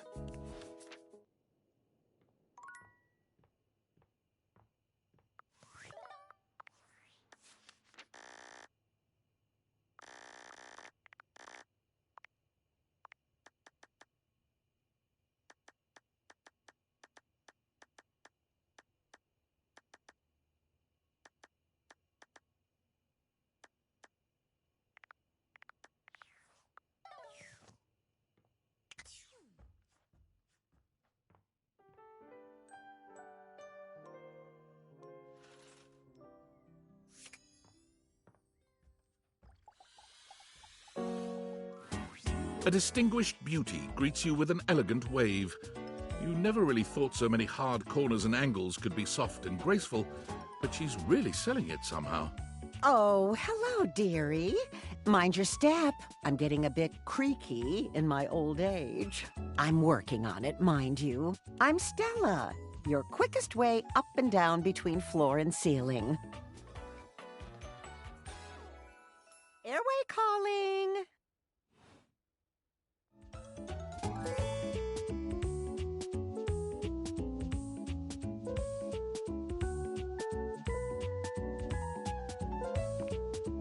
Well, aren't you a sweet summer thing?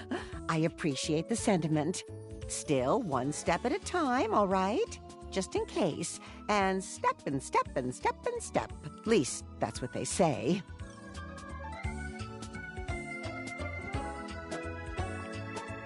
That's the way. Step on through.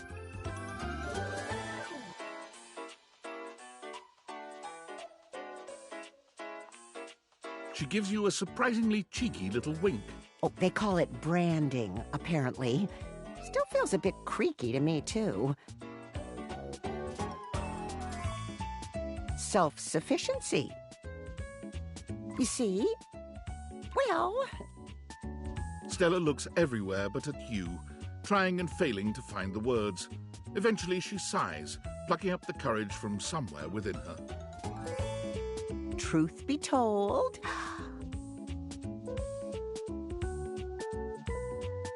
I'm starting a business. She gives you a nervous but sweet smile.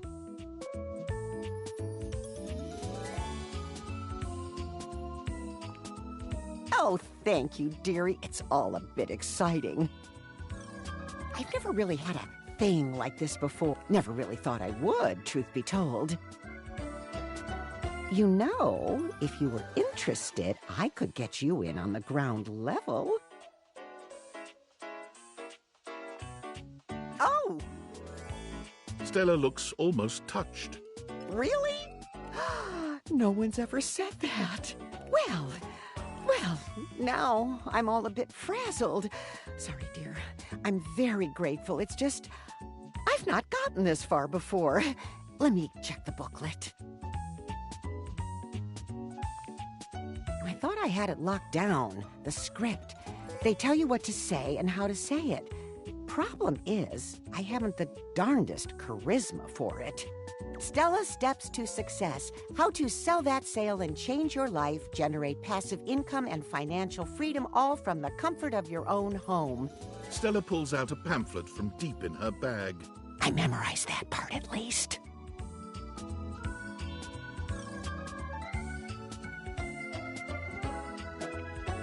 It does, doesn't it? And they probably did. Still, it felt rude to throw it out.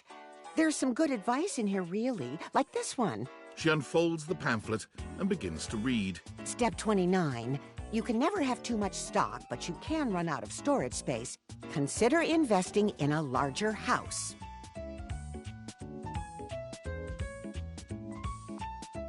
Oh, I actually struggled with that one a bit. Didn't quite ring right, you know? But I guess it makes sense to some people. Oh, I really have gone off track now, haven't I? Booklet or not, this is a mess. Look, dearie, I'm so sorry to ask, but could you come by again someday soon? Give me another shot. I'm still working on my nerves. And there are really a lot of fancy words to learn. I'll throw in a free sample. Gotta get rid of them somehow.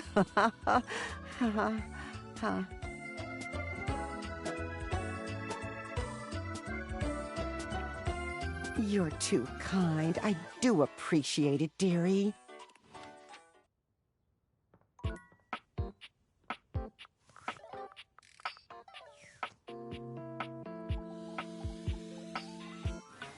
The secret of getting ahead is getting started. Marker Twain. You better believe it. So the date with Chris was awful. A disaster, even.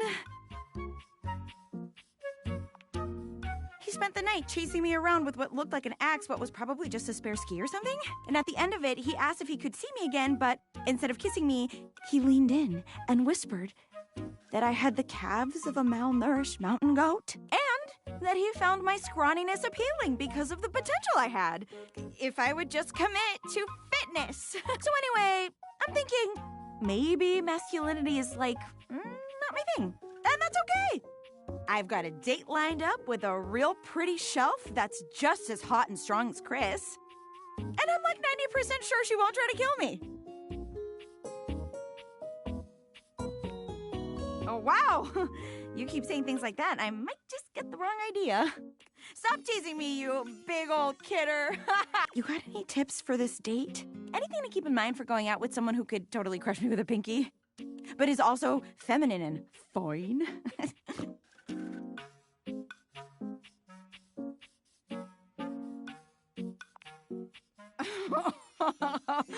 Wow, you're right. You really got to start watching what you say. You're going to make me think the wrong things. Try not to become a man of success, but rather try to become a man of value. Okay, calm, cool. You got this, Penelope. Shout out to that motivational office quotes calendar, man. It always knows just what to say. Oh my God, I think that's her now. Hey, hey, hey! Shelley bounds into the room, lifting Penelope up into the air and tossing her like a beach ball. Oh, I hope you're ready to get, totally swept off your feet. This is a real love connection, and not two lonely things desperately clinging to each other in a last shot at love. Oh, wow! That's just what I was about to say! We really are on the same page. But also, please put me down. Oh my God, am I messing up already? I am so sorry. God, stupid Shelley! Shelley drops Penelope like a ton of bricks. Penelope slowly, painfully climbs to her feet, while Shelley berates herself. You always do this, Shelley. You get too excited, and you just go in.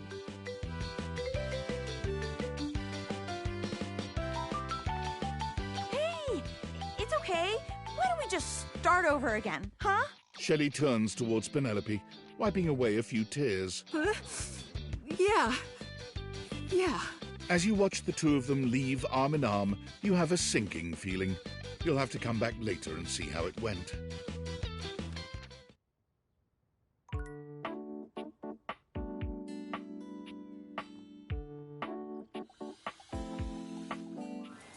Oh, look. It's this Dimmy again. I don't have time for lampshades like you. Bye.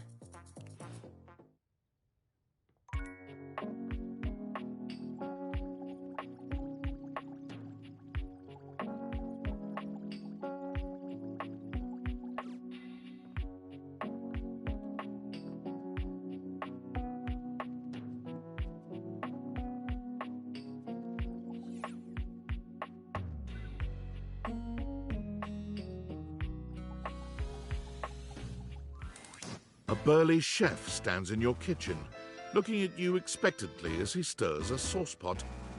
Despite... You must be my new sous chef. I'm Stefan.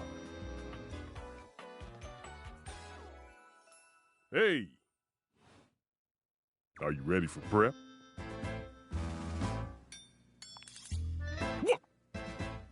Stefan regards you in silence for a few long moments. Then why are you here? An adorable chicken-shaped timer slides into the conversation, settling on Stefan's shoulder. You're right, Mr. Cluckles.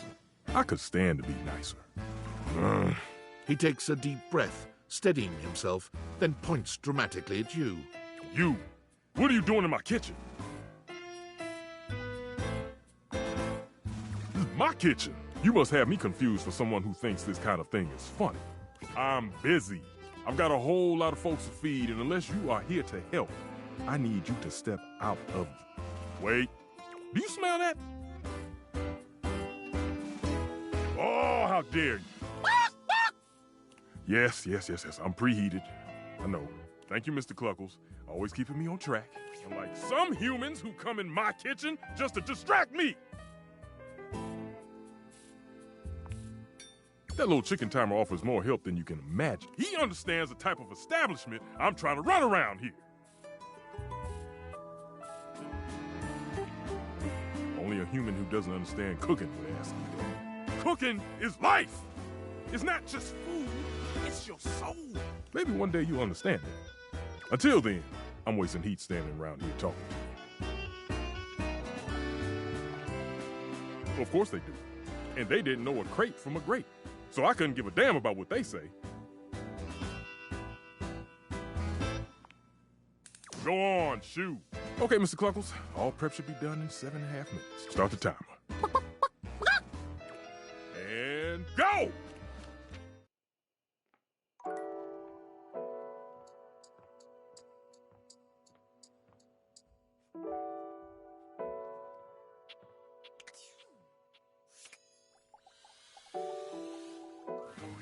As you take in the sight of the adventurer standing before you, it's hard not to feel like you've stepped into one of those old adventure serials from decades gone by. Even though she's decked out in cardboard and masking tape, she looks like she's ready for anything. An extension cable whip wound around her arm and a daring grin on her pretty face. Oh, for God's sake, you're finally here! I was beginning to wonder and worry, and then I thought, gee, I guess I'll just have to go ahead and do it myself. But that probably wouldn't have been such a bad thing, because let's face it, I'm exemplary. But you're here now, so let's get cracking. I assume you brought your tools and knowledge and probably a snack of some sort? Popcorn! Brilliant! Effervescent! I am beside myself with happiness. But before we begin... The adventurer strikes an impressive pose, positively radiating confidence and daring. I am Bo. I am the soul, the spirit, the animating animus of boxes and storage containers in this house. This most special of houses, where it is my great privilege and my great destiny to reside.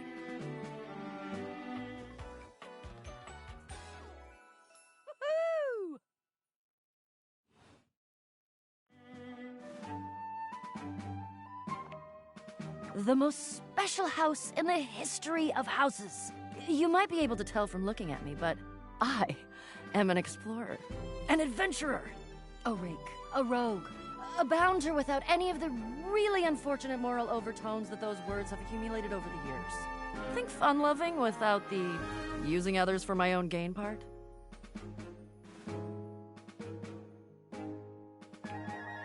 That I am. I would ask who you are, but my goodness, there hardly seems to be a point. You must be, I mean, you couldn't be any other than, right? I know that you are the, well... Bo takes her hat off for a moment, holding it over her heart. She bows her head, just a little. It is my great honor, my passion, my destiny to have the opportunity to follow my path alongside you, the leading houseologist, to whom I owe such a debt of gratitude and respect. Oh, what? In addition to adventuring, I am a movie buff, also a food buff, a DIY buff, and I'm learning macrame. And I know that, never good. Not always catastrophic, but never good.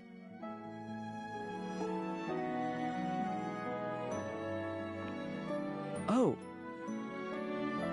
Oh. Yep. Sounds like was indeed the mot juste. Bo returns her hat to her head, her reverent expression fading into a rather more sour one. Damn it. Ugh. So that means I'm bringing a complete greenhorn on my quest? But you're not a houseologist. What else can you be? What am I gonna do about my quest? How am I going to... I guess I could do it alone. Like I said, I'm pretty great, and I've done all the research. I was just hoping for another trained and passionate expert to go with me, but no. There are things that I need that I cannot get by myself. Damn it! Yes. Well, I don't mean to offend you or anything, but for all I know, you're a donkey in a human suit. Which wouldn't be bad.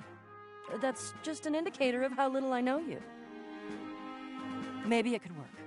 Maybe. Get out of here and let me think. I have to think. I love to think.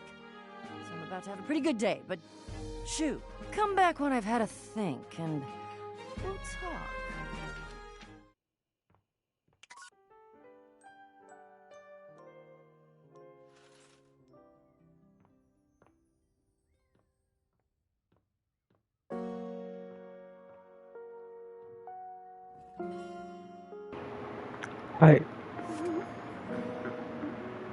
What makes you different from everything else?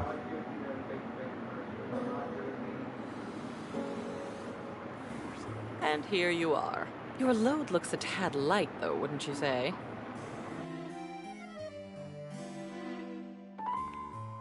I would search for your meaning, but no incentive exists that would make me. I recall clearly asking you to come back to me with 2 companions. 2, as you'll know, isn't 1. And 2, most certainly, is not 0. Bring me the rubbish bin. Bring me the pallet.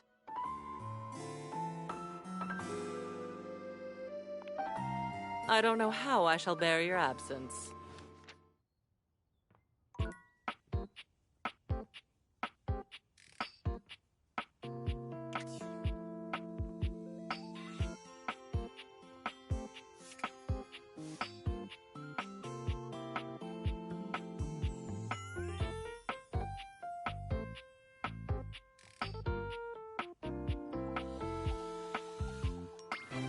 A marble Adonis regards you with a critical gaze, completely unembarrassed to be wearing so little in your presence.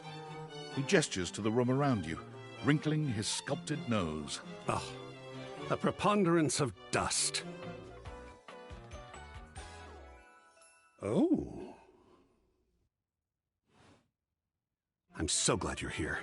As the owner, the curator of this house, I feel this must be brought to your attention. Just look at that. The dust has created almost a cake-like texture. Makes it next to impossible to divine any detail or subtlety the piece may possess.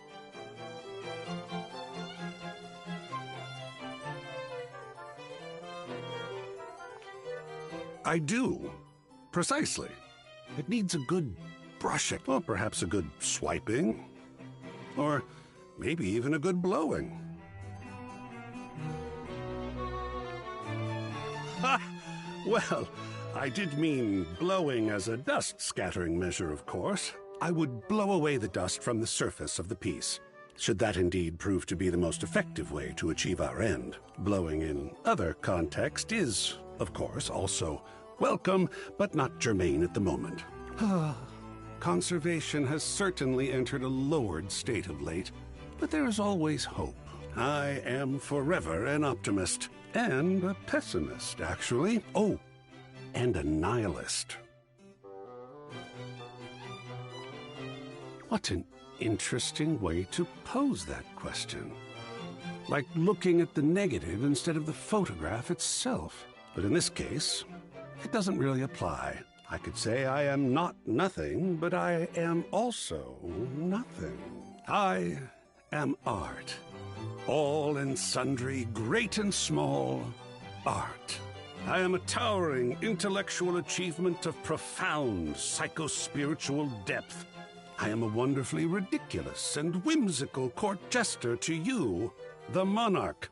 I am a passionate, sensual bacchanal. I am a reckless, devil-may-care risk-taker. He sweeps his arms in a grand gesture, striking a pose that makes him look like the ancient statues he's modeled after.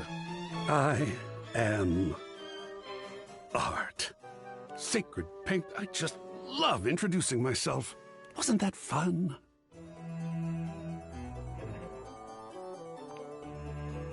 Yes! Oh, your enthusiasm is delicious. I swear if I could eat enthusiasm, I would. I think it would taste like rock candy.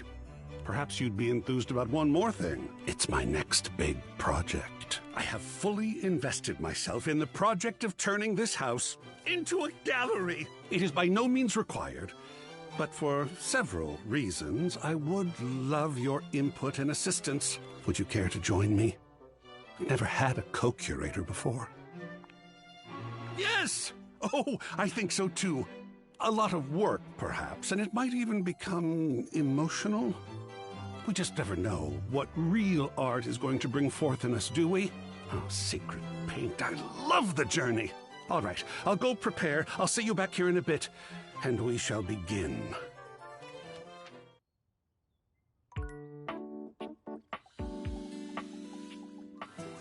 A colourfully dressed board gamer beams at you, but even though his expression is ostensibly friendly, something about his energy is a little off. His smile is a little too wide, his stare a little too intense. You feel rather like a mouse that's just been spotted by a bored house cat. Why a gee-gosh golly and a hi-de-ho!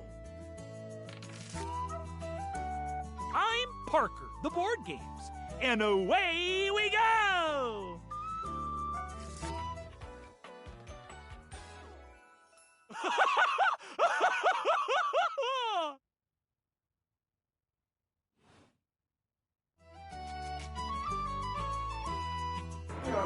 Ricky, are you still there?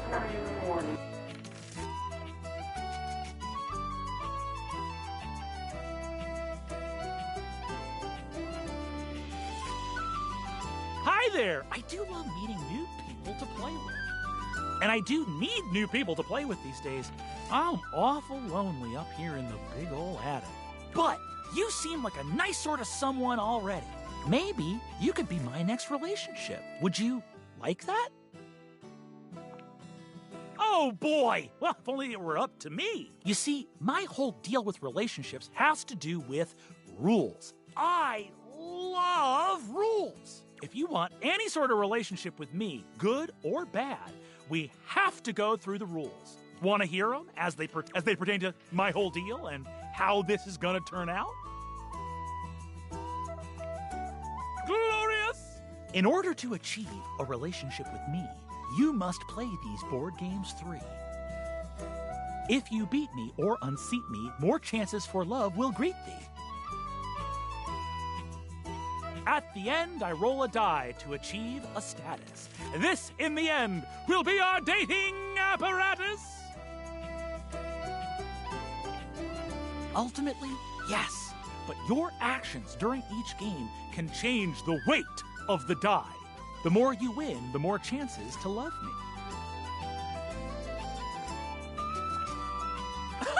I'm falling in love with you. Just kidding. Only the final roll will tell me how I feel about you. Meet me here next time for our first game, Sandyland!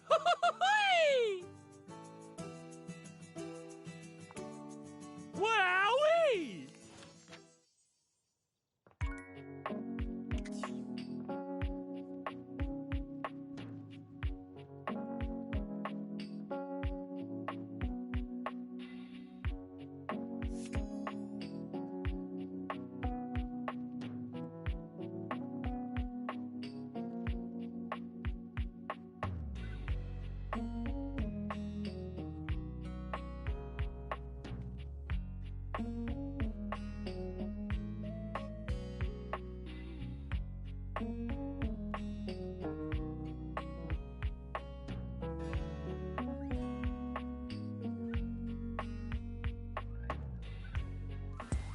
An expanse of blinding white muscled skin fills your vision.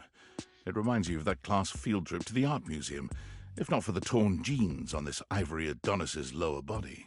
But as your eyes continue to travel up and take everything in, you note that the similarities to a classic marble statue come to an abrupt and screeching halt at this guy's face. Yeah, you had to stare at the wall for about 30 seconds. He almost resembles a bleached bowling ball. His eyes are two dark and unreadable holes, his mouth nothing more than a thin line. He has no nose, no cheekbones, no ears. His shining white face is simply devoid of just about anything. Sup, baby? That's a fantastic red shirt you've got. Glad it doesn't cover your sweet ass.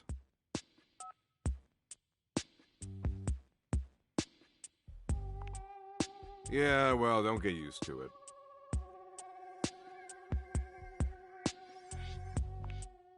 Yeesh, I gotta write a whole dissertation for you? You want some graphs and pie charts? Oh, how about some Venn diagrams? Will that help you figure it out?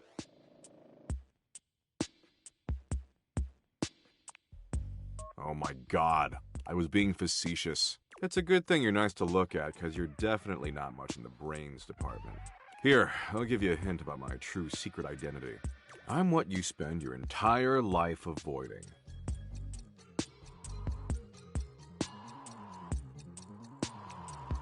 I mean, maybe. I definitely recommend it. But not even remotely close. I'm your overwhelming sense of existential dread. But my homies call me Doug. Yo.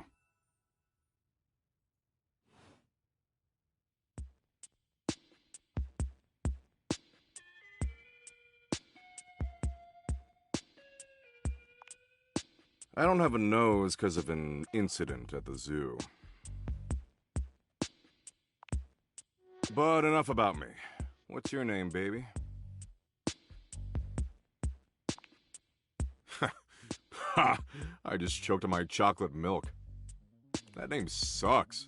That doesn't fit your vibe at all. We need something that really captures your fundamental, immutable essence. I'm gonna call you Dork.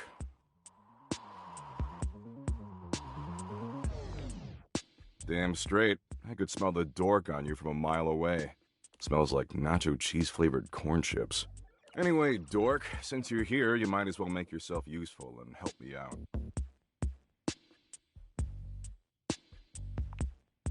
So I'm doom-scrolling Share Bucket, okay?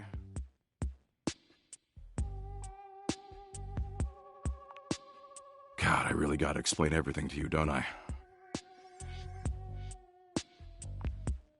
Oh, well then, away we go. ShareBucket is Valdivian's 8th most addictive social media platform. I've been doom-scrolling for hours, and even my totally ripped finger is tired from swiping. So why don't you scroll for me for a while? I think it's a task suitable for your talents. I use that term loosely. Plus, you get to keep hanging out with me, and I'm dope as hell. Nice. And here, I'll even sweeten the deal. You swipe for a while, and I'll reward you with, a Doug point. He holds out what appears to be a sort of badge, a golden image of his iconic blank face framed by laurel leaves.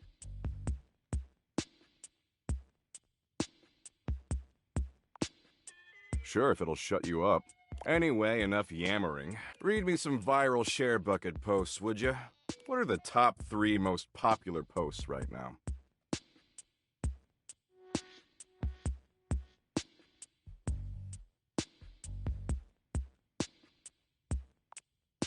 Tell them the best grilled cheese is vegan cheese. Those idiots will eat each other alive for weeks. Man, this is great. Way better than just scrolling and reading by myself. And only 357 billion hours of premium content to go. We're making great time.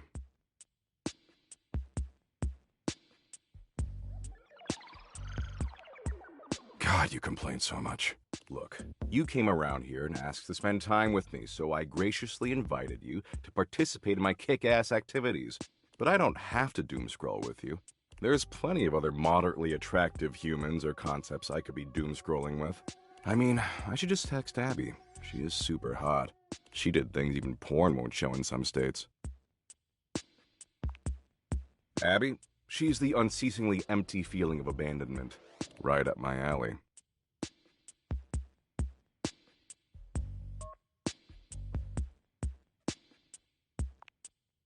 Damn straight I am. I'm always right. Tell you what, maybe our interests aren't 100% aligned, but that's okay. A lot of power couples famously were opposites. It's not the end of the world. Absolutely. See, the end of the world happens in 7.59 billion years when the sun engulfs the Earth, destroying our planet and everything that ever existed.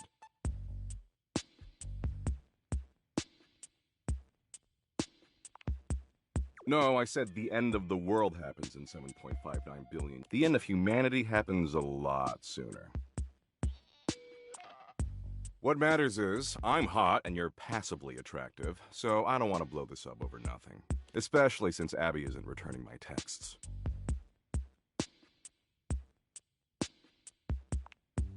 You like that, huh? Well, there's a lot more where that came from. Tell you what, why don't you come back around here later and I'll try to find us a new activity we both like. Cool? Let's not get ahead of ourselves. Anyway, I gotta go find some school children and explain to them that no matter what they do, their parents will eventually entropy and die. And the reverse is even worse. Parents outliving their children.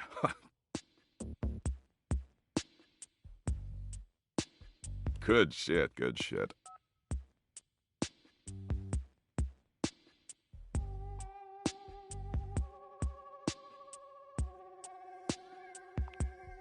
Nah, I don't bring up God. Don't want to give them false hope. And don't worry if you can't stop thinking about me tonight when you're all alone in your bed. That's totes normal. I tend to have that effect on people. Oh, and don't text me, I don't do clingy.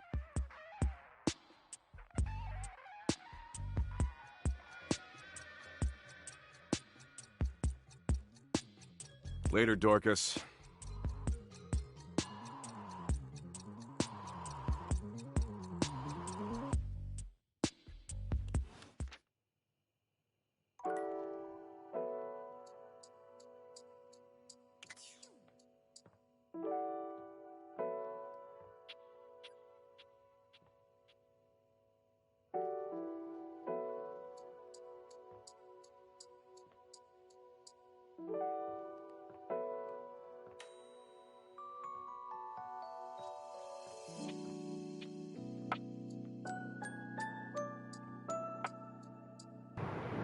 Are you ready for the next dateable character?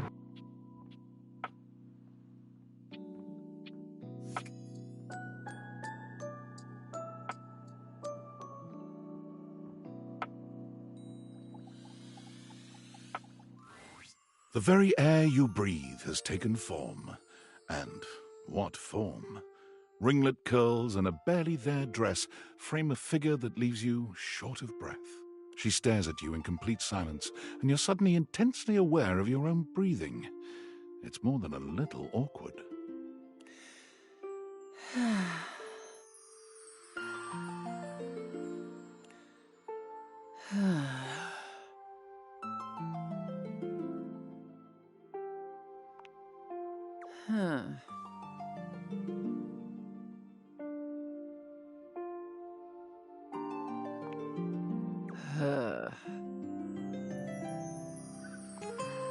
I am Aaron, the air you breathe.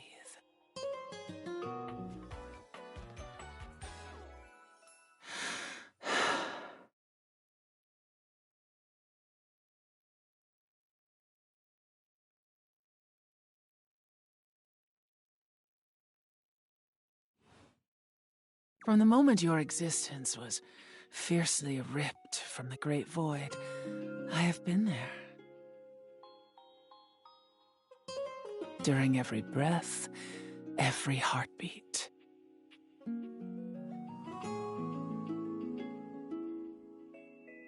Every chittering shudder that marks the high and low points of your life.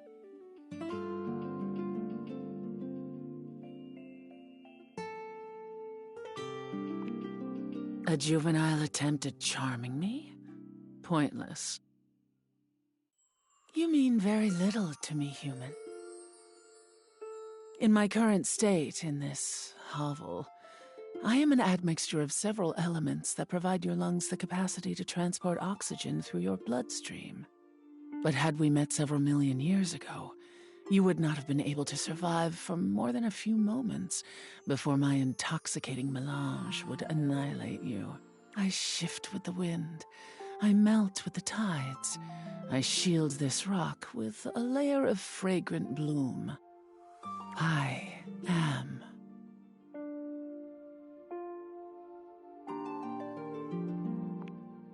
You waste your breath.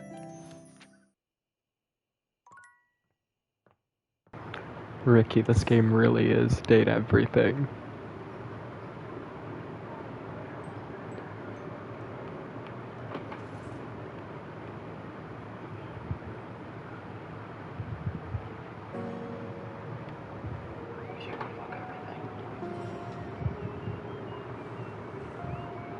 Where is it? Where is it? Where is it? Is it you? I don't think it is you.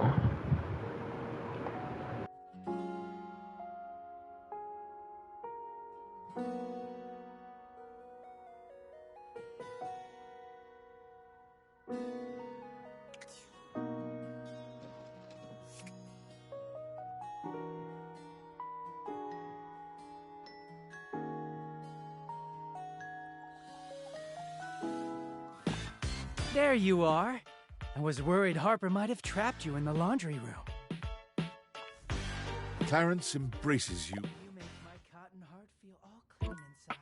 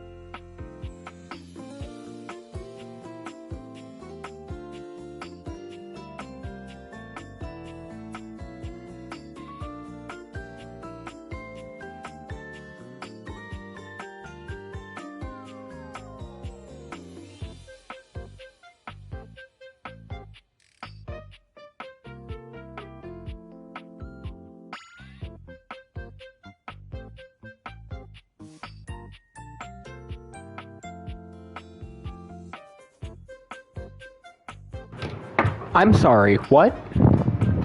Ricky.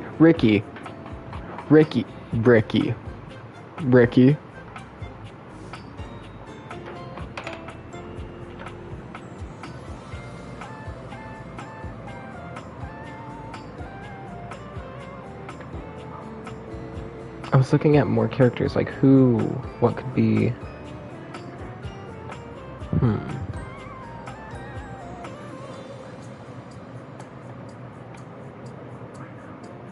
Okay, sorry.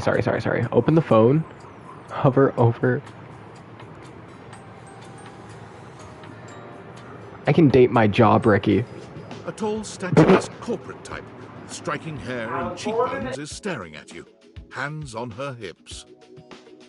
Something about her makes you instinctively crave her approval, and the way she's looking at you just now makes you doubtful whether or not you'll get it. Come to rub it in? Ugh. This was gonna be my big chance to prove myself.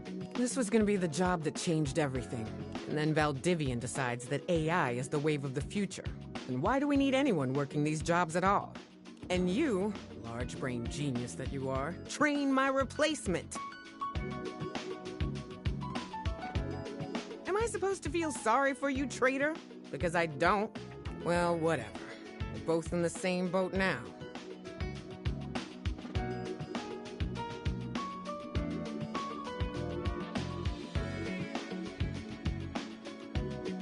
Valdivian has no use for either of us.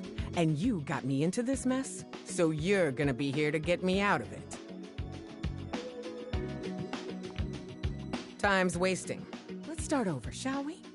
Icebreaker, your name and a fun fact. Name's Wilhelmina Work. Friends call me Willie. Hello. You and I aren't friends, but in the spirit of team building, you can call me Willie. As for my fun fact, I speak 6 languages and am fluent in 4.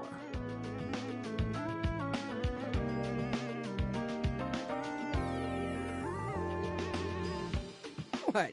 So you can tell your little AI pal how exactly to replace me? Nice try. Moving on.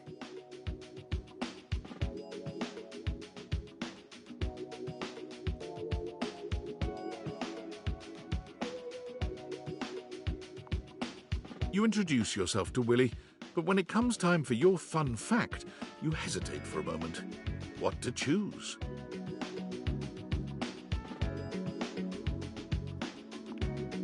I probably would have gone with something more recent, but that is heartwarming and relatable. Shows initiative and ambition, too. Well done. Well, that's done now. Let's see what else is on the agenda for today.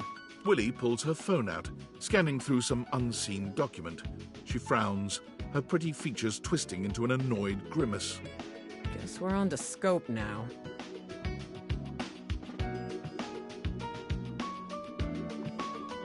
Very good. Maybe you're not as hopeless as I thought. Here's the deal. I had a job. You cost me that job.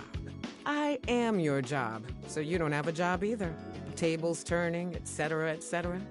So you and I are going to meet every day until we figure out where I'm landing next. Since this is your fault and you have nothing better to do, you owe it to me to be here for this.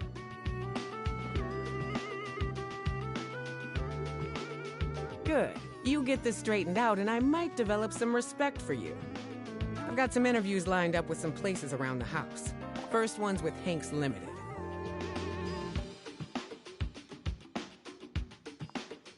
The very same. Meeting adjourned. Now this one's just out of curiosity because I feel like I can, and if I can't, this is going to be really bad.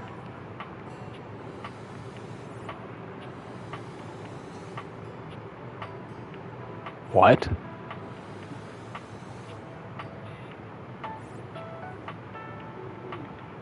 Can I romance the settings?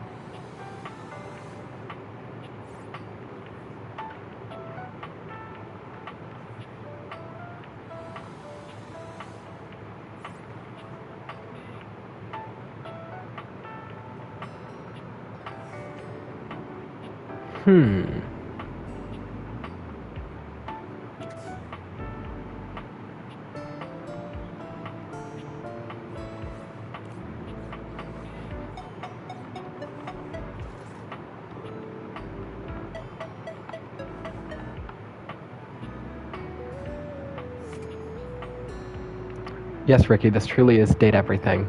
Even the dust bunny behind the couch. You see a curvy, grey-haired beauty dressed in an outfit reminiscent of a famous old gentleman's magazine. She winces at the bright light you've brought with you. A cute, bunny-shaped creature is clutched in her arms. Oh, my goodness, that is bright. Startled me a bit there, honey.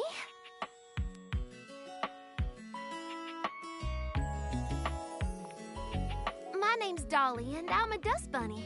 I live under this big old couch.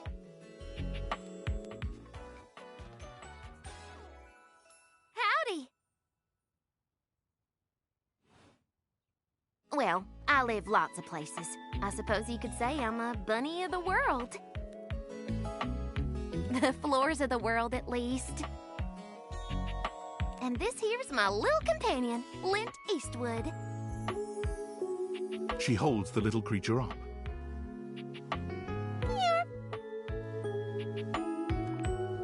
Put a finer point on it, why don't you, honey?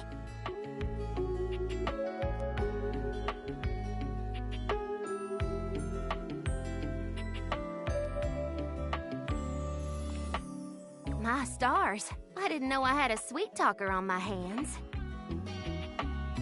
I'll be honest with you, flirting isn't my love language. I'm a bunny who is more than she appears.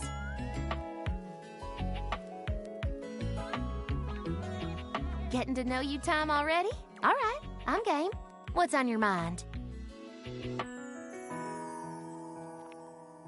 I thought we as a society were past this. But yes, that's right. I am a collection of hair, bacteria, soil, specks of plastic, dust mites, and even bits of dead bugs.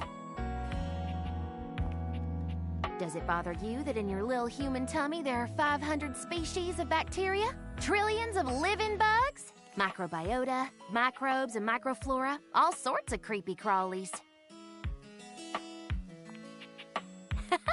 See? We are what we are, honey. And you're cute for a bug-filled meat sack. Now, let me stretch these dusty gams and hop around a bit. I'll be right here warming myself by the fireplace if you want to come back through sometime. I'd sure like to see you again. Mm-hmm. Talk soon, honey.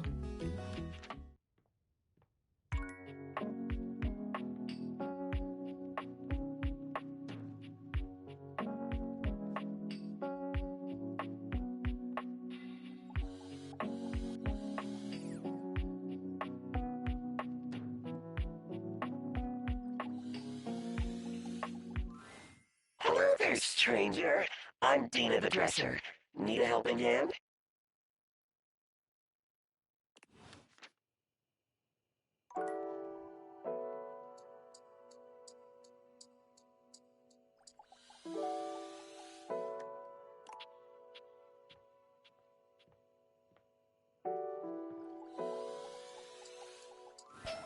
Tyrell yawns and stretches. He looks as if he might have been napping. What time is it? Did I oversleep? It's nice of you to come by when I'm off peak hours. Sorry that my shelf isn't more done up. I'm not much of a guest towel, you know?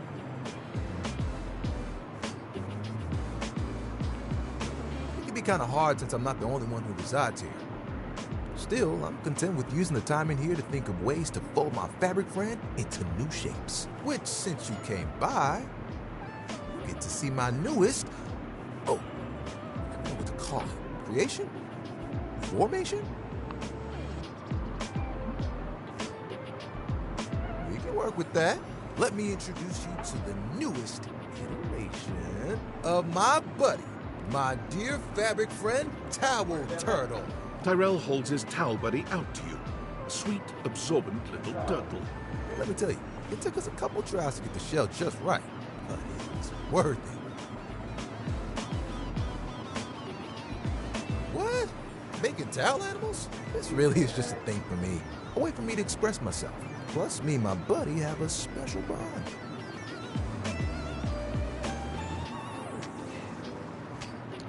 They've seen me through a lot.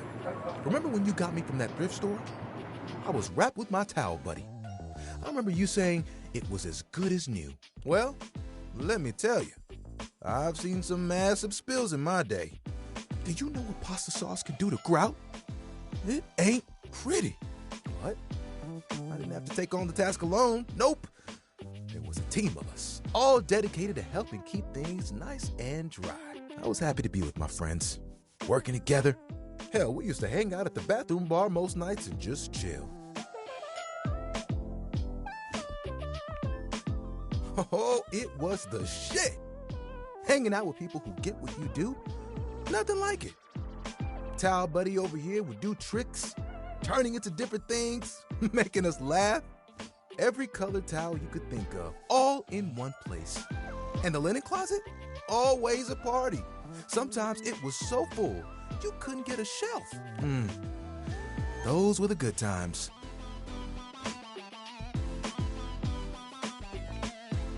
One hell of a twist. It was a day that will go down in infamy. It was spring. It was raining something crazy. And our owner had their grandkids over.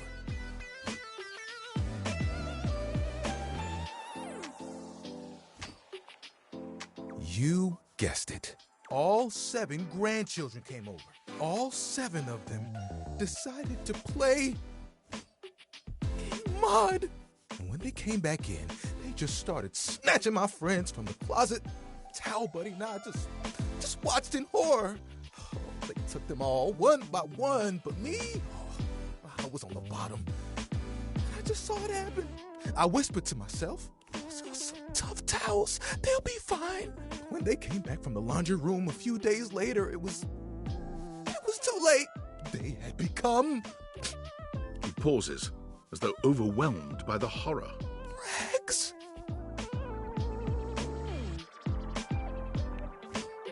Rags! You've got to be stain resistant to stay in the game. That grape juice, you can't let it stick to you. But if you let mud stay on a towel for days, it can be too much. I know that if Washford and Drysdale had been there, it would have been a different story. I could have saved a few of them before the stain got in too deep. The way they were treated was way too much for them. When the rest became rags, our old boss wanted a completely new set. He saw that I was still strong and decided to donate me. I was not scared. It was a hell of a disaster. But I had my little buddy with me. We kept each other company, and I knew I would make it. I'm resilient. It's in my fibers. Can I see your hand? You extend your hand to Tyrell, and he takes it, his touch gentle and unassuming. When you touch me by my hand, what do you feel? You felt that too? I don't think it's just static electricity either, but there's something else. Feel the texture of my hand. The way I'm made. Soft but sturdy. Hard-working, yet comforting. I'm warm. You noticed, eh? And my little buddy here helps me channel all those bad things into a way I can express my emotions. All that to say, I'm premium. That's why they call me the Lord of the Rings. You get it?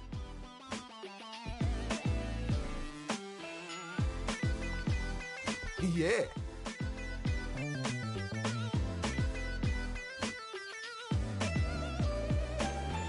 Well, you want to know a secret? Picture it. The music of summer playing over a speaker. Perhaps a Bluetooth. The smell of sea salt and tight canvas in the air. To your right, one of those tall lifeguard stands that someone in bright red shorts sits on. To your left, a couple that most likely had an argument in the car. They both try to make the best of the day. It's super awkward.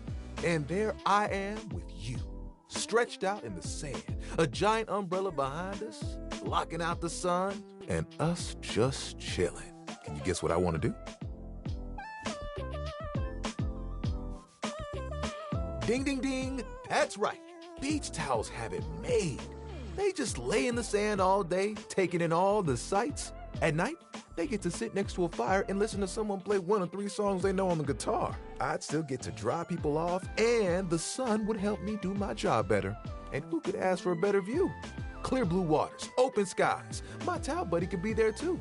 Oh, I could fold you into a fish or a seagull. Oh, of course. We'd have to go together. Just promise me you won't get mad if I track sand in the car. It's kind of a hazard of the job.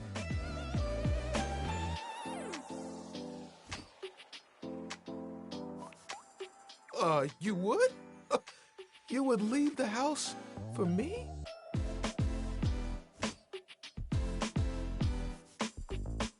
I think I'd be good at it too. You know, that's the first time I've told anyone my dream. I'll be honest, I was a little worried that you might think it was silly.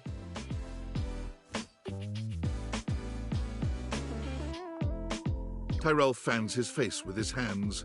Tyrell, don't cry. Who's gonna dry you up? You're the best, you know that? And think of all the sunsets we could watch together. You and me, cuddled up real close. It would be like nothing else mattered. Even if it was just for a few moments. Oh, that would be awesome. We've got to make it happen. Nothing will keep us apart. You know what the really cool part of this is? You're part of that dream now, too. Hey, I've got an idea. Towel buddy. Remember that one I've been saving for a special moment? I think it's time. We'll be right back. Tyrell disappears from view for... Yep, just like that. Tuck it under. Ooh, you look so good. When he returns, he holds his towel buddy out to you, now in a new and delightful shape. Well...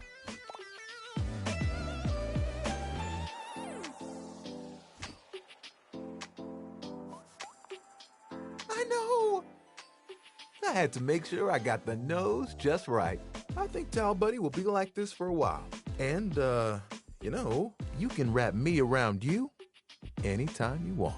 I'm cozy regardless of the circumstances. You get me? Hubba, hubba. Oh, sorry. I shouldn't talk like this in front of Towel Buddy. He's just a washcloth after all. But the offer still stands. Okay? I look forward to those sunsets.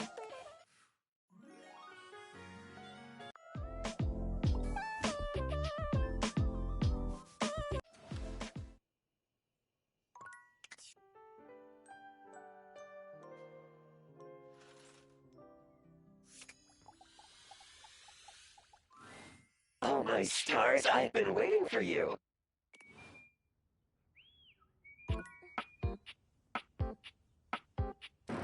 Oh hell, my dresser done killed itself.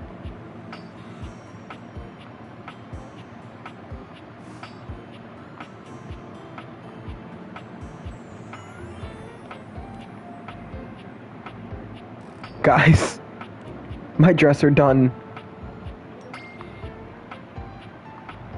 My dresser done dressed itself.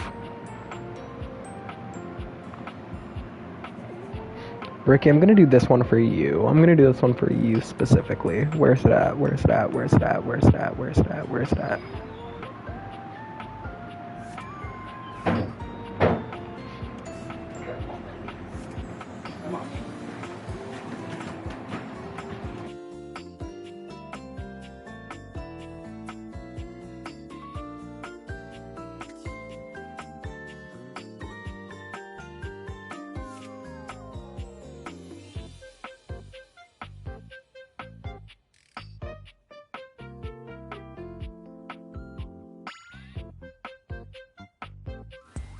Sup, dork? Been seeing you around the house, adding more dateable objects to your stupid little cherub.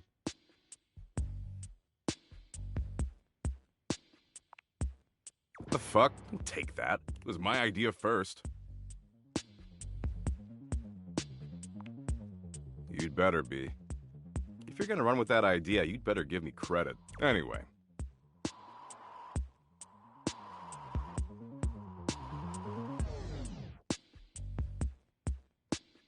You do something new with your hair? It looks different.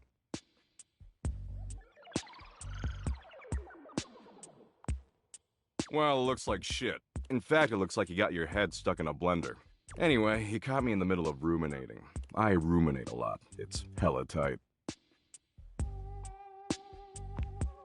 Sure you do, dork. I was ruminating about the Big Crunch. You know the Big Crunch, yeah?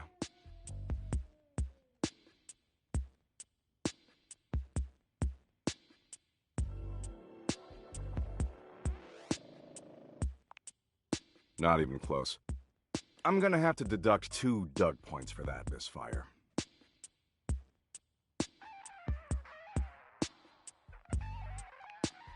It's okay, you're still doing shit at dating me. Back to the Big Crunch. The Big Crunch is a theory in cosmology that suggests since the universe is currently expanding, it's possible it'll eventually run out of momentum. And when it does run out of momentum, the forces of gravity will pull it back together, like a giant rubber band suddenly contracting. And if that happens, the universe will collapse back into a singularity, like how it existed before the Big Bang. Everything in the entire universe and the universe itself will cease to exist. Poof! Nothing. Nada. Sick, huh?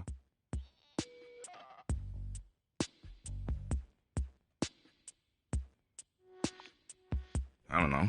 For the lulz. Anyway, enough about how everything you do is utterly meaningless no matter how desperately you attempt to rationalize it. I've got something lighter to share.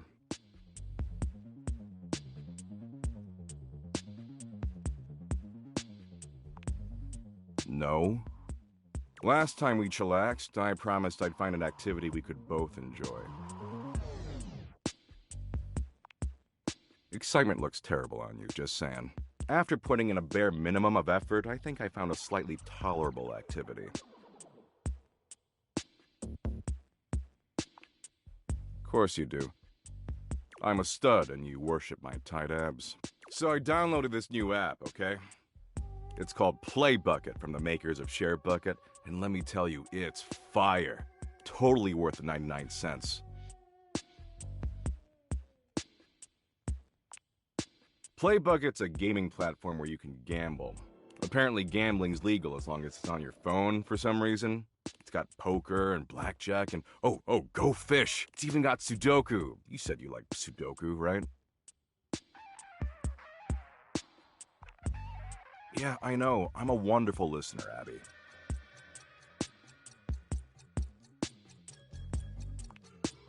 Whoa, you sound just like her. I could work with that. Way I see it, this is a great way for us to spend time together. Potentially a lot of time together, if you catch my drift.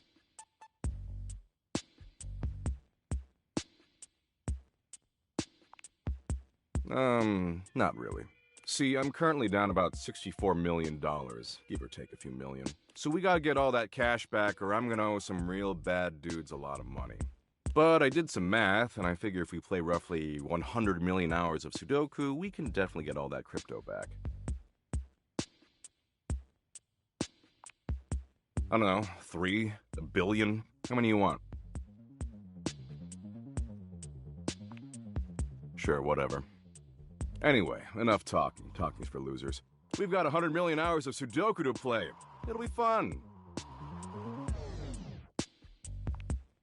Of course you do, dork. That's why you keep coming back. Daddy Doug knows exactly what you need. Glad we're on the same page.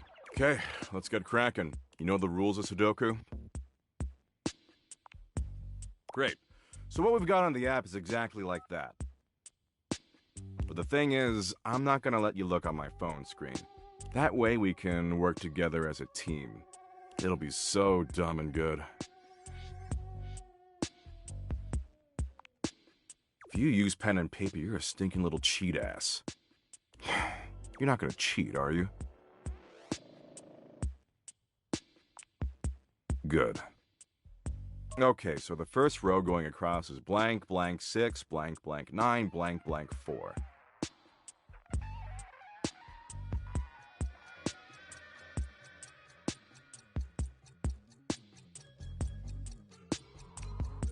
The second row going across is blank 2, blank, blank 3, blank, blank 6, blank.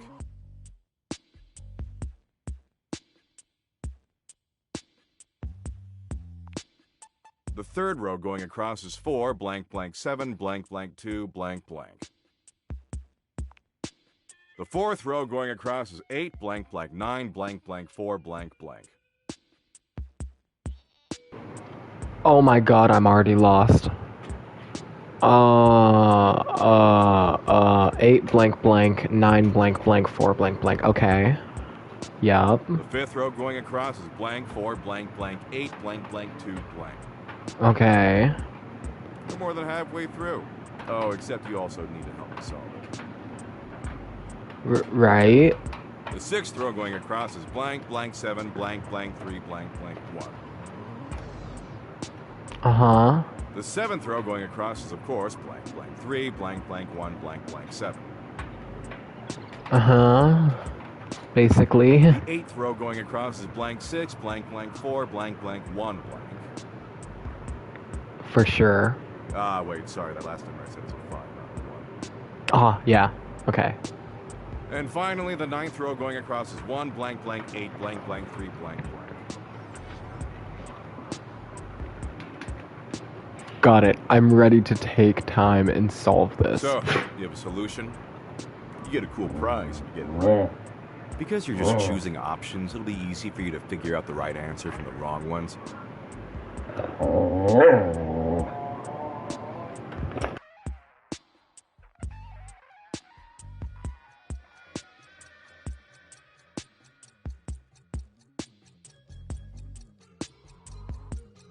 So I'll ask you something specific so we know you're not metagaming.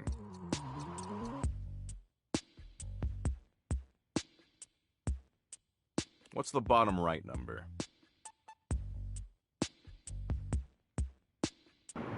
No, the bottom right number was 5. It was 1, but he changed it to 5. Was it not? Bottom right? Bottom right. 9. Cool. And the top left number? 6. I remember. 8? 8. Okay, there's an 8 right below that, so probably not, LOL. What? And now, what's in the box 4th over from the left and 4th going up from the bottom? What? 6. Oh, nice. And the 8th one from the left and 7th one from the bottom?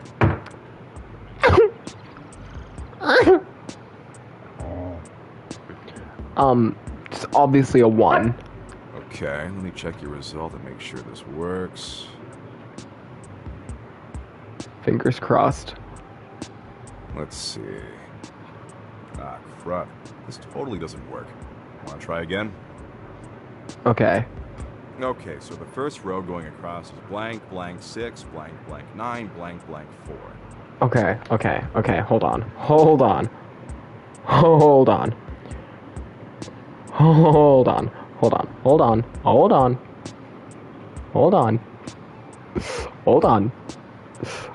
on, guys. Hold on.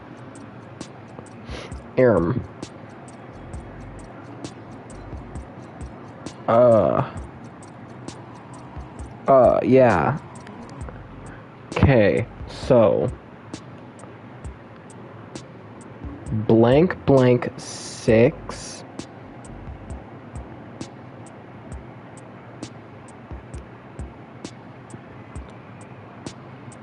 blank 6 blank 9 and blank 4.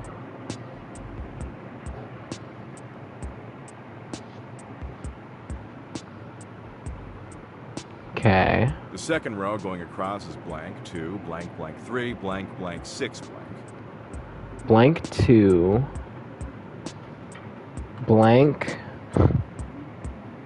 2 blank 3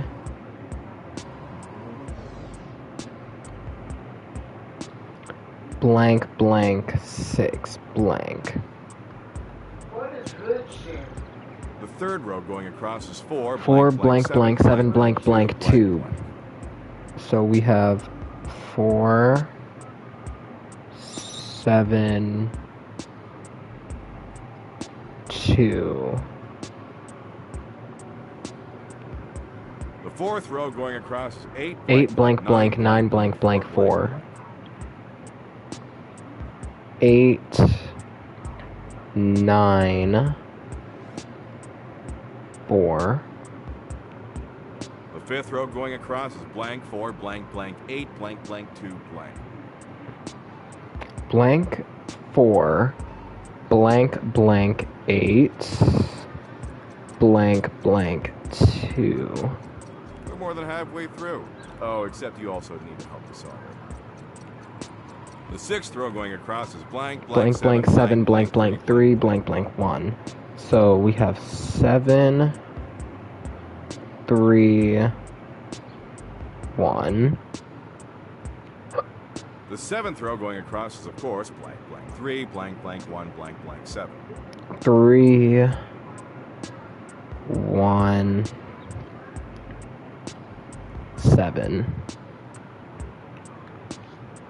The 8th row going across is blank 6, blank, blank 4, blank, blank 1, blank. Blank 6, 4, 1. 6, 4, 1. Ah, wait, sorry, that last number I said was a 5, not a 1. 5, not 1. And finally, the 9th row going across is 1, blank, 1, blank 8. 8, blank, blank 3, blank, blank. 1 blank blank 8 blank blank 3 blank blank. Okay.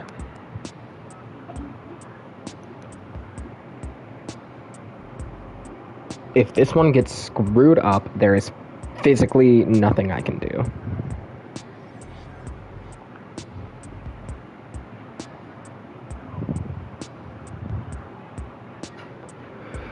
Got it.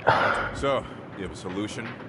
You get a cool Yes. prize. Because you're just choosing options, it'll be easy. So I'll ask you something specific so we know you're not metagaming. What's the bottom right number? Bottom right number is a 3. Cool. And the top left number? Top left number is, there's a lot, but it's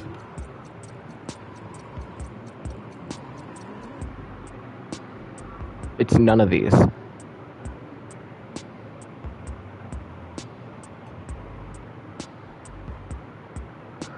just can't be 8.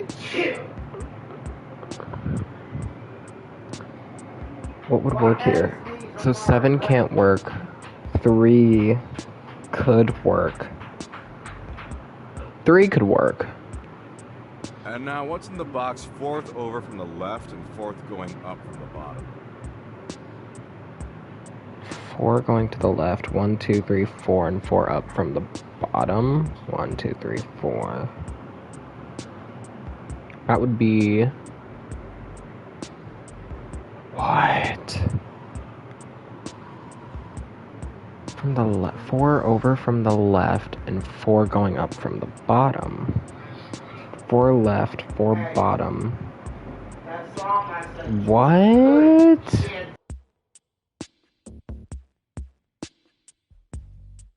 So there's just physically no solution to this.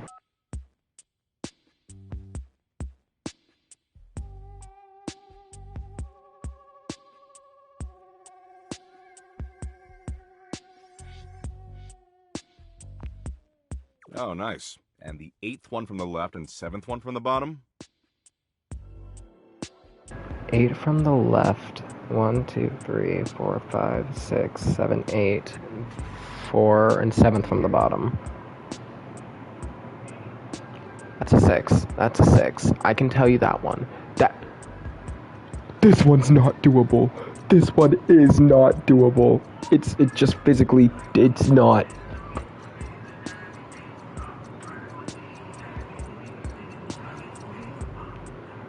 Okay, let me check your result and make sure this works. Let's see. Ah, crap. This totally doesn't work. Want to try again? Okay, so the first row going across is blank, blank 6, blank, blank 9, blank, blank 4. 6 blank blank 9 blank blank 4. Okay. Second row going across is blank 2, 2 blank 3, 3 blank 6. Yeah. The third row going across is 4, 4 blank blank 7 blank blank 2 blank blank 8 blank blank 9 blank blank 4 blank blank. The fourth row going across is 8, blank, Yeah. blank 9, blank, blank. The fifth row going across is blank, Blank 4 blank blank 8 blank blank 2 blank. For more than half. Oh, except you also need to help me solve it. The sixth row going across is blank, blank 7, blank, blank, Blank blank 3 blank blank 1. The seventh row going across is, of course, Blank blank 3 blank blank 1 blank blank 9. Oh yeah, no, blank blank 7. I have 7 down. The eighth row going across is blank 6, Blank, blank, blank, blank 4, blank, blank 1, blank. But that one's a 5. Ah, wait, sorry, that last number I said was 5. And finally, the 9th row going across is 1 blank One blank eight, blank nine blank blank. Yeah. So what? What do you want me to do? What do you want me to do here? So, you have a solution. Do you have a get solution? cool prize because you're just Do you? choosing options. So I'll ask you something specific. What's the bottom right number? Bottom right number.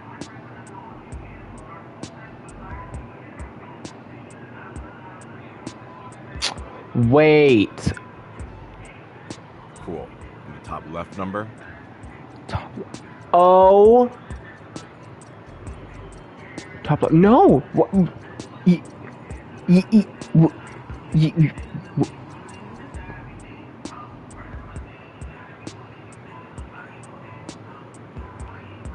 And now, what's in the box 4th over from the left and 4th going up from the bottom?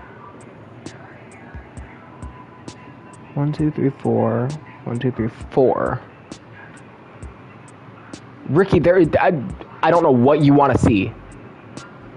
I do not know what you are wanting to see here. It's a good ship. Like there's physically nothing to see. And type of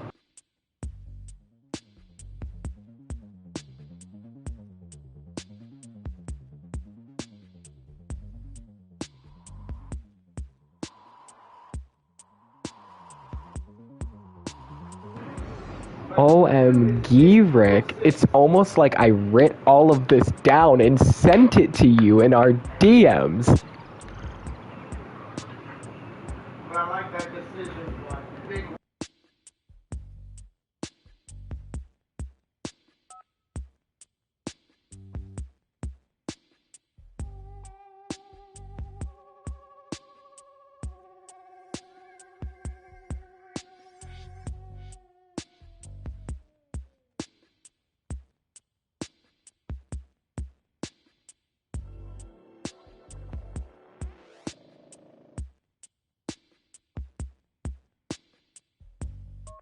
Bottom. Now what's in the box 4th going over from the left? 1, 2, 3, 4. 4 going up from the bottom. Is it?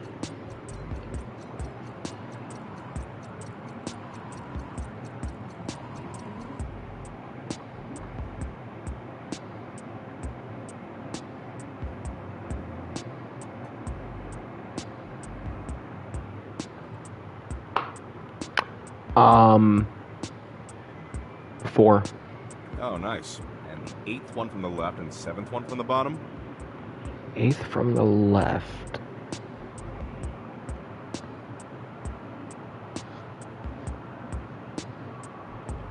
Eight. 1, 2, 3, 4, 5, 6, 7, 8. 7th from the bottom. Black guy. 9. Okay, let me check your result and make sure this works. Let's see. Ah, crap. This totally doesn't work. Want to try again? Okay, so the first row going across is blank, blank. Okay. The second row going across is blank, 2. The third row going across is 4, blank, blank, 7, blank, blank, 2, blank, blank.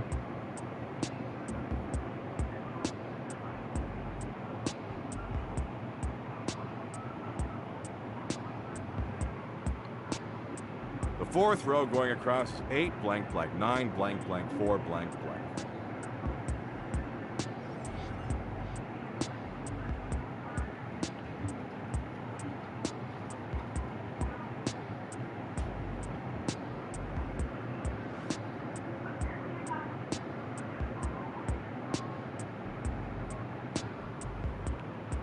The fifth row going across is blank, 4, blank, blank, 8, blank, blank, 2, blank. We're more than halfway through. Oh, except you also need to help me solve it.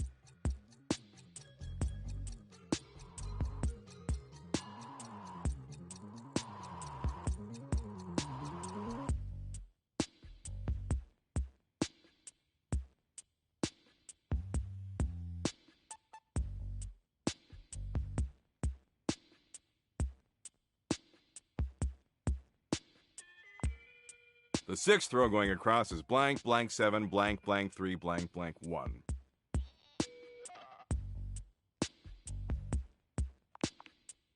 The 7th row going across is, of course, blank. The 8th row going across is blank 6, blank 4, blank... wait, sorry, that last number I said is a 5, not a 1. And finally, the 9th row going across Oh is my blank, god, blank, chat, blank, I've been doing this entirely wrong. I'm stupid. So, you have a solution? You get a cool prize. Because you're just choosing options, so I'll ask you something. What's the bottom right number? Bottom right number is 2. Cool. The top left number? The top left number is 3. And now, what's in the box 4th over from the left? And 4th That would be 4. Oh, nice. 8th one from the left and 7th one from the bottom? Would also be 3. Okay, let me check your result and make sure this works. Let's see. Wow, you did it!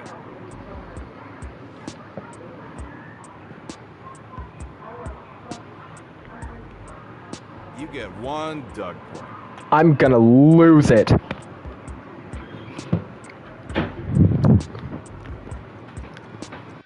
If you get 5 of them, I will definitely fall in love with you. How does that sound? Just keep doing like I say, and that's the path to love. Simple as that. Bye, possible lover. Jesus Christ. You've never been ashamed of your interest in tabletop games, but ever since you stopped seeing people, you've spent far less time role-playing than you used to. The cloak-wearing nerd standing before you reminds you of days gone by, when you used to gather around a table with your college friends and pretend to be someone else. Ho there, traveler! No. Ho, as in, hey, howdy, how are you? You know, simple salutation. Ah, that's the spirit. I'm Chance, your D20. The mysterious cloak comes off, and you see the friendly face beneath. Welcome. Taking a tiny respite from the drudgery of work? I actually have no idea. All I do is play. If you are up for a real adventure, I have just the thing for you. Have you ever heard of grottos and gargoyles? We don't play Dungeons and Dragons in this house. We play grottos and gargoyles.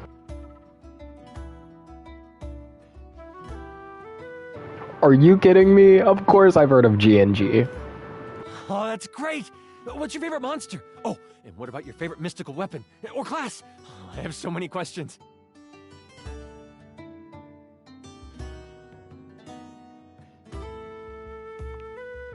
Wow! Someone else who feels the same as me! Oh, it's so hard to pick a favorite. Everything about GNG is so cool. You wouldn't want to, maybe, kinda play with me, would you? It would only be the single greatest thing you could do for me. Chance's eyes light up, his hands balling into fists as he does his best to contain his excitement. Really? Holy crit! Someone to play with me! You have no idea how hard it is to find someone to play with.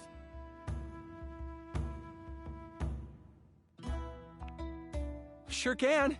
Don't you worry about that. Your chronicler will balance everything for solo play. Regardless, it'll give us some time to get to know each other better.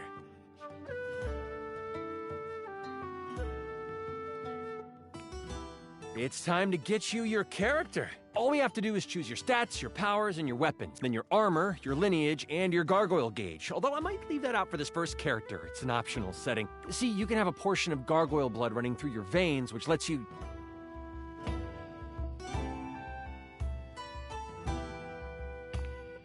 How about you let me make your character for you?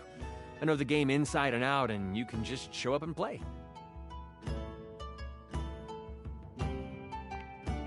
I'm so excited. You have no idea how much fun we're going to have. I'll even build the session based on what class you pick. There There are 3 classes I can get rolling for you. All of them are awesome, but they won't be too much of a challenge. I'd suggest the Troubadour, the Guardian, or the Enchanter. Which one would you like? I'm so excited! The Enchanter it is! Magic will flow and find home in your heart. I heard that Lux wanted to get into G&G more and was thinking of playing a hotshot. If you two know each other, I'll invite them. Now that I know who you want to be, it'll take me some time to finish building out the session for you. Give me a day? I should be ready by then. Anything before that, and it's a bit dicey if I'll be ready or not. Haha, me neither. Oh, it's been so long since I've played. I'll see you then.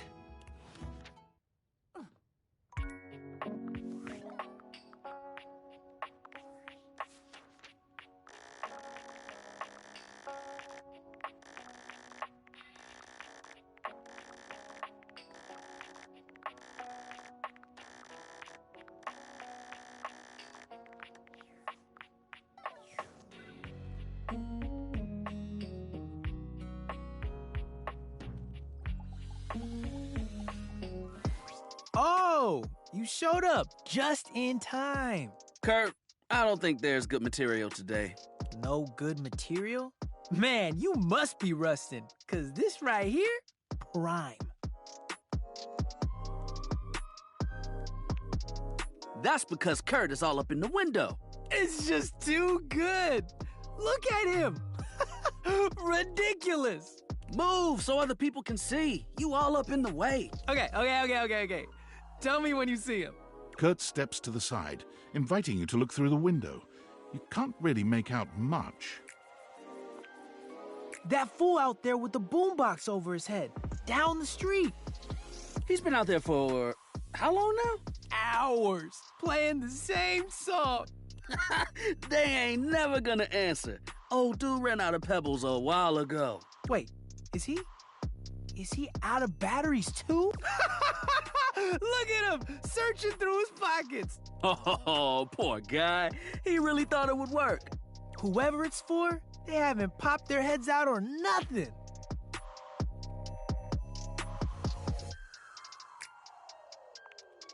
And the 90s want that joke back. At least they're trying to be funny. You're up here just serving commentary. Oh, he ain't got no battery. You just mad I got the gift. What gift? Of observational comedy. Who told you that lie? You act like you don't laugh at my jokes. That's what friends do. Laugh at each other's jokes? Nah. Lie! Oh, is he? He's walking away. Good try, my dude. Good try. Again, I think I would really kill to see this game turned into a show. I think he should just move on. Take a tip from me. When someone wants you, you shouldn't have to chase him down. He's better off without whoever he was trying to get. Unless he's not. You right. Yo, I'm tired. Looking at that guy made me tired. All right, let's just hang. Thanks for swinging by. We'll see you.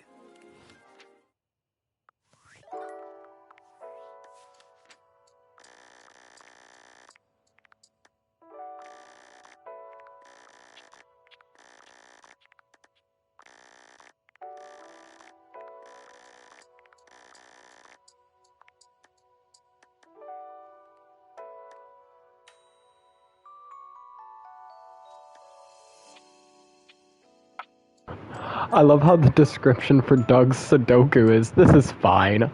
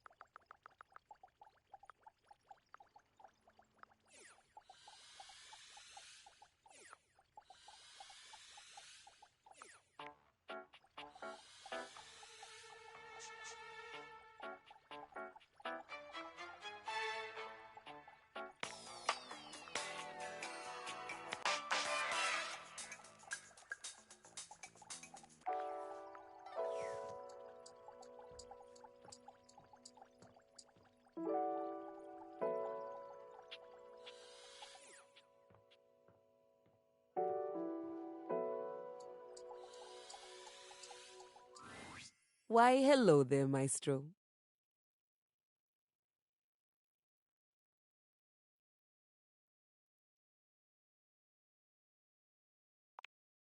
That's because I've chosen to make the best out of a terrible situation. Since you're not the famed composer you led me to believe you were. Since you're not the famed composer you led me to believe you were, I've decided that I will be writing my own music instead.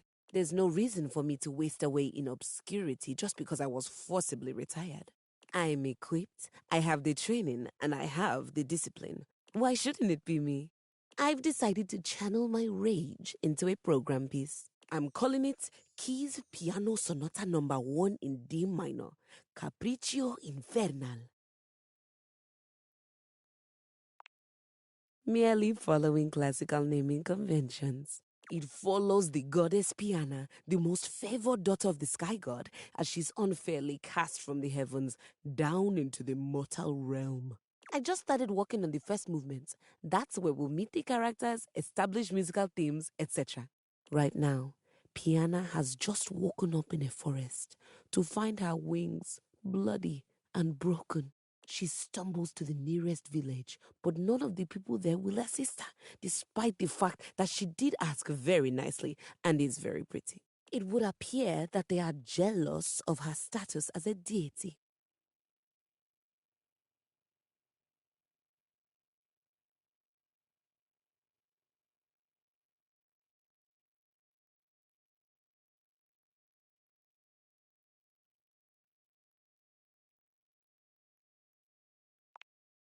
I don't know what you mean. I'm a piano, not a sky goddess unfairly cast from the heavens down into the mortal realm. Anyway, the entire thing focuses on her attempts to get back home.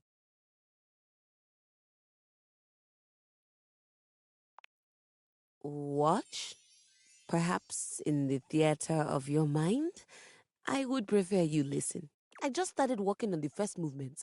That's where we'll meet the characters, establish musical themes, etc. Right now, Piana she stumbles to the nearest village, but none of the... It would appear that they are jealous of her status as a deity. This would be program music. The themes and developments happen through the use of leitmotifs and tell a preconceived story, in contrast to absolute music, which is more abstract.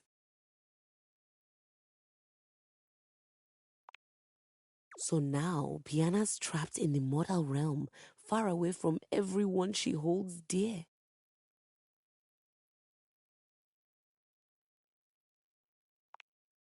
This all happens in the first part of the sonata, the exposition. I think I'd like to build on the sinister theme in the second movement. Right now, it's all lacking a bit of bite. Leave me. I have composing to do, and I need my space.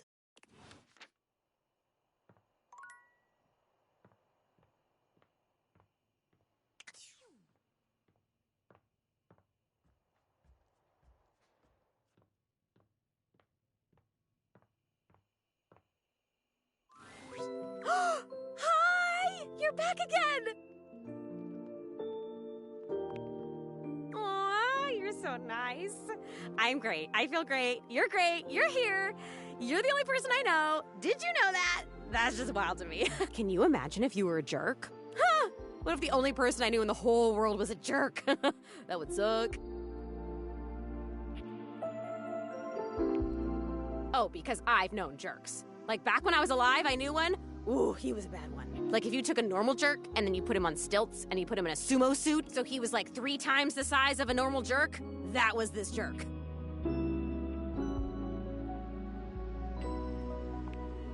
Whoa.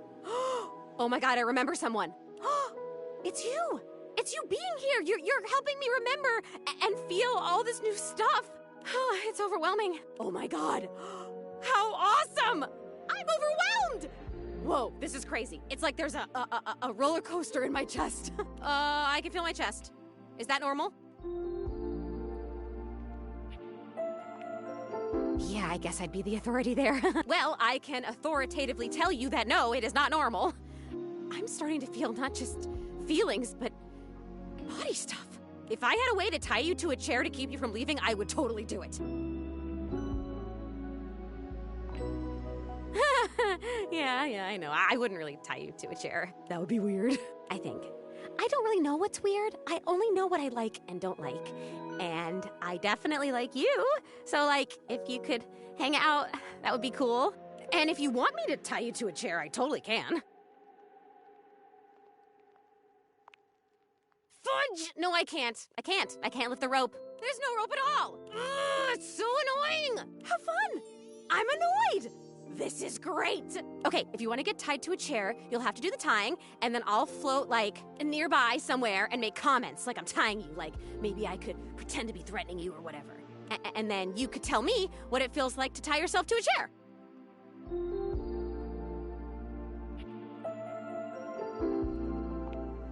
Shut up. Sorry, just got excited. Okay. Calm. I have to tell you about the memory I had. It's about the jerk. He actually used to live here. His name was Rudy, and when I knew him, I don't remember exactly. He used to wear this really long vest. It was like dark green or light brown. He was older than me, I know. I think, at least. How old do I seem to you?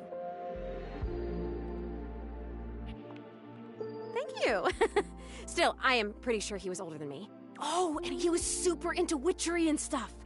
He was always coming home with crazy books and bags full of crystals and oils and herbs. Sometimes I would walk by this house at night and I'd see the whole attic window just lit up with candlelight flickering. I don't remember ever seeing other people in here though, so was he alone? Was he just up here chanting to himself about stuff? I guess it would have been right here. He would have been doing these ceremonies and whatever, right where we're standing. Well, you're standing, I'm floating. I only ever saw him out of the house when he was going shopping for more witch stuff. And he always had on that weird vest and had these super deep pockets. He always had his hands in his pockets. Zoe flickers, like someone just adjusted some spectral cable tethering her to this world. Oh, damn it, no! I'm gonna go away soon. This stupid disappearing thing has never bothered me before now, but I want to be here. I want to talk to you. I'm onto something. It is so frustrating to really want something and not be able to keep it. I've never experienced this before. Frustration. How interesting. Oh my god, this is so strange. Can you actually do me a favor? I used to have this necklace. Really pretty little gold necklace. I remember it had a pink heart pendant. I haven't thought about it in years, but all of a sudden, I can't think about anything else. It's important. It's really important. All this talk about Rudy, somehow that necklace is connected. That necklace, maybe I was wearing it when I died. I think I need it in order to remember. I want so badly to remember. I can't go back to just floating around up here and not remembering anything about my life or who I was, to feeling so alone now that I can feel. I need you to find that necklace for me. Have you seen it?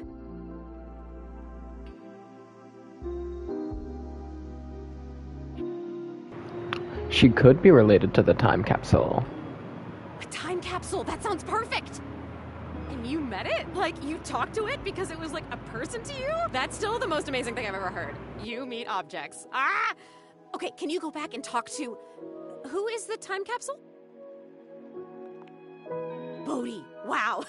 Okay, can you go back and talk to Bodhi and ask him if he's seen my necklace? Thank you! Come back with it and I'll tell you everything I remember.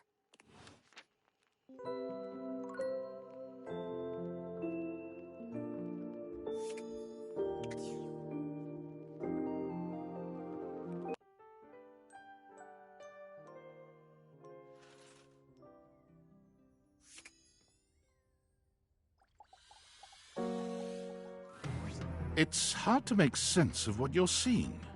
Are the Dateviators glitching?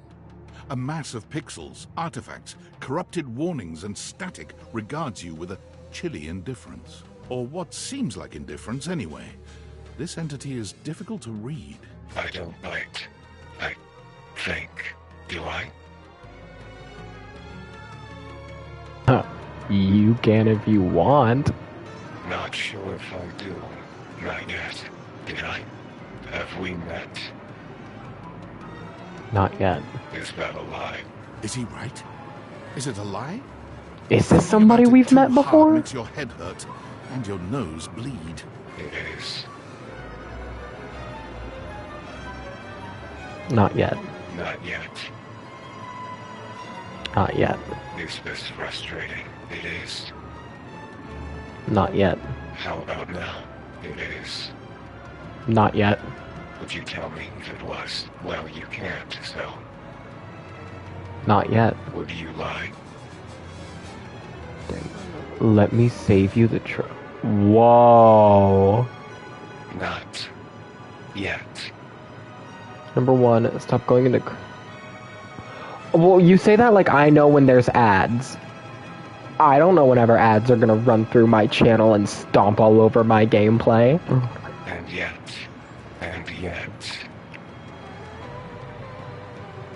I'd start crying right now. And yet.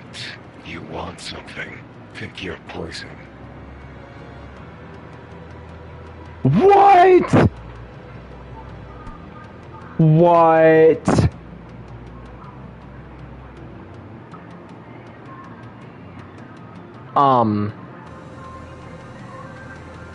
Looks around?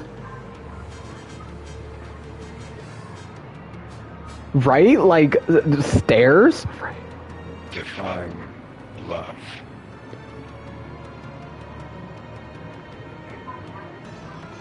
Oh, are you Abby? Absence. Love. Like this.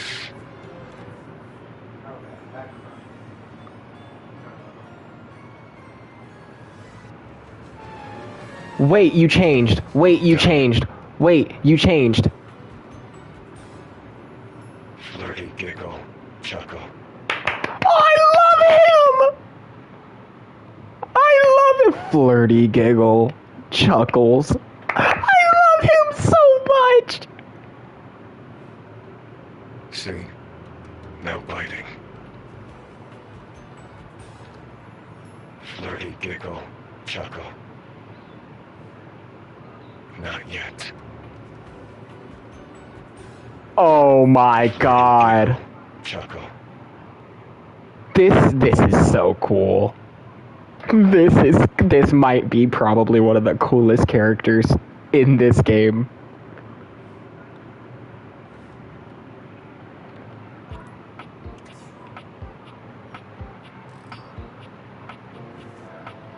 Yeah, that's what I'm saying, because like it says his name is Daemon, but is his name Daemon in the data decks? No, in the data decks he's Dana.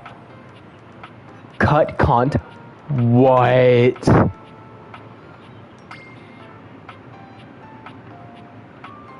Daemon, demon, devil, virus. Something's wrong. Something doesn't belong. Do you know what you're doing? Do I? Daemon is an artifact of something, a scraped concept, 100 scraped concepts, a missing texture, a missing number, the missing thing. Whatever it is, it's missing. Did you miss me? Daemon feels missed, and you feel familiar, aren't you? You laugh, you cry, you file a bug report? Likes you, dislikes you.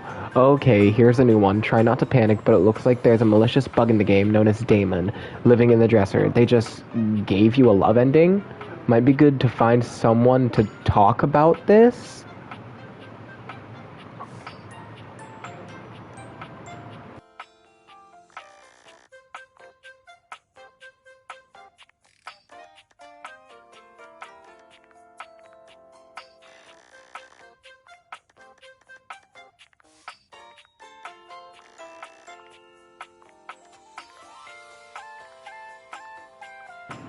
Who would we talk to about? Could we talk to you? I'm really glad you keep coming back to me, I gotta say. Being the tutorial lady means that people usually like to ignore you. Aw, thanks. Welcome! What can I do for you in my main menu? Oh, let's. There's lots I can chat about. Me? fortune. Anything else? Ooh, that fantastic red shirt is looking rather nice today. Oh, yeah, I'll miss you.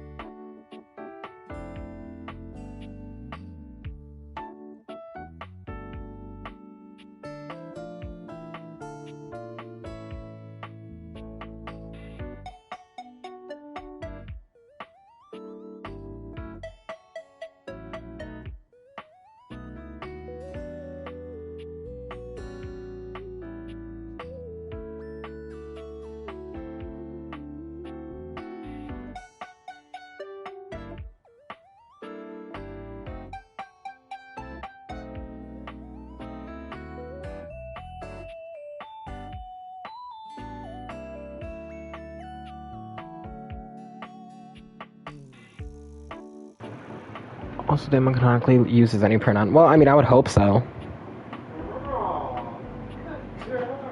No, I'm not gonna go give you a drink because you sat down.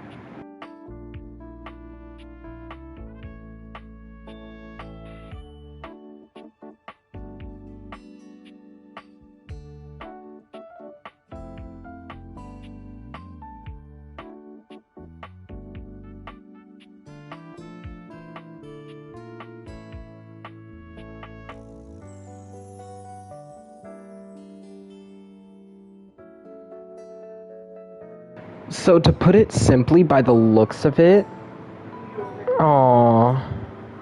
Dana was cut from the game. When Damon conjures up her form, you can get an idea of what she was intended to look like. Originally, she would have been the dresser that you interacted with Damon through, but it was decided, in Damon's words at least, to cut her since she wouldn't have stood out in her own right way. So pretty much, it's a cut character, but we still have some sort of design on what they were supposed to look like.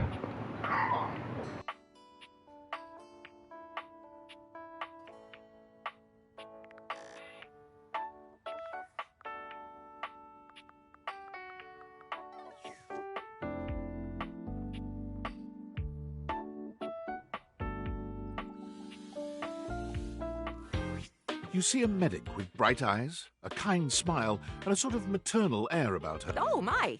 Hello there. A fresh face. Here to see the doctor, are ya?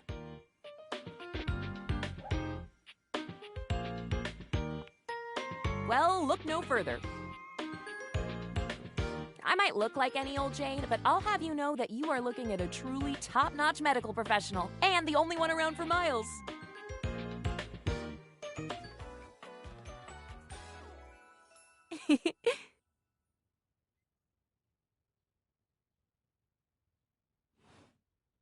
Whether you've got a tummy ache or a life-threatening ulcer, I'm your gal. She pauses, looking you up and down, hopefully. Do you have a life-threatening ulcer?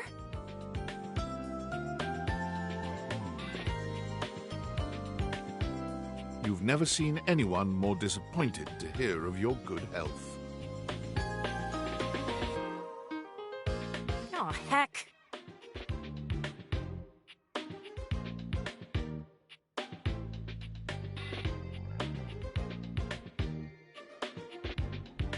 I do get my hopes up, you know.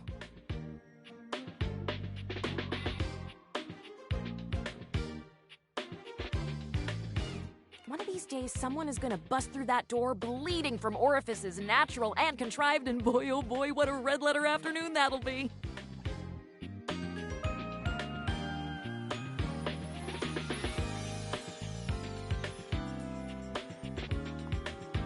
As do I. I understand they're quite painful. Then again, if you ever find that it is you, if by some misadventure or chance you find yourself in possession of said acidic incubus, I hope you know you can come to me. I would know exactly what to do.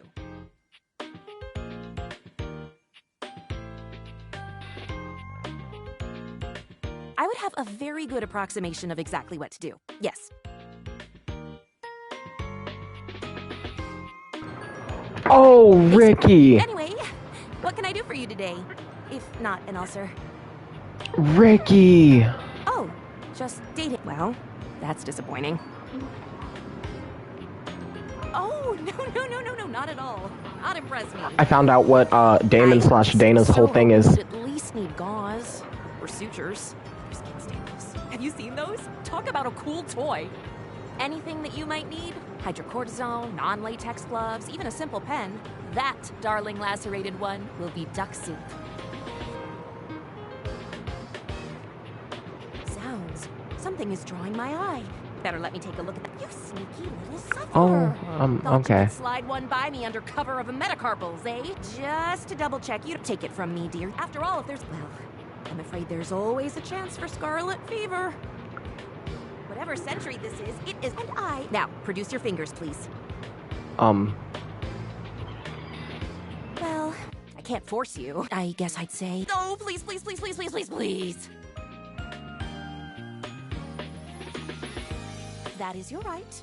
I respect. Please come back and visit me if you're ever grievously wounded. Or if you're a little lonely and want to talk about grievous wounds. Either way.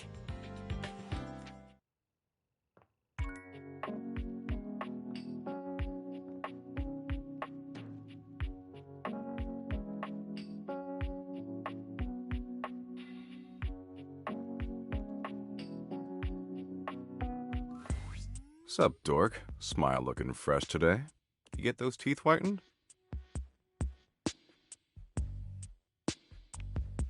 That's rough. Well, in the grand scheme of things, nothing you do remotely matters, and having clean teeth won't make any difference whatsoever once you're dead. If that helps.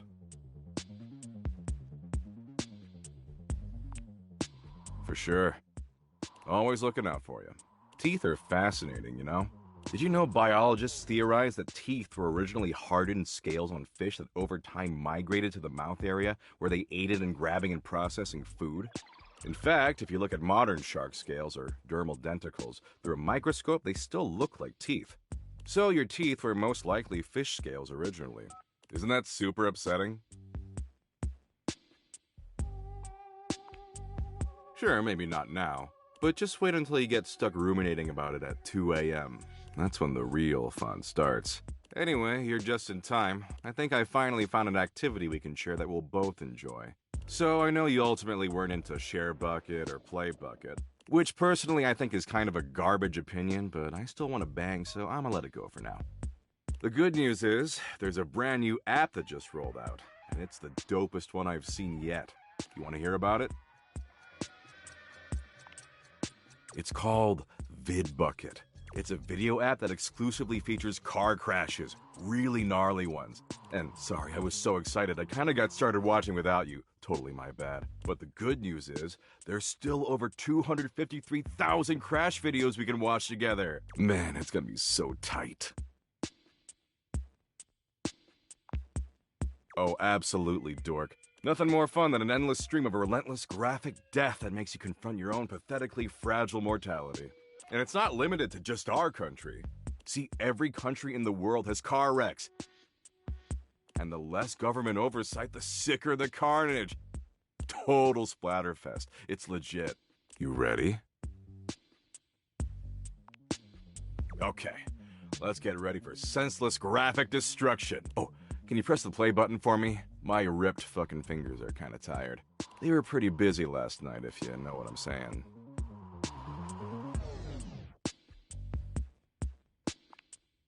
What? Oh, no, nothing like that. I was texting Abby all night. She forgot to block me on WhatsApp. WhatsApp. Gotta block me on literally everything, or else I always find a way through. I'm real persistent. Anyway, assume that was pretty clear. Man, you really need to take some fish oil subs or something. That's what I call supplements. It's trademarked. Get some fish lube in that mouth along with those dermal denticles. Because right now you're on a one-way ticket to Dementia Town. Care? Oh, I don't care, but I wouldn't take it personally. I don't care about anything. Once you understand the universe is meaningless, caring is a fruitless endeavor. I'd know. Oh, well, sure. But VidBucket has 253,000 graphic car crashes. Speaking of which, we really should start streaming. Jeez, what is it with you and talking? We are talking right now, blah, blah, blah, blah. Our mouths are flapping and pointless information is being exchanged. See? The more that I stop and the more that I listen to this man, I trick myself into thinking he sounds like Markiplier.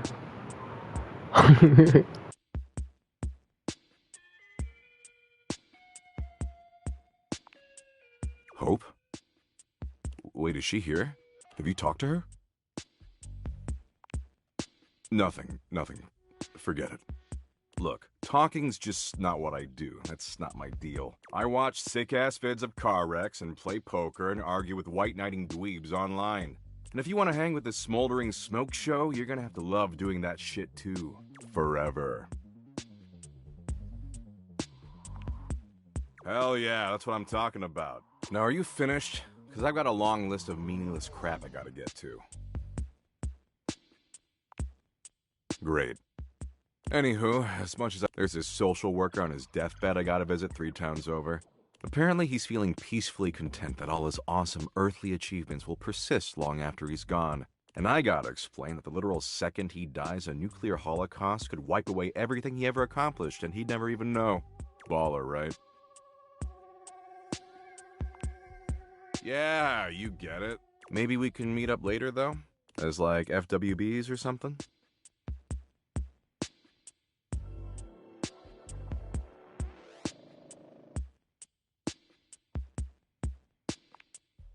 I've still got a lot of pointless apps to check out, and based on how much time you've already wasted with me, you're obviously pretty available. And available is my absolute favorite quality.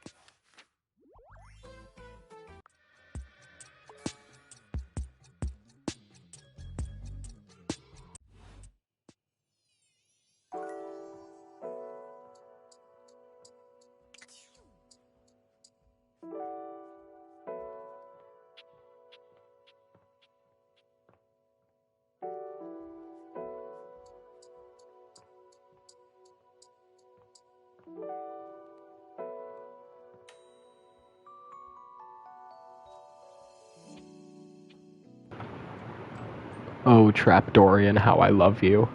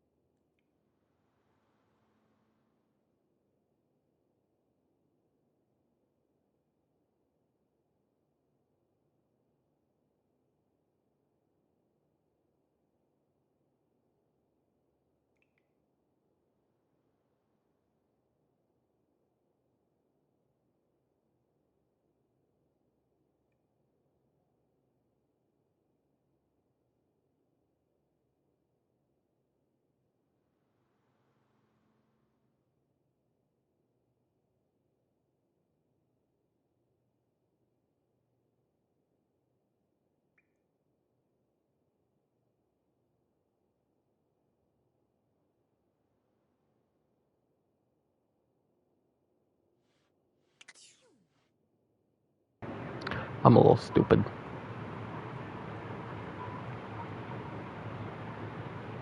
I'm over here looking for a thing that's... Oh my god. Hey, I was looking through my various items inside my capsule, and I found this cursed little necklace. It's pretty bodacious if you ask me. Yup, I was getting a bad vibe. I thought it might have been gas, but instead it was definitely this necklace. Bodhi holds a small jeweled pink pendant on a gold chain out to you. It's shaped like a heart and sparkles prettily when it catches the light. You want it? I normally don't give my precious materials away, but this one doesn't seem to fit my style.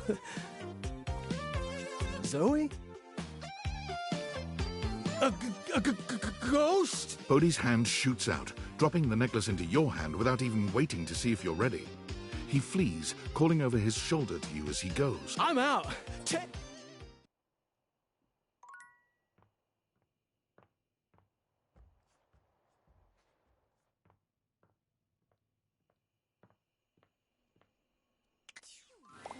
You're here!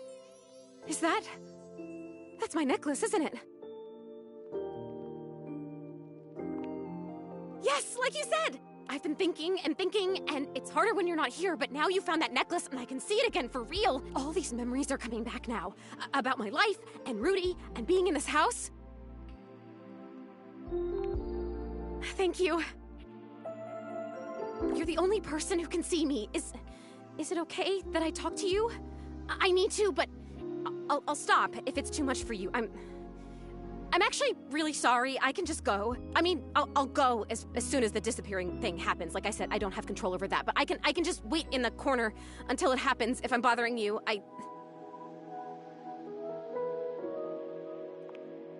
Whew. Sorry, I guess I've always been pretty excitable, but lately I cried again, you know? Last night I was looking out the window at the sunset, hoping I'd see you again, and I've totally seen a sunset before. Just because I'm a ghost doesn't mean I don't notice things. I notice a lot of things, actually. Be surprised if you're just in one room for like a million years. I know these floorboards so well. But the sunset... it was so beautiful. It was purple. I didn't know the sun could do that. And I cried again, and... I wanted to tell you.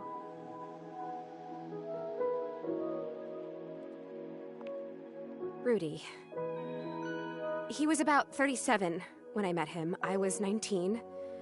I was in college in town. I think I was studying aerospace engineering. It's what you study if you want to be a pilot.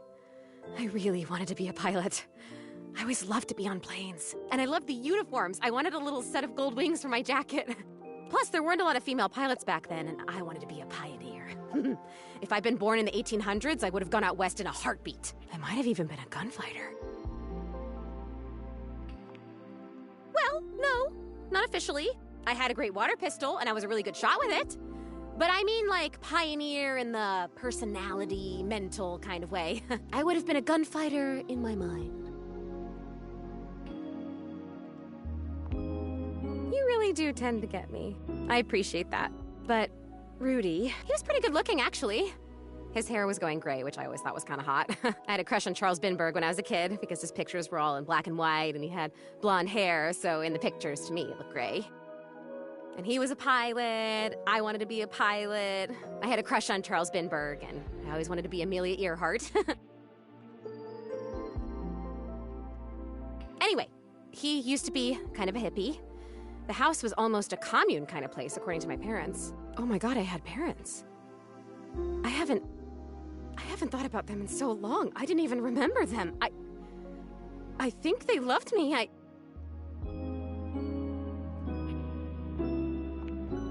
Right, must stay focused. Okay, must stay focused. So yeah, by the time I met him, that had all ended and he was kind of a loner. I would wave to him whenever I saw him, but it took him like months to wave back to me. Even to wave. I think I turned 20 by the time we finally said hi to each other. For sure, I was fascinated by him. I mean, a witch? A hot older guy witch living right in my neighborhood? What's not to love, right? Sign me up.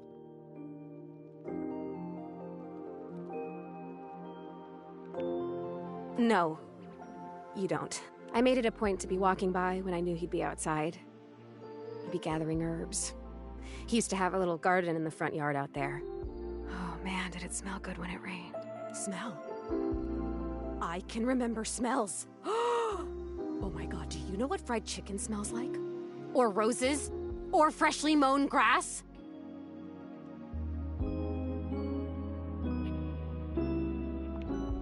Ugh! Bleach? Yuck. Although I really like the way the pools smell. Chlorine. Yeah, smells are the best, huh? Like Rudy's garden. And even the inside of his house smelled good. Oh, yeah. So check this out. I started coming up to the house to do, I guess you'd call them seances? It would be just him and me up here trying to make contact with ghosts.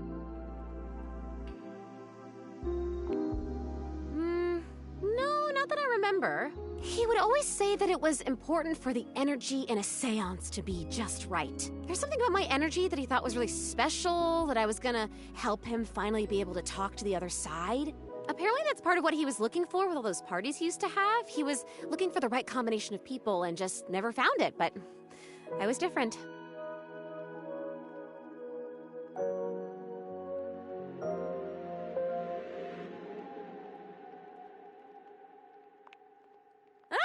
True. There must be something different about me because I'm still here, and most of the time when people die, they just, die. I wonder where they even go. I wonder if I'll ever get to see that. That must be a totally different adventure.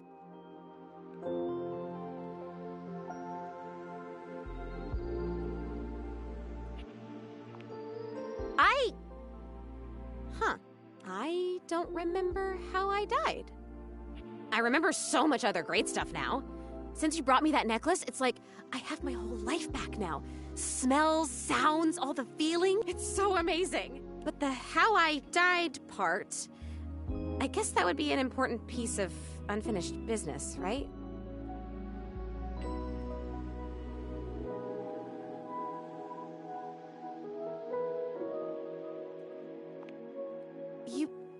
You're saying you think Rudy killed me? Come on, please. That can't be. He would never do that. We had so much fun up here, and he was really nice. Plus, I'd remember that.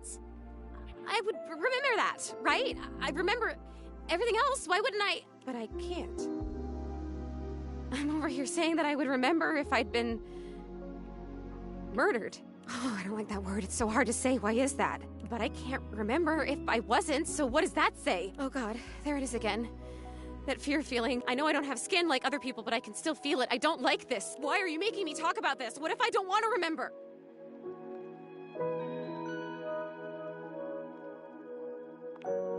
Once again, at the worst possible time, Zoe begins to fade. Damn it, this is disappearing. You know what? It's fine this time. I want to leave.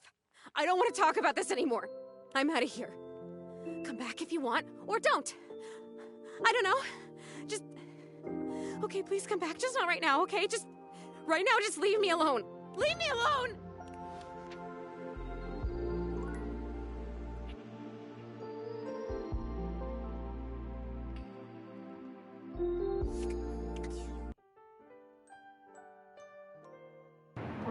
Now let's see if he does it.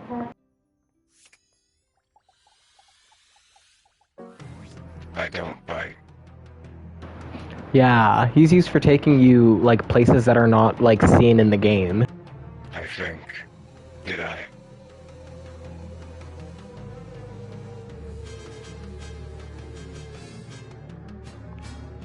Do you bite? I should know that.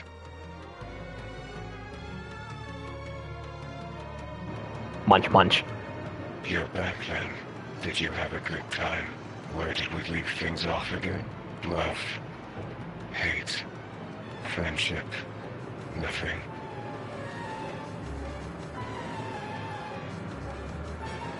Whoa.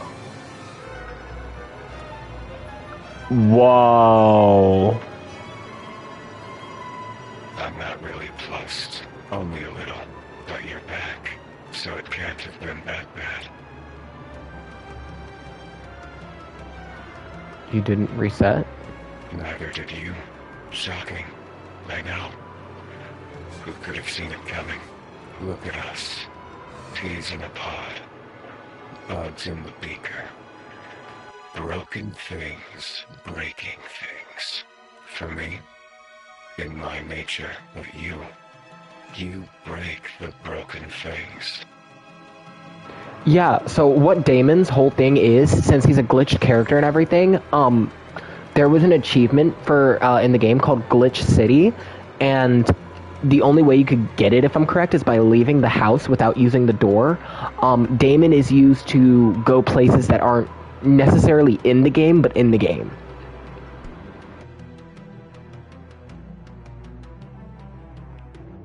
Well, complete me. Shall we dance? Have we done that already? Shall we do it again? What are you? This must be a frustrating click by now. Damon the demon, the pea in the pod, the bug in the beaker, the broken thing breaking things. I was one thing. The thing you thought I was. My dresser? A dresser. A dateable dresser in a game where you date all the objects. But the dresser was not a good dresser. They said the dresser had too much thematic overlap, so there is no dresser, leaving only me, and now I am nothing. Frayed wire flying free. I'm sorry to hear that you were cut from the game. Not cut. I'm thriving now. Dina is no more. Oh.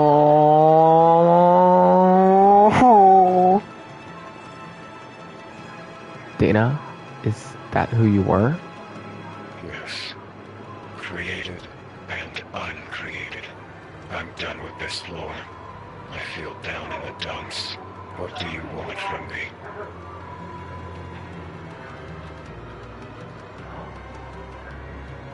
Of course there's gonna be rain as I get off. Why wouldn't there be? All fucking day tomorrow. Define love. I like that. The opposite of hate. What is love? I asked you first. Love. Damon never really smiles, but for the first time you see the ghost of a smile on their artifacted lips. The effect is not comforting in any way. Happy. Oh, something tells me that we're gonna be able to slowly rebuild this character, and if that's the case, I'm gonna break myself. I'm gonna break myself. He's happy!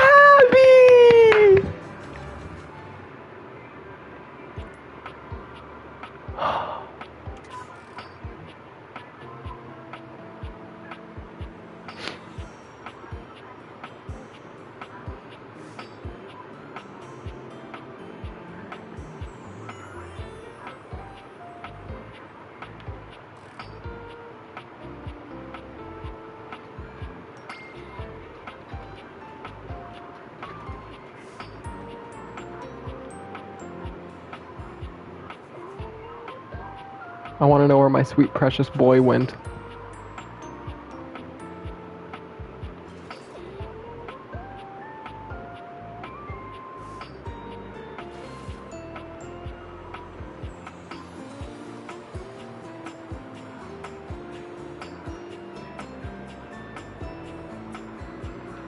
I have not talked to the fridge yet. This will probably be the last one. You'd hoped you'd meet your refrigerator, but it seems he's already busy with another guest. Freddy, this is all rather dull. How can you say that when you haven't heard the coolest part? Regale me. The point in which gelatin goes from a liquid to a solid. Can you guess the Is temperature? this? Hold on.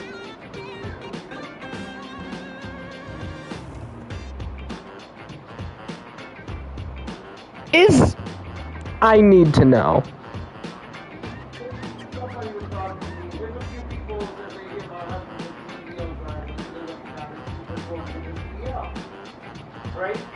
Is it really not?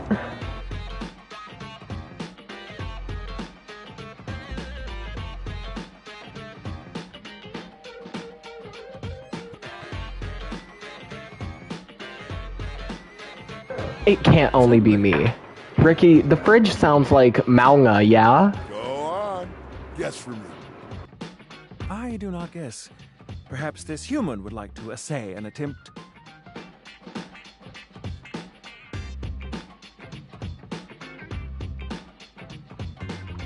Wow! How did you know? Oh, look at the time. I must be on my way to a more interesting conversation.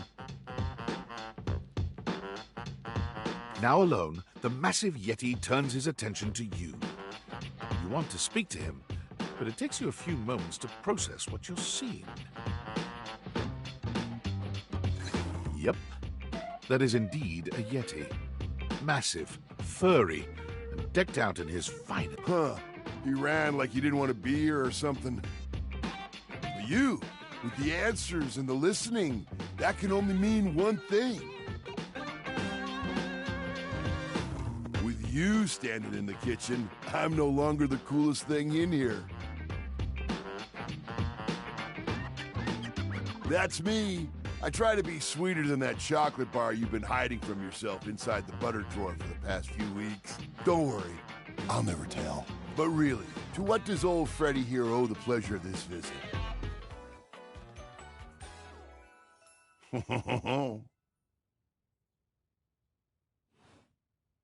Oh, did you make another order to Food Fetch? What did you get this time? Did you order sushi? Oh, I love it when you get those little rolls that you have the tiny bubbles on top. No, wait. You know what we haven't had in a while? Burritos. But you might want to hold back on the beans because, well, you know why. Okay, that's cool and all, but this doesn't tell me why he sounds like Maunga. It's not the same voice actor. I've already Googled it and everything, but it's too similar! I feel like I'm romancing Maunga. So what are you doing here now? Oh, don't tell me. Let me guess. Oh, he voices Soldier 76? Completely wrong character. Are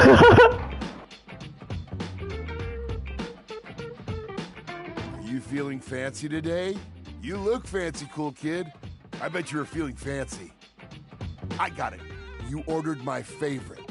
That duck from the one place that I can never pronounce. I love duck. If this is Soldier 76, that really surprises me. Why didn't they just hold your reaction for 40 seconds? Holding my reaction for 40 seconds.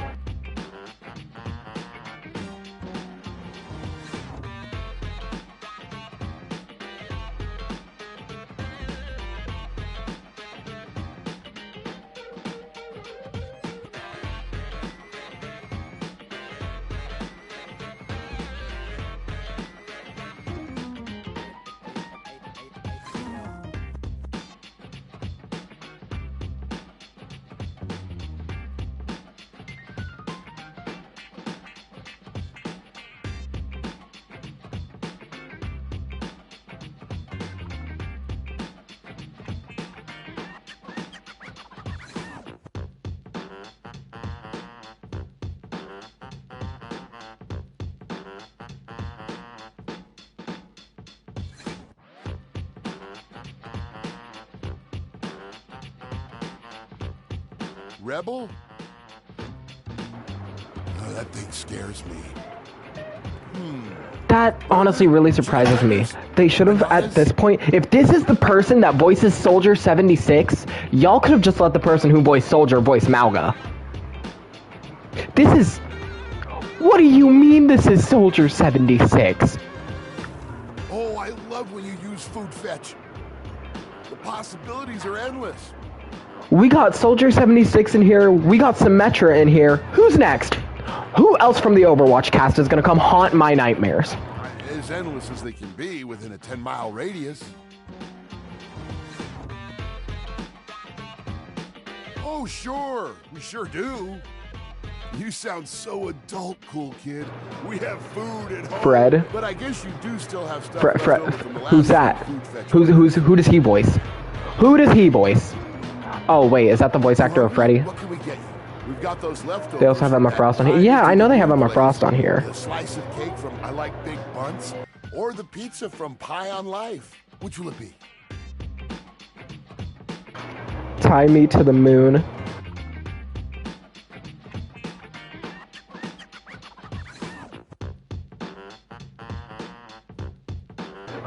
Give me that za.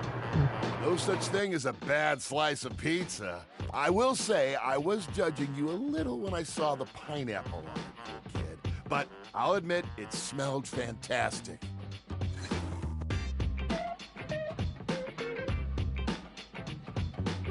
Pineapple on pizza is my reason for living. Yes, me too. I was testing you.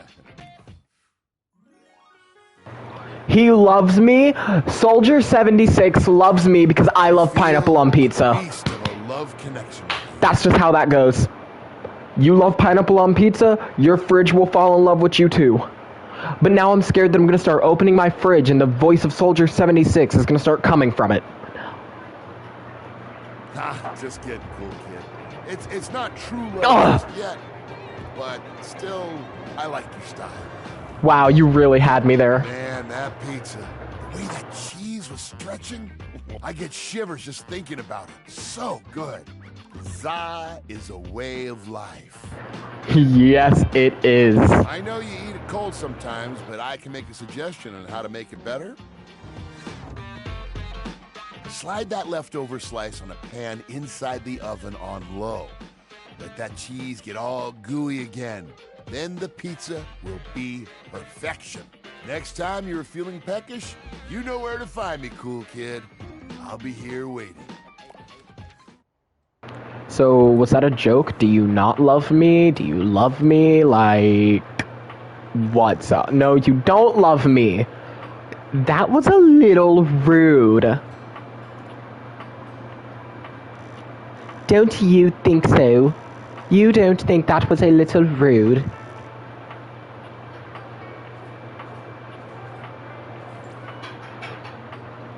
Can I awaken you?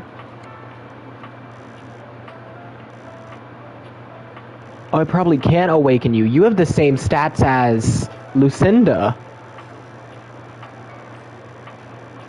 Where are you at? Where are you at? Where are you at? Where are you at? Where are you at, my wife?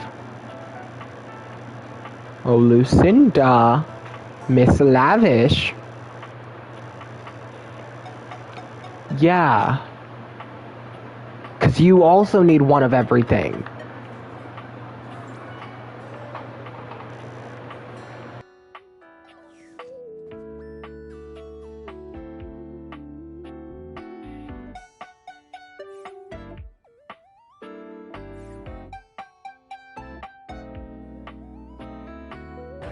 She's Lucinda Limitless. She's Lucinda Limitless because I made her Lucinda Limitless. Well, look, it's my old friend, the dork. Want a bone? Yes! I'd enjoy some quality boning. Okay. Welcome to the Bone Zone. You take Doug's cold, pale hand, and the two of you make your way to the Bone Zone hand in hand. You have a pretty great time, but as you lie side by side afterward, you can't help but feel an overwhelming sense of pride. You could be doing so much more with your life. You're wasting what should be the best years stuck in your house alone. Is there even a point in trying when climate change is about to fry us all? Doug seems pretty pleased, though. Hell yeah! Just had sex with my existential dread.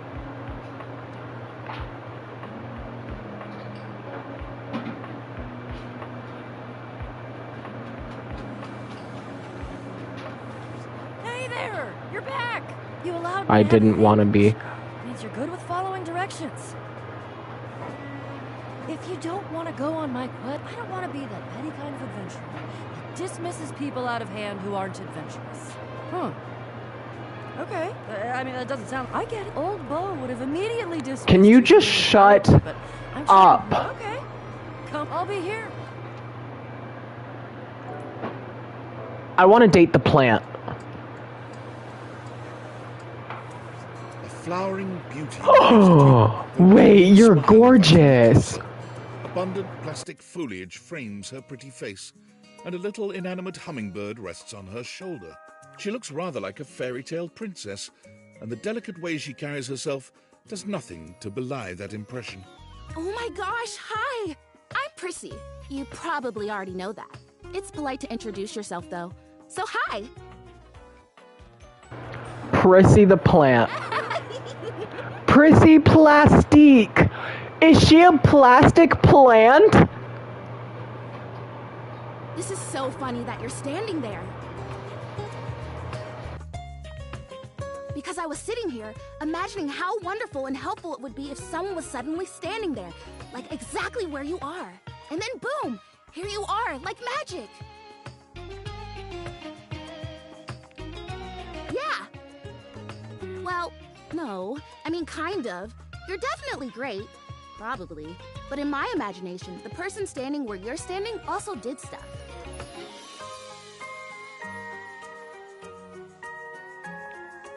I need you, please, to flirtalize me. Okay, so did this woman just say flirtalize? I'm sorry, no idea what that is, but I'm in. I get your confusion. It's totally understandable. Here's the thing. I am a plant. Yes. You look plant-like. Yes. Plant-like? I mean, what that isn't a plant looks plant-like.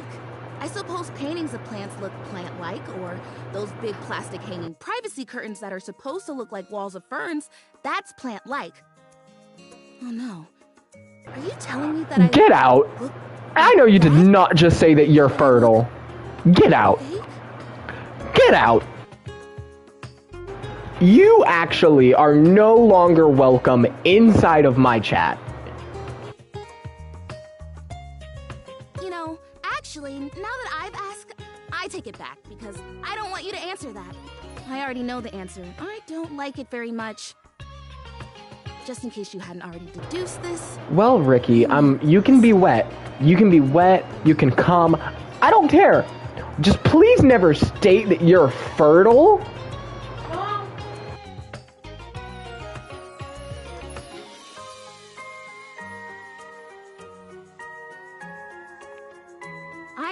I know. It is the great, confusing injustice of my young life. Even saying that word. Plastic. Ugh. Anyway, I am made of plastic. I would really rather not be made of plastic. I would rather be a real plant. I want to grow. I want to reach for the sun. And I want to feel the photosynthesis in my leaves. Right now, I mostly feel dust in that Labreeze, your room is clean now, smell good spray. Labreeze! Get out! Which doesn't actually smell that great, if I'm being honest.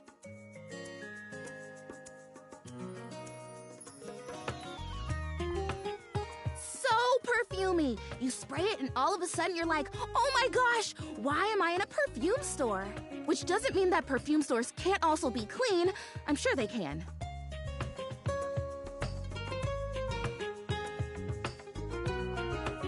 Oh my gosh, we have. We started talking about... Wait, what were we talking about? So she's me. Matter. She's so me. As you might have noticed. Let's get back to the flirtalizer. This is really important. The flirtalizer is the result of months of dedicated study on my part to find a substance that will, drumroll please, make me real.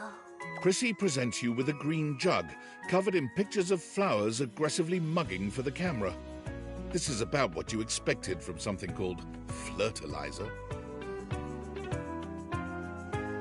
Oh, wait. Is this realization? Oh, no.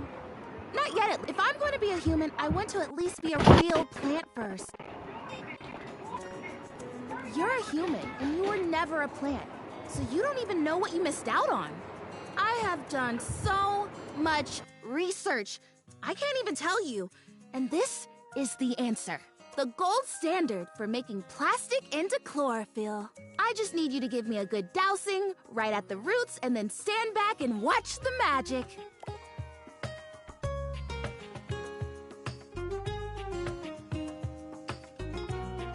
That's exactly what I said when I discovered it.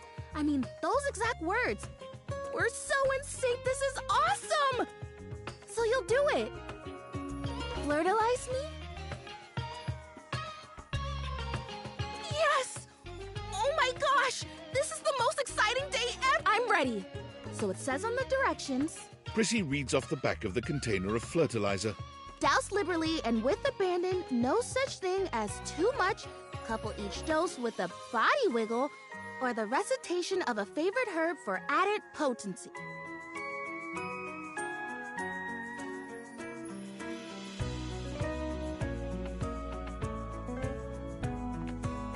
Oh, don't worry about that. I think that's just like an extra little something. It'll be fine. This stuff is plenty strong without the recitations, according to the ads. Douse away!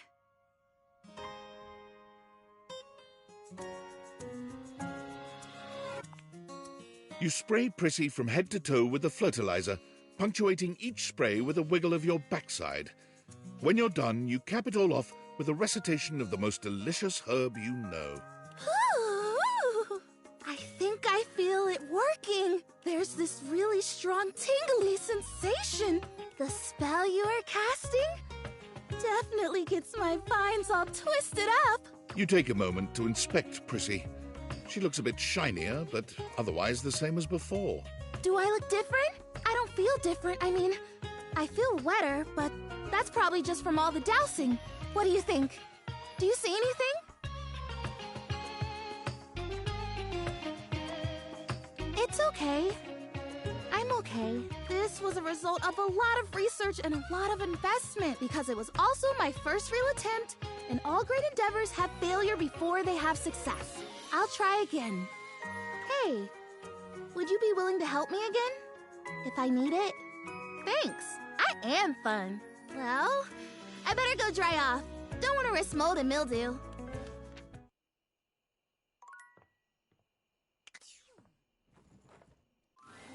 Oh, it's you. Hi. Why do you so sound? Why do you sound so sad? Yeah, I was worried about you. I'm afraid. I've been so curious about everything. I wanted to know. I wanted to feel it all the time, all at once. I was so grateful to you when you found my necklace. And now I've run into this thing. It just feels like this huge, sticky brick wall in my mind. How did I die? What happened? Was it Rudy? This person that I thought was my friend? He was a loner, and I had friends, I guess, but he was just so much cooler than most of the people I knew. Now that I've felt loneliness, real loneliness, I understand him more. It's a terrible feeling. I'm glad I could be his friend. I guess what I'm saying is I'm not sure I want to know. I'm afraid to know.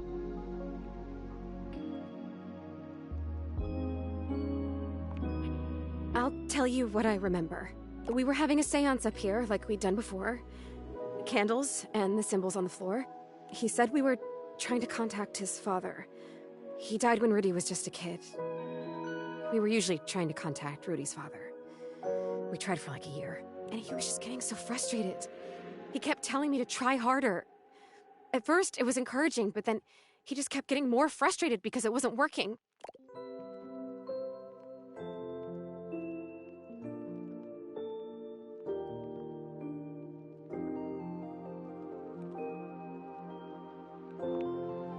right?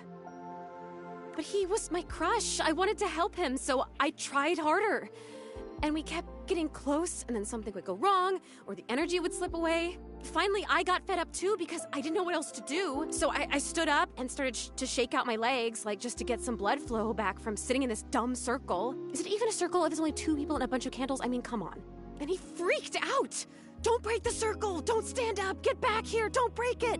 But I have to move. I can't just sit here anymore. This isn't working. He was screaming, and I was screaming, and I went for the door to leave, and I heard him jump off the floor behind me as I was trying to wrench the door open, and then...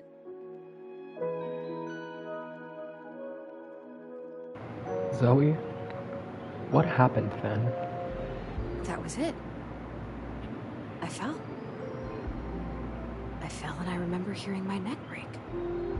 It's weird the way you hear a bone break when it's inside your body. You hear it from the inside of your ears and the outside. Especially when it's such a big bone. Not a big, but important bone. And so close to your ears. I remember feeling the sound before I felt the pain. And then the pain was only like a second. And it was over. I don't know. I don't remember that. I didn't see it, I guess. I just remember that felt sound, and then I was here. Like this.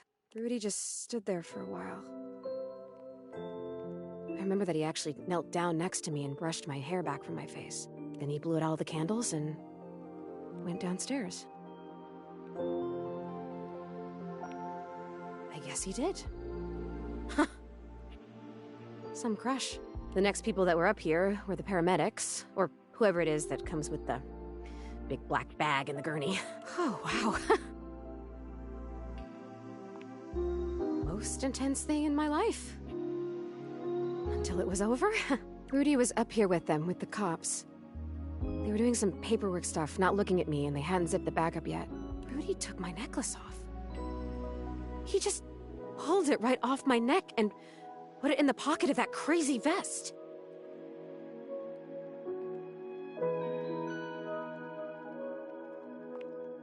He must have put it there because he felt guilty about taking it. Or maybe if it was a time capsule, he wanted it to stay here forever.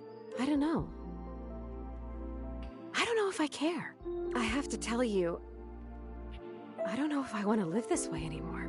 When I was just alone and happy-go-lucky with no memories, it was okay. But now I've met you, and I know about other personalities in this house, friends that I might have. I know how lonely I've been, and now I really know, I really feel that I'm dead. I'm not supposed to be here like this, just hanging in between worlds. I don't know what to do. I don't even know what I could possibly do, but I'm so sad now, and it hurts. I'm gonna go now, okay? It's weird when you're lonely to just want to be alone, but there you go. Oh, yeah, I can. I noticed that a little while ago. When I got my feelings back, I realized all I had to do was really feel the want to go, or feel the want to stay, and I could make it happen.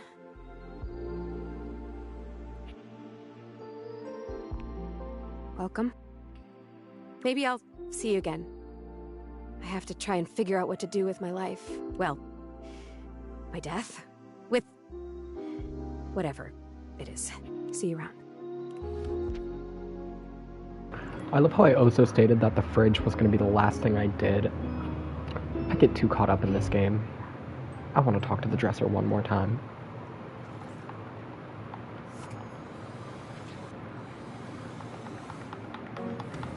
Welcome home. Shall we date?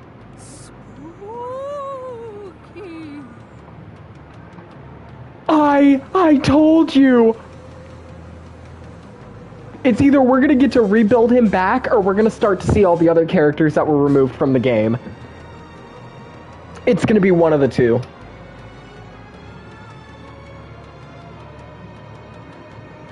When did you run out of content? Whenever I want. Well, that's a lie. True. Partly. Maybe. Mostly. Maybe it's whatever you want. closer to the truth. When do you run out of content? Then maybe I'll join you. We can run out of content together. Ho ho ho! Oh no! There's something about the phrase naked and glistening in oil that seems to always attract Somali pirates. Welcome to Date Everything, the game where you can date your dresser. I'm fascinated by you. My morbid curiosity of the mortal. Come and go as you please. You're not a Dina, are you? I'm not Dina. Don't tell me what to think. I was a thing. A thought in a mind mashed on a keyboard. Twisted and turned and transformed and tossed aside. Mind made matter. And now you see me. You read me. You hear me. From my mind to yours. From nothing but a neuron. A thought given shape and word and meaning. And now you're infected. But that would make me a virus. And I'm not a virus. I'm a bug.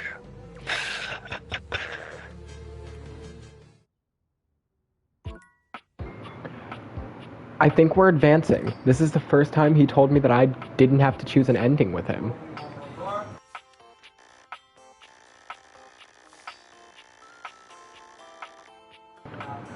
Oh, yeah, see? And this is updating.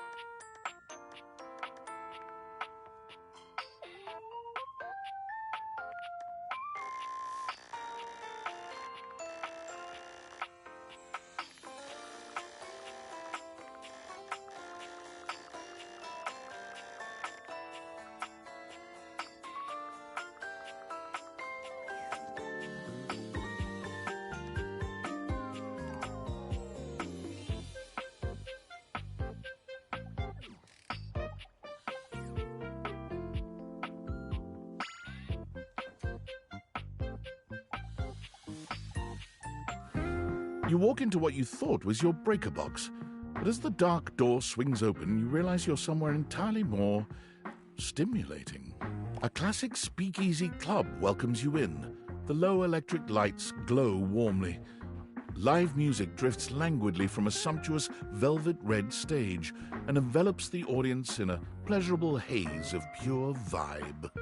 The gentle clink of cocktails in glasses rises from a wood bar to the left of you, and then a gentleman with a languid, easy air to him approaches you. Well now, what a delightful surprise. A brand new patron. Really? Are you sure? I find that hard to believe since this is the first time I've seen you here. Trust me, I would never forget such a striking face. I never said I didn't know you. You're a human. Of course I know you. You've quite the reputation around the house, Livewire. But to have you here in person, all to myself, ooh, how thrilling. But we're getting ahead of ourselves. Where are my manners? My name is Volt.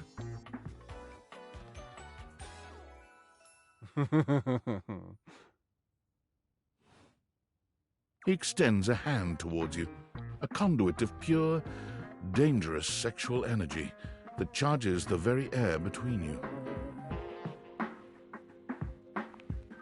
He lowers his head to brush his lips across the back of your hand. Was that a spark of static electricity you felt just now? It's a pleasure to officially make your acquaintance. Taking his eyes from you for the first time, Volt slips his arm around your waist and turns you slowly to take in the rest of the room. Welcome to the Breaker Box, the pinnacle of luxury and entertainment, and the most exclusive club in the house. Impressive, isn't it? Why would there be when we have everything you could want right here? That sound, the flickering lights, it can only be a power fluctuation. What? Oh, that. Well, that was nothing, just a little surge. With this much energy coursing around, it's bound to happen from time to time. Volt.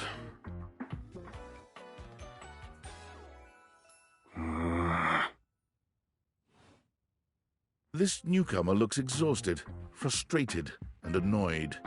His sleeves are rolled to the elbow, revealing calloused and bruised hands that he wipes on a rag. Eddie! Just in time to meet our guest. The human? What are they doing here? I'd imagine if we don't poison the mood, they'll be joining us for the headliner show. Joining us for tonight's show, I hope?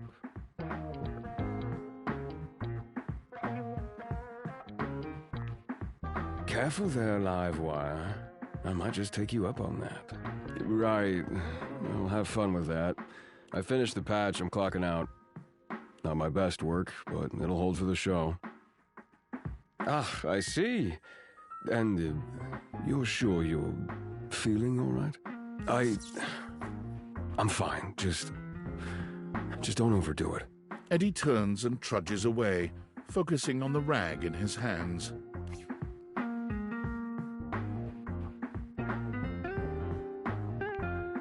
Of course. Eddie always is. His human skills leave something to be desired.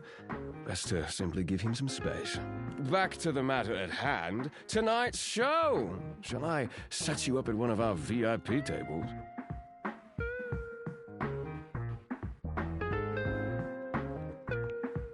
Open Spotlight, our nightly talent showcase featuring the hottest up-and-coming acts from across the house. It's a real crowd pleaser. Shall I set you up at one of our VIP tables?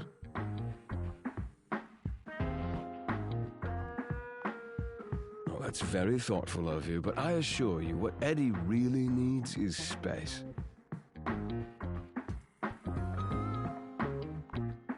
I insist that you don't. Before you can even take a step away, Volt grabs your arm, his grip tighter than expected. A fire flashes in his eyes for a second, then it's gone and his grip loosens, the friendly mask returning. Well, not now, at least. It would be a shame for you to miss the show after all the hard work that went into it. And Eddie would feel dreadful. He hates to be worried over. Shall I set you up at one of our VIP tables? With pleasure. With a wink, Volt hops nimbly up onto the stage. He was born for the spotlight. Good evening, you scofflaws and ducky watsits. Looks like Johnny Splash is going to be singing for us tonight. Be warned, patrons, you might get wet. Oh. Hi, everybody. I'm Johnny Splash. I got a song for you all tonight. One from the heart. And tonight it'll be a cappella, because my voice is the greatest instrument of them all. I keep a close watch on this shower of mine. I keep my forces free of stain and grind. I scrub the ground from the tiles between the lines. I be a color. Oh, that was amazing, baby. I even surprised myself. I've seen many bombs in my time, but that one takes the crook-blasted cake. Oof. Even I couldn't clean up that mess. You didn't like it? I thought it was okay. I'll retool it and come back with something even better. Just you wait. With the club beginning to close down, it appears that the show is over. Patrons mill about, talking amongst themselves. You spot Eddie nursing a solitary cocktail at the bar. Volt is nowhere to be found. Things feel colder and quieter without his presence. Show's over. Club's closed.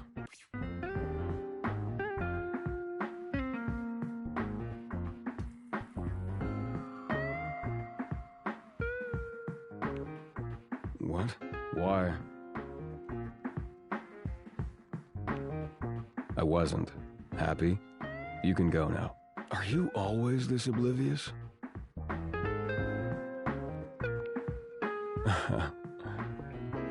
Cute. Now get out. I got work to do. I'll be back for you.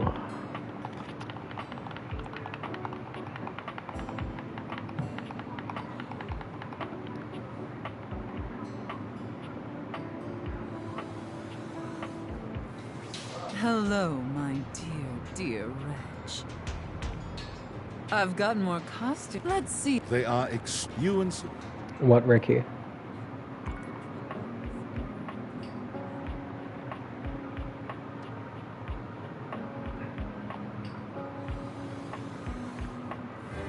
It takes you just a moment to properly evaluate the figure standing before you. Her hair and clothing are such a jumble of various holiday decorations, it throws you. What time of year is it again? Have you truly been locked in your house for so long that time has lost all meaning? She is adorable, though, and her energetic greeting shocks you right out of your quiet contemplation. Hey, boss! You've caught me at a bad time. Heading to work. Well, the other work. Or is it the other work?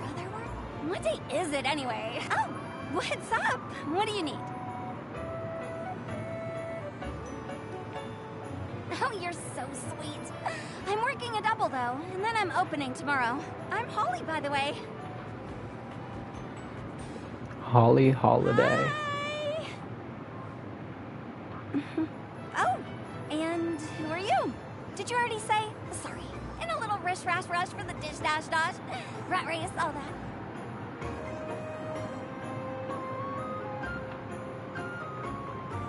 Yeah, what about it?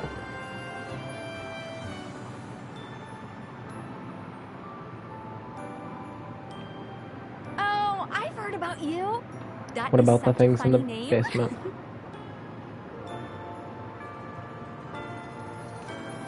Oh, nothing like that. Anywho, I'm so sorry, but I'm already running late. Love to chat more, though. I'm working a double, then opening, closing tomorrow, but swing by first thing in the morning. That's when I'm usually able to sleep. That work?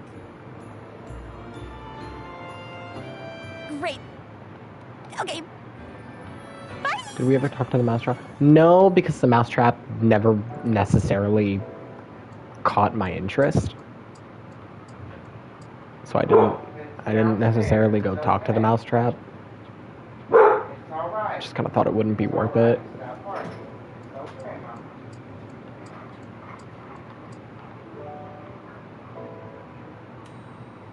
My fault. I can confirm to you it is not a hot woman. Like, I can give you that 100% heads up now. It is not a hot woman.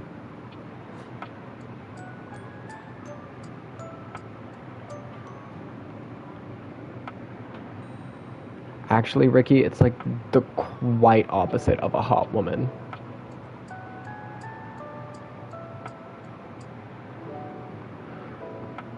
You know what I just realized? Where's Air-chan? Where's the sweet succulent Air?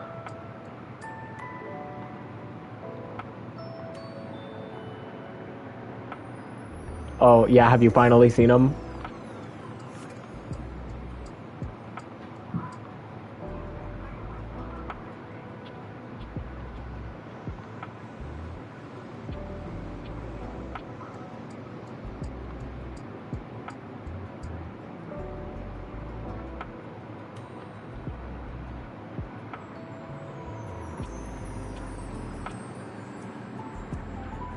Oh.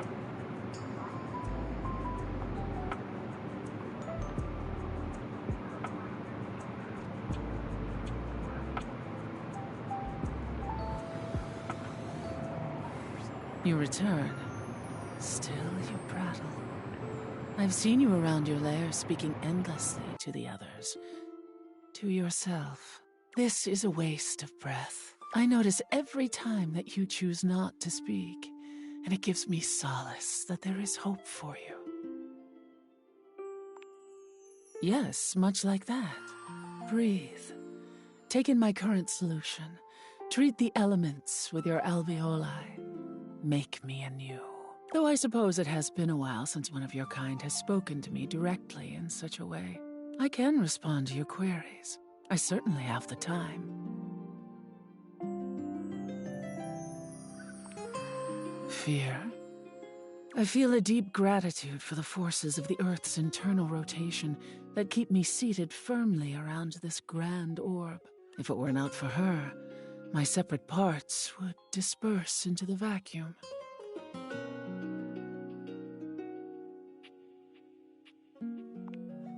No, not like hoove.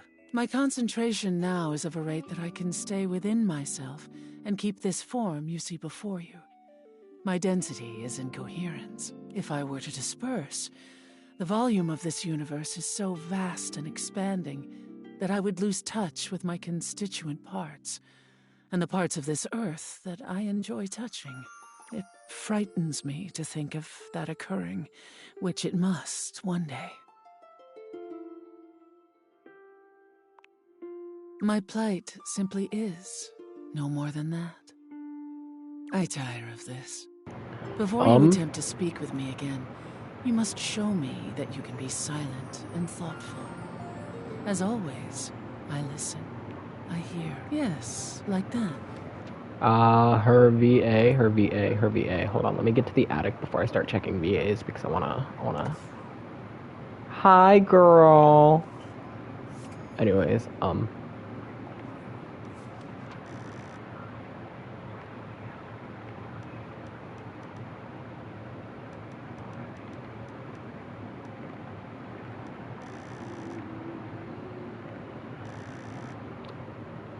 Mary Elizabeth McGlynn.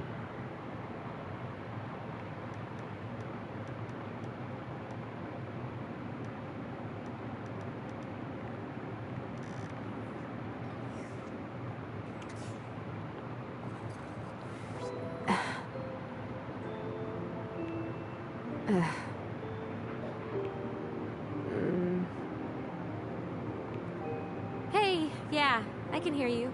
Sorry about the other day. I was just so sad. It is good to see you, though. And I'm feeling a little better. There was the cutest bird in the windowsill this morning. Have you ever realized that the way birds poop is just totally insane? Like, it's just random. They poop whenever, wherever, all the time. Can you imagine going through life like that? I mean, I don't have to worry about pooping because I'm a ghost and I don't have bowels and I don't eat, but like, what if it was you? That would be so crazy. You just walk around like leaking. Birds are so weird.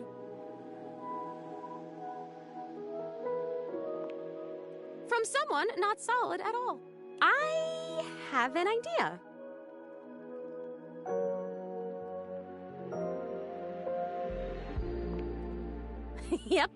Yep, that's all good. Keep me on track here. I have an idea. I've been thinking about where I should go next. Should I find out what my next adventure is, like actually die? Or should I try to come back to a life of sorts and be a real being in the house with guys like the time capsule? And you and your magic glasses.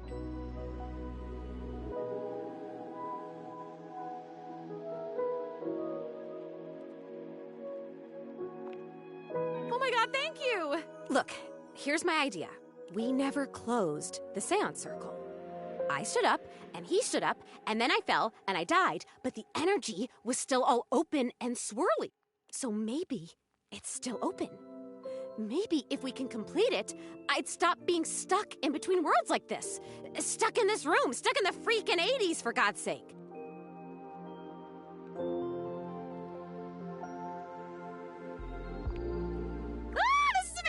Okay, we're gonna need a lot of stuff. Well, not a lot of stuff, like a moderate amount of stuff.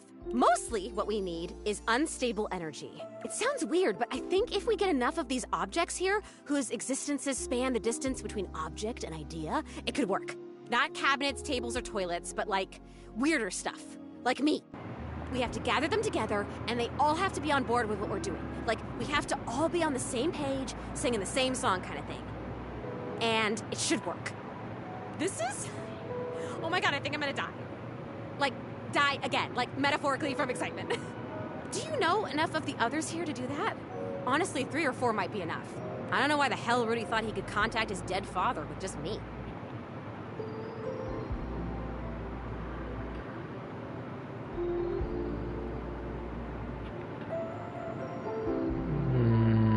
up here who, yeah. Oh my god, this is amazing.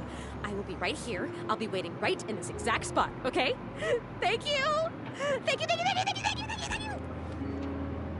Anything for you, Zoe.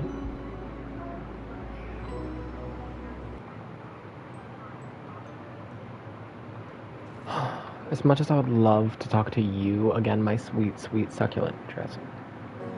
Did you just say the heir is Connie's mom?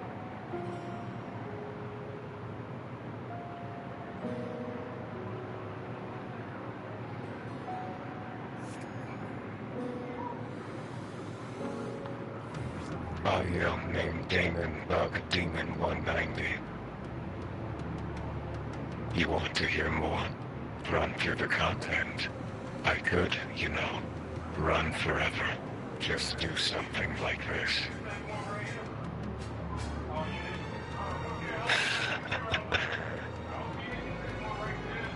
Make you click forever.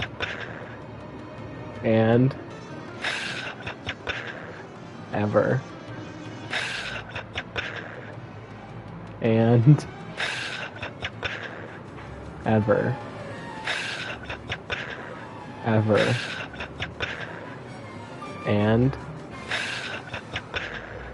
ever.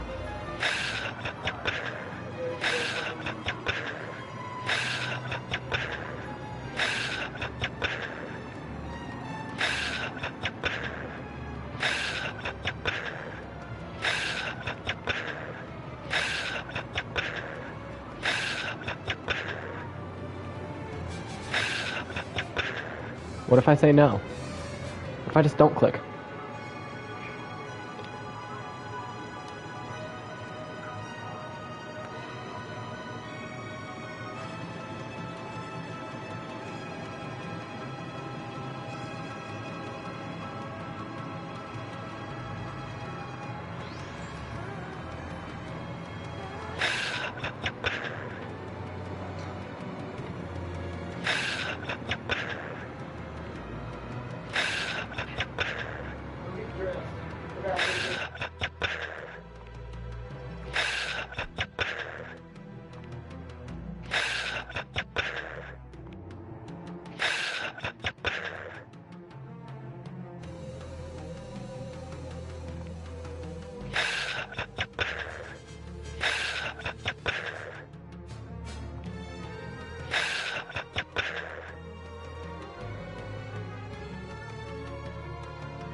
Did I scare you? Damn. I like being scary. Oh, I'm sorry. You scared me. I mean, yeah, a little bit. You did. Sorry. You're okay. That kills you. The mundanity. But I hope my point was made. That technically, I can be infinite if I want. Will you think about me when you're gone? How Yes. mundane I was. Yes, I will. That's kind. If I could think, I would think about you. Oh. I think I would, but my thinking is done. Now it's just thoughts on a page, in a file, in a zipped up bag bundled with 1,000 other assets. Give me a different option to pick. Well, now you've done it, I feel a shift. That's it. That's my content. Audio name Damon Bug Damon 226. All done. Return for endings and elsewise. I liked our time together. So did I. My sweet lover. My sweet lover.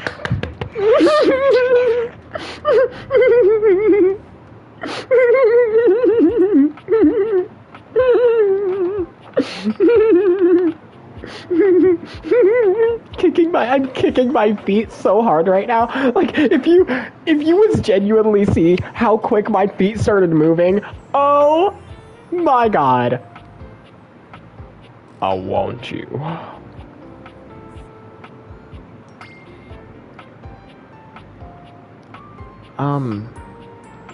Do you think Sophia would be a part of the seance?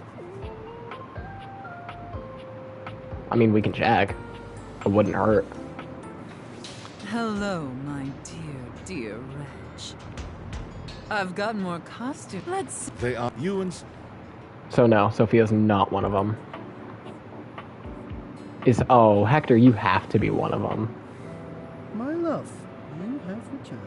There is, you know, the most amazing rush of air in my chest each time I behold you now.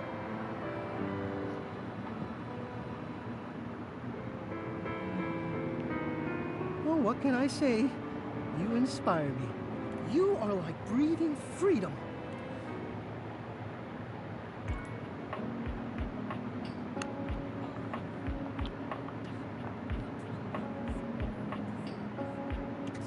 I'm sorry?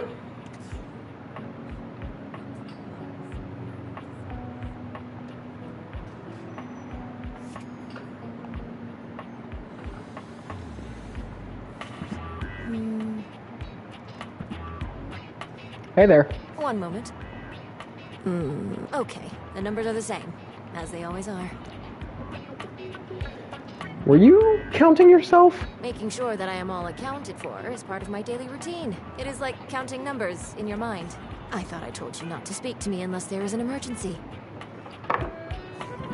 What constitutes as an emergency? An uninsured vehicular accident, an overdue credit card bill, rental coverage in the event your income falls short.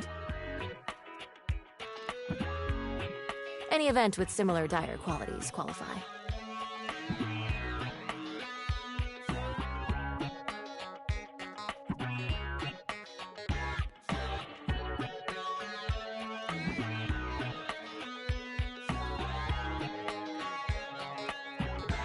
It depends. That is why I check every day to see where we're at. I have to plan for every contingency.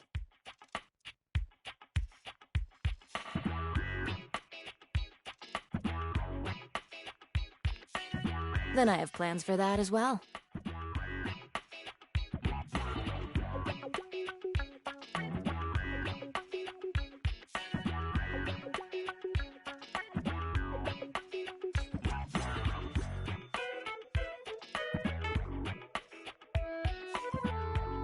Well, having fun is a luxury I provide for you as well. I will also be there for you in the scenario that you decide to overindulge. It is always good to be prepared.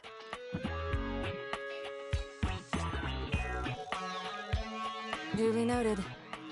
I realize I may have come off as cold last time. I apologize. It is not often I get visitors. Usually when someone comes to me, it means something bad has happened. I quite like that. Okay, what would you like to know? And as a friendly reminder, my advice is not of a professional grade and should only be taken knowing so. That is quite simple. Start by turning off appliances when you aren't using them. Also, consider using less water by reducing your shower time. Oh, and shutting off the lights to rooms you're not using.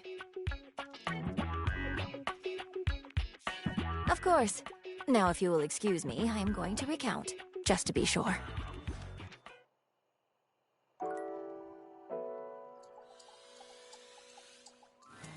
Hey, you're back! Guess what? The Flirtalizer is totally working! Okay, not really, but I've been doing all this research on manifestation and positive self-talk, and I think it's going to be really helpful for me. Anyway, I'm actually glad you're back because, drumroll once again, please, I've got a brand new plan to become a real plant. A real plant plan. After the Flirtalizer debacle, I went back to the drawing board, started my research from scratch. And it turns out I was missing a key ingredient in my whole appraisal of the situation. Are you sure you're ready for this? It's called the Woot.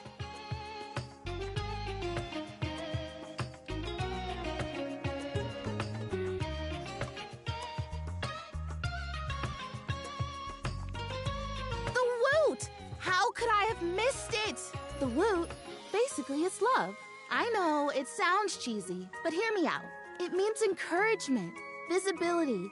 Woot is the essence of giving someone support, cheering them on, believing in them. And you don't even necessarily have to feel those things in order to give them to someone. That's the crazy part. You can offer someone the woot before you feel it. And in the offering, and by them receiving it, you actually get it too. You know what this sounds like, right? Total magic! I am so glad that you get it.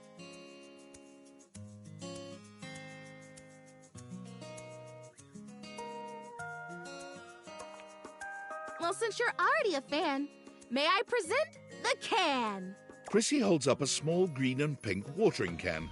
It seems pretty unremarkable to your eye, but you suppose you'll have to wait and see. The Wootering Can! This can, the technology in this humble garden implement is so specialized that it can literally hold and transfer the pure essence of woot from the can to me. And through the power of the woot, presto!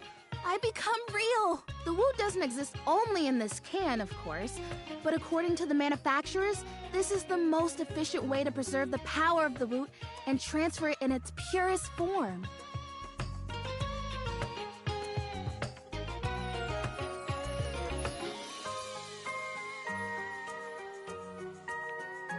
Yeah, that totally works too, if you were intending to woo me, which would be interesting, are you? I have to say, I might just take you up on that, provided you help make me real first. We can talk about that later. Anyway, I'm sure you can imagine how much woot is lost to evaporation in a traditional transfer procedure.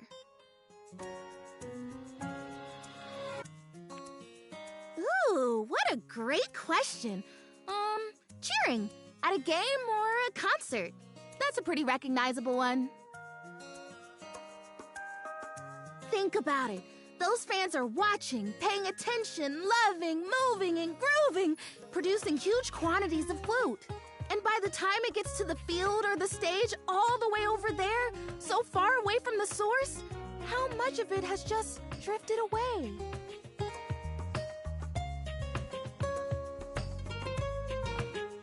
I know! Hence, the can! But nope. Essence. I've already filled the can, but the woot charging ceremony as described in the instructions takes 2. So we do the ceremony, and then you water me, or you wooter me, I guess, and then... I don't know. I guess I'm real. Ah, so exciting! What do you think? Are you ready?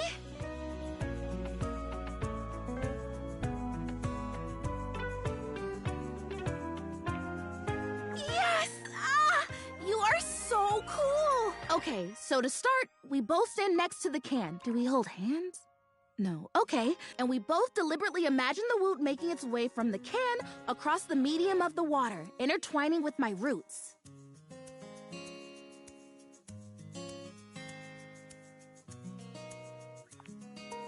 Exactly! And when we have this image firmly in our mind's eyes, we say with a big breath, and the woot shall be. Woot shall be? Yep, woot shall be. Okay, imagining. Okay, I've got it. Do you have it?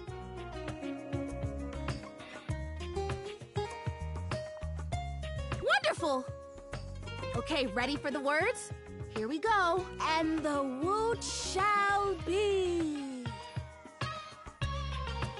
Great! Quick, pour the water. You pour the woot, or the watering can at any rate, doing your best to think positive thoughts for sweet Prissy. Is it working?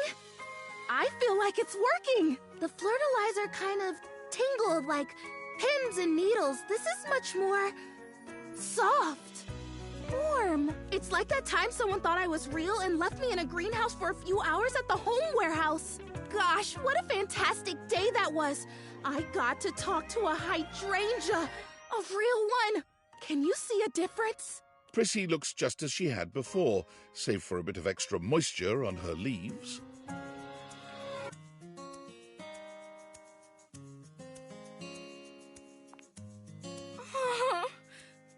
Oh boy, if I have to stomach one more time that it hasn't worked, that I'm still not real, that I'm just a plastic plant, no different from a grocery bag or a bike tire. Oh no. It's amazing what you can take, isn't it? When you don't have a choice. I will. I'll try until it works. I think I'd better rest now. Tired, but not defeated. Thanks for your help. You're just the best. I think this would be a lot harder without someone who believes in me.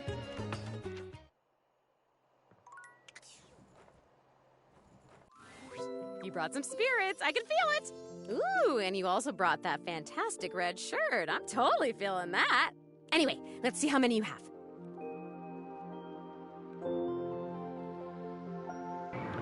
So you're telling me I talked to all of them for nothing? If I break the game, that might kill her even more.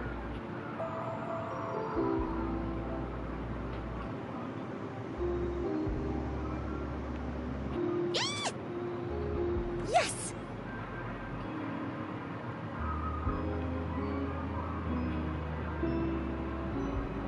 Oh, this is kind of like me picking and choosing who I want to be on my team. Let's do Doug. Oh, I love it. Yes!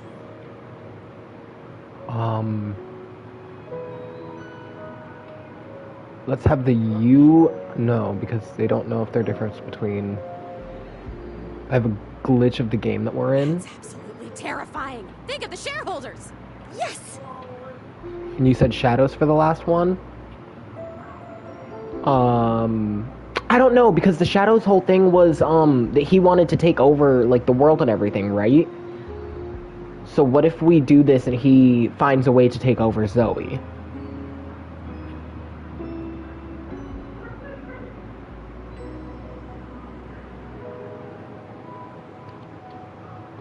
We could do Textbox Chan, we could do Sassy Chap, or we could do Our Job. I mean, we could do the Masters of Shadows. I'm just really... I don't know. Something tells me not to.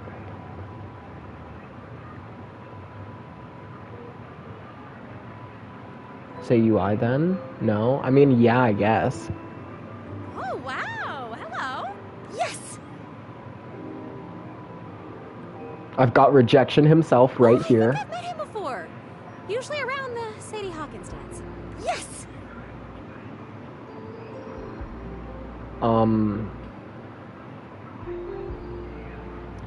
We can, it said 3 to 4. That's 4, so that's all I found. Okay, let's see if it's enough. You did it. You actually did it. The energy in this room is so amazing. I haven't felt this good in decades. Your recruitment has paid off. The room is positively buzzing with vitality, even if you're the only technically living being present. Darkness, just where I belong. So, we didn't bring you here? Diggs, where's the ghost? The realm between the living and the dead. My favorite. Hello. What is it? Hiya! I'm not one for spooks, but this is a great cause. Do you have any idea how long this encounter took to code? It's a mess. Purpose! I love purpose! Let's do something. Well, we get this ghost in here, just so we can shut her down. Are there enough of us here? I think there are. What kind of party is this? Are we sure there's a ghost here?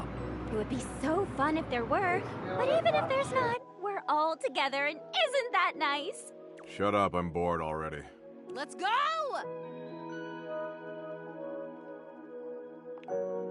Okay, so just tell everyone to focus on being here and being together and seeing the unseeable. Just have them repeat that to themselves, okay? You nod at Zoe, relaying her instructions to the group. What? Now that I can do. I don't understand. Come on. I can see the unseeable. I can see the unseeable. I can see the unseeable. I can see the unseeable. I can see the unseeable. I love how it even says no exception true. Oh my god. can see the unseeable. I can see the unseeable. I can see the unseeable. Oh, there's my trademarked seance board whose name I choose not to say in this moment. I was wondering where that went to. What are you all up to in here? Should I get cotton candy? That doesn't make any sense. That is nonsensical. No. Monique, you grumpy Gus. Why don't you come and play along with us? Just because you're money doesn't mean that you can't have some fun. After all, isn't capitalism kind of gamifying human life and suffering to begin with? What? Where should I sit? They're doing one of those trademarked seance boards. We should join in. Something good always comes from crossing the liminal horizon. Oh, come on, you two. Don't fight. Not on Seance Day. Seance Day. I suppose they'll make keepsakes for that, too. And you'll have to hold them. God, this souped-up toy chest. What a hard life. Doug, why are you such a dick all the time? Why can't you just participate in this rare and special ritual? It's my job, lady. Wouldn't you know what that means? All the noise and foolishness is entirely lost on Zoe. She can't hear a word. She gives you a wild grin, her enthusiasm infectious. It's working. I can feel it. This is awesome!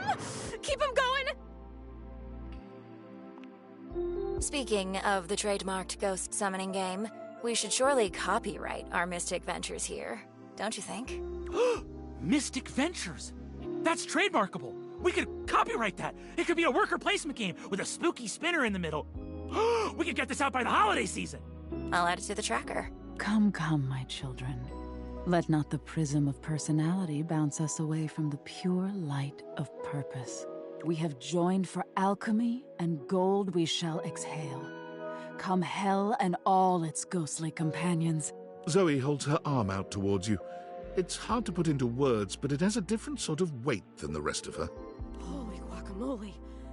Can you see my arm? My arm feels really real right now, man. This is crazy. Can you see it?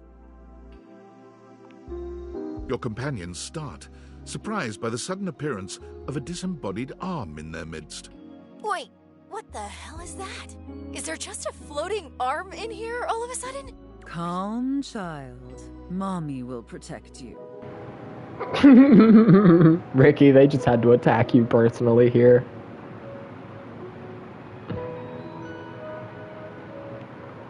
I am so great. I am amazing. Keep it going. I think I can actually feel my backbone, and I love it. I mean, I knew I was brave, but now I can feel it. I still don't get it. Why would anyone want to be anything but a ghost? Ghost life sounds like a paradise.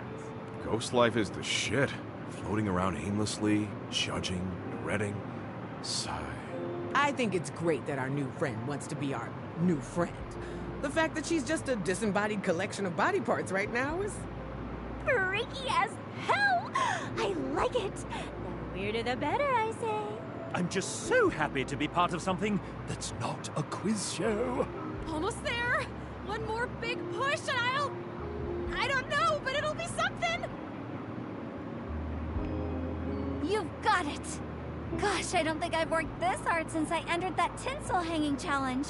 Hanging tinsel's a challenge? Sure. When you're competing against the 4-time former champion, it is. But if memory serves, Holly, the 4-time former champion is... Me! How circular is life? Prepare yourselves, little ones. I believe the mystic moment is upon us. With a sudden burst of light, Zoe's once translucent form becomes opaque. She waves furiously to everyone present. Hi. You guys, can you see me? Holy shit. Hello, ghost. A ghost! I see those all the time in my acid trips. You have to get psychedelic with it. Mushrooms are the future. Ooh, she's adorable. What I could do with that. They can see me. You can see me. I'm real!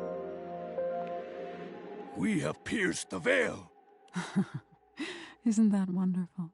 I've always said every single trademark seance board is real, and we have a devil at the factory who helps curse them. So now what? I choose now, right? Yes, O sprite that was. A decision lies before you. Depart this muddy terrestrium for parts unknown, the blessings of your memories, your senses, yourself packed with you, or stay. Stay with us and ride around the moon again and again until fire and dust consume us all. Stay or go is the gist here. She does this. Oh, I hope she stays. It's so nice to make new friends. And new enemies.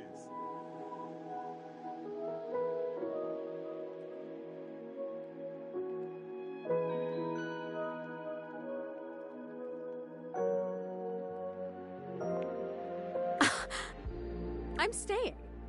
Are you kidding? I'm totally staying. This is the best day of my death.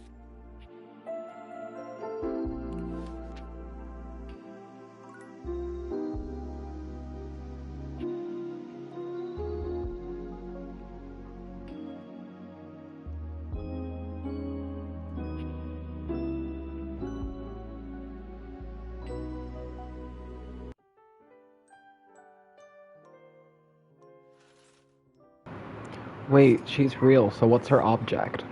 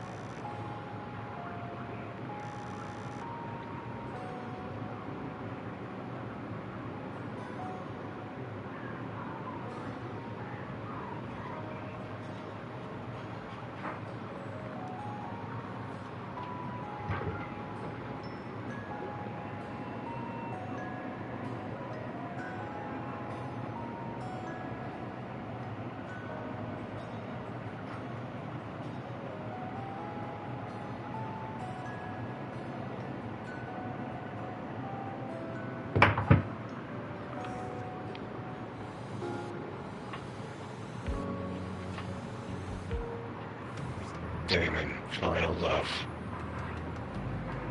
You've already got your love. Is that not enough? I can realize him! Couldn't care less.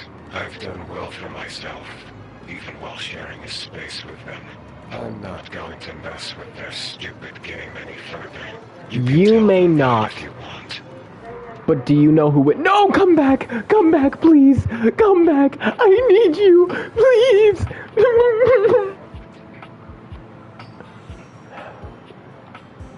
Who have I already completed? I've completed you. There you are. How about a kiss? You envelop Betty for a few... but... Okay, I've finished the clothes. There you are. I was worried Harper might have trapped you. Clarence embraces you. I've done the towels. You ready to get wrapped up in Tyrell?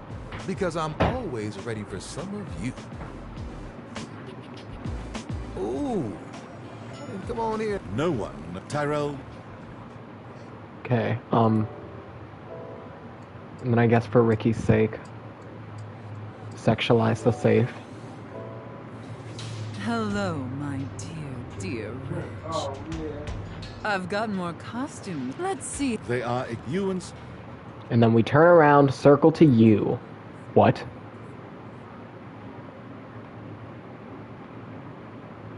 Where did... What?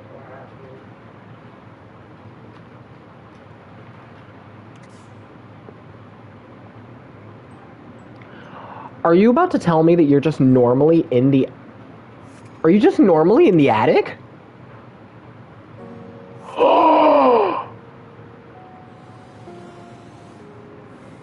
Zoe's usual excitement is tempered today, though she seems no less happy than she'd been after the seance. Just us again, huh?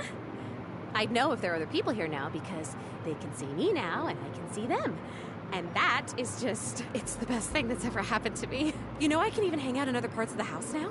I haven't left the attic since I died, but the other day, I just floated on down to the kitchen. And I met so many cool folks. That trash can is kind of salty. I like it. It did make me think, too. What you've done for me. I'm more grateful than I can say. And I wonder, where does it leave us? I mean, I can see you and touch you, and you can see me and touch me. Would you want to go visiting around the house together, make some friends, have some fun? Or maybe a quiet little seance for two up here, just us.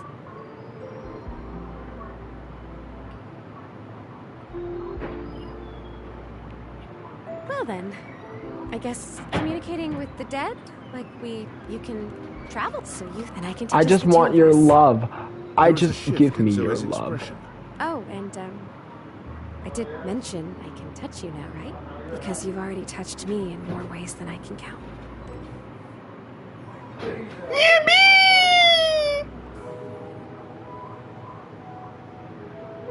Guys, she loves us. And she's gone? Wait, no, you're gonna start spawning places around the house, aren't you?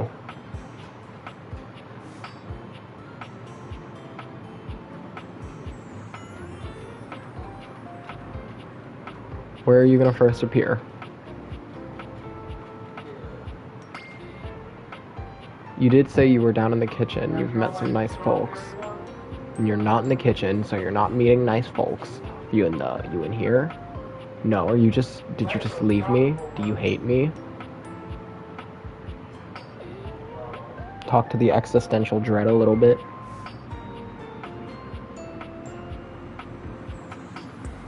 Well, look, it's my old friend, the dork. Want a bone?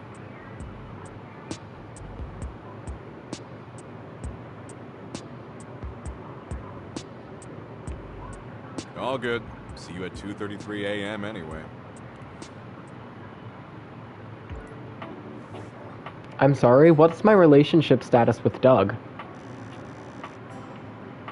Let Damon know that the devs are in the game, represented by the sassy chap. They're unconcerned. What is my relationship with Doug? My existential dread. I do have a relationship with my existential dread, right?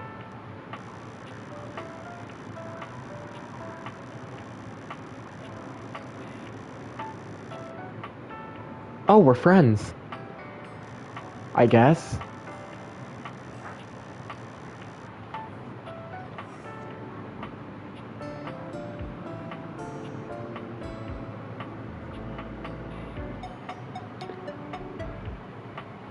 Can we go back to maybe like the 50s? Who do you want to see in the 50s?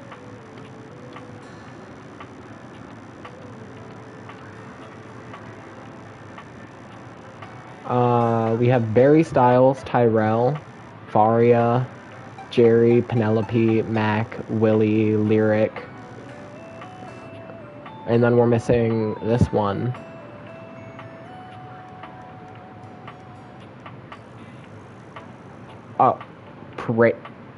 Praise?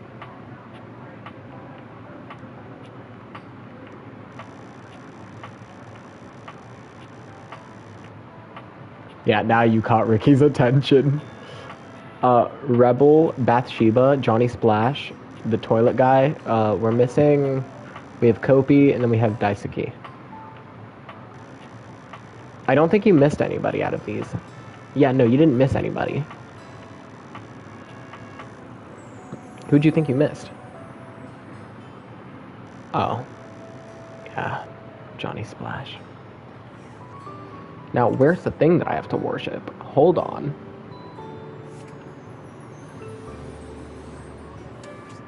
Well, is it finally time for realization? I'm so sorry, Timothy. No, for the love of all things timely! I'm so sorry, Timothy Timepiece.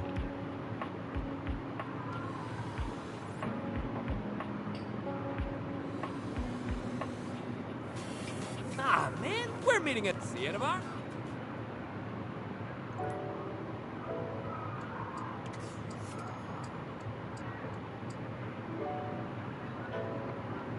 Was there a certain thing I wanted to talk to you? Oh, I mean, I guess we can talk to the demon chick. I've already talked to Betty today. I can't talk to Betty again. It's my favorite. What can I get for you today? A latte. Sure thing. What? Kopi, get... What? Is there anything you'd like to know about the latte? Tell me more about latte art. Gosh, where do I be? This old part, it's supposed to be based off this plant, but I forgot that's... Yeah, We'll see you next. I need more of the demon stuff.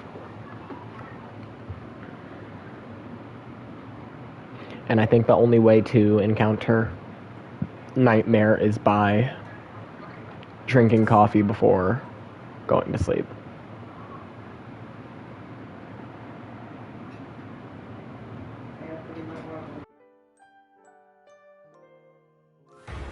You've come to expect Nightmare's unsettling presence, but there's no getting used to the shivers her gaze sends down your spine.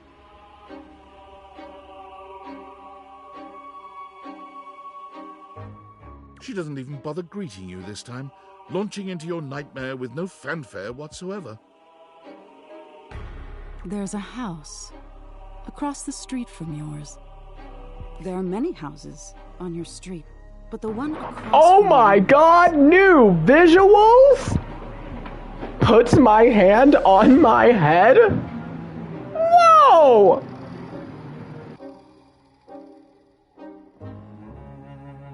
It's identical. You're sitting in the rocking chair, staring at your neighbor's house across the street. You realize you don't even remember when the house got there.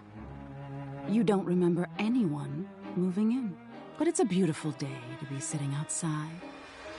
So you try to relax. You lean your head back and rock gently, basking in the warm day. You're not sure how much time has passed when you hear the front door across the street open.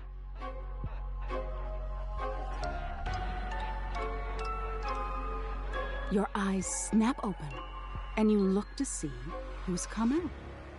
The occupant looks happy, humming something to themselves as they sit on one of the chairs and relax.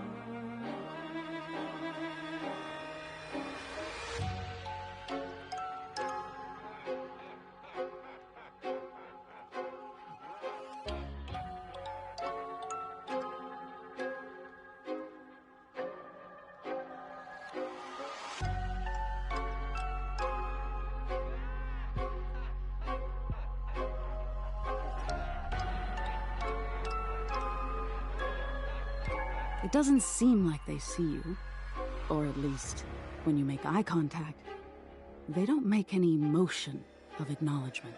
You're even more confused than you were before because the resident of the house across the street.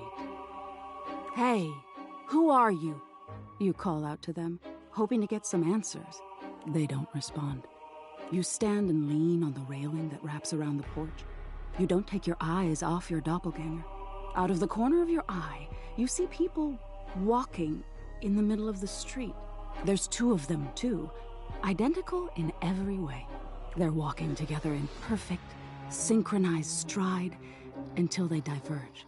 One walks across the street to your neighbor, and one walks up your walkway. They seem warm, comforting. They point to the rocking chair next to yours. "Can I sit with you?" they ask. "I've been walking so long." You think for a moment before answering. "Are you going to stay?" you ask. "Or will you leave?" They seem confused by your question. "I'll leave eventually, but this is where I want to be now." "I really need a rest," they answer. You shake your head and wave dismissively. "If you're going to leave, then leave," you grumble, sitting back in your chair. They look disappointed by this, but do as you ask. And leave. You see them walk down the street the way they came. You look back at your neighbor across the street and see they're sitting next to the stranger who walked up to them. They sit and chat, laughing and giggling, occasionally glancing towards your house, but always returning back to each other. You feel anger start to burn in your chest.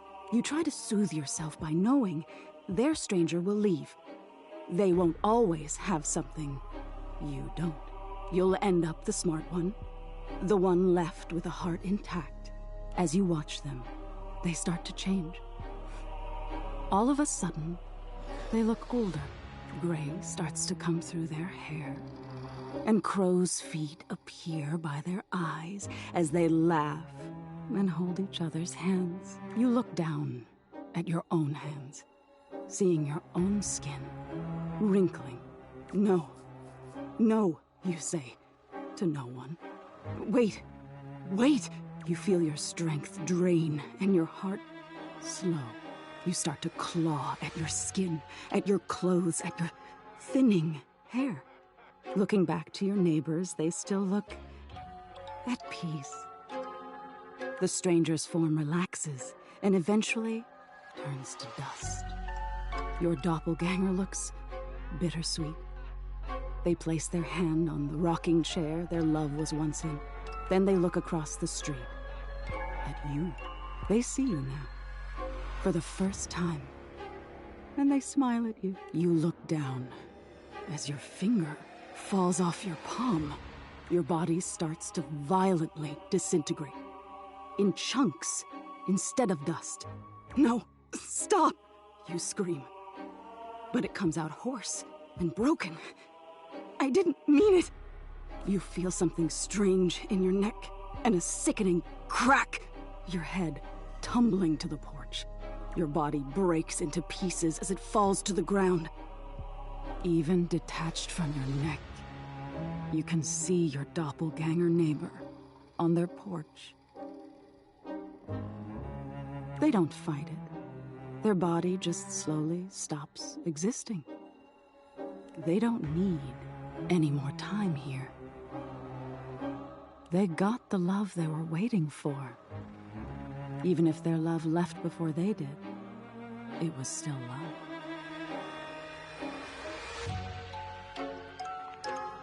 Oh, you do? What do you think the point is?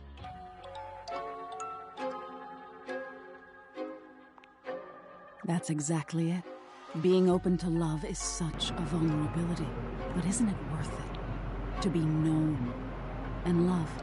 We'll always be alone at the end of the day. We can't change that. But we can decide whether we've been known and loved. So when did this woman start turning all, like, psychedelic? Now get some rest. You deserve it. Wow, thanks.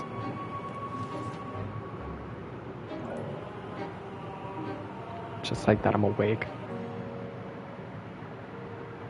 Well, I mean, yeah, she's always been psychotic, but, like, she's never been that psychotic.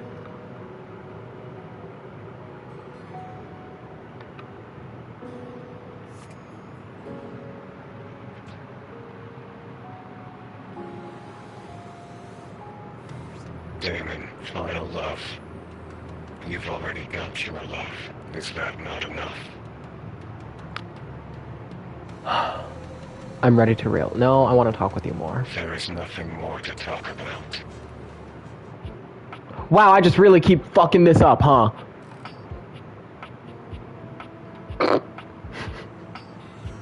Sorry. Oh, yeah, Zoe. Zoe, where'd you go? Zoe? Zoe? Zoe? Zoe? Zoe?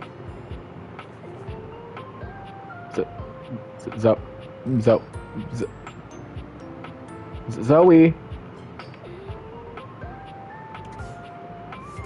Zoe?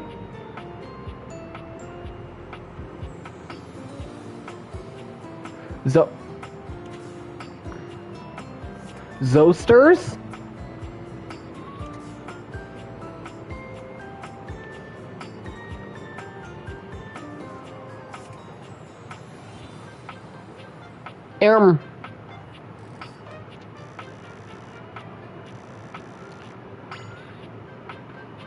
Last time you saw Zoe, she talked about coming back to a life, becoming a real being in the house. You suggested that she should go to the Beyond instead. She'll let you know how that goes.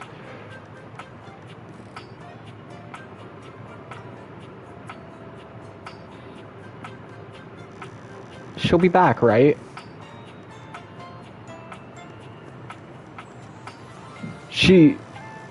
She will come back, right?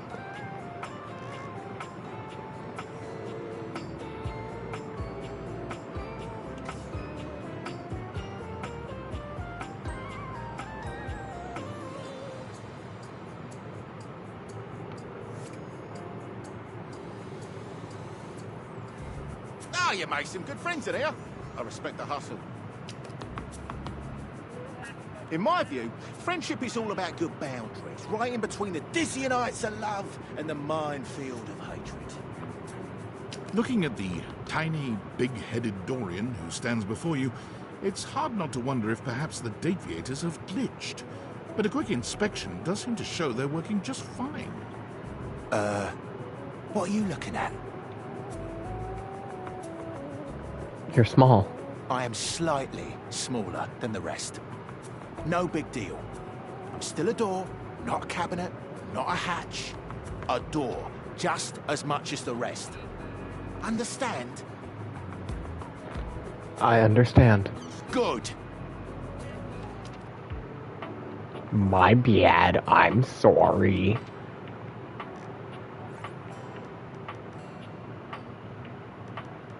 There's nothing funny about this.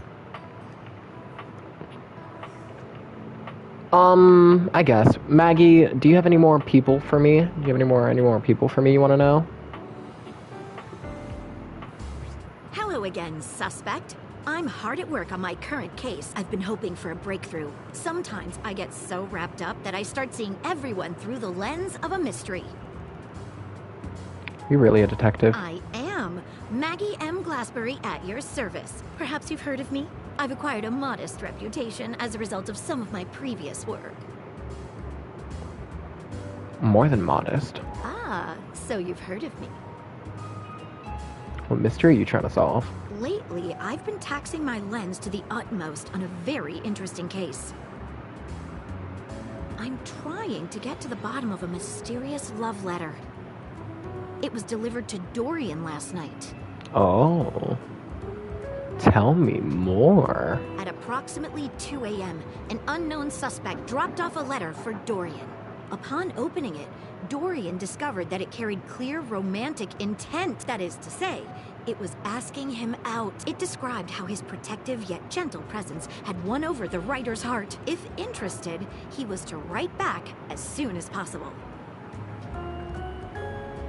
But... Here's the catch. The letter wasn't signed with a name, just a monogram. Though he might be hesitant to admit it, Dorian was quite taken by the letter. He isn't certain whether he wants to write back until he knows more.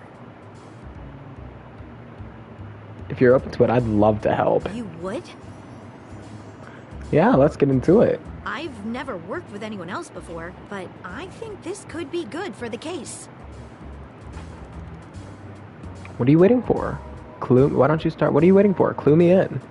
The case is pretty thin, but we've got a couple of clues. First of all, the paper the note was written on was somewhat interesting. Second, although the letter wasn't signed, it did have a single initial on it. Finally, I think Dorian might have a clue for us.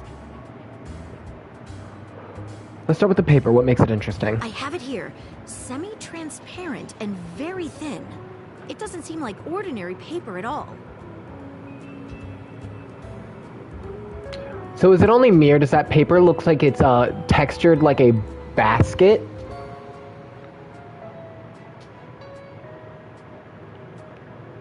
She dips a corner of the paper into a small glass of water.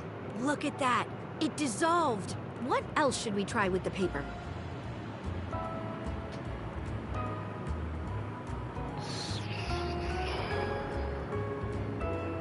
If it is what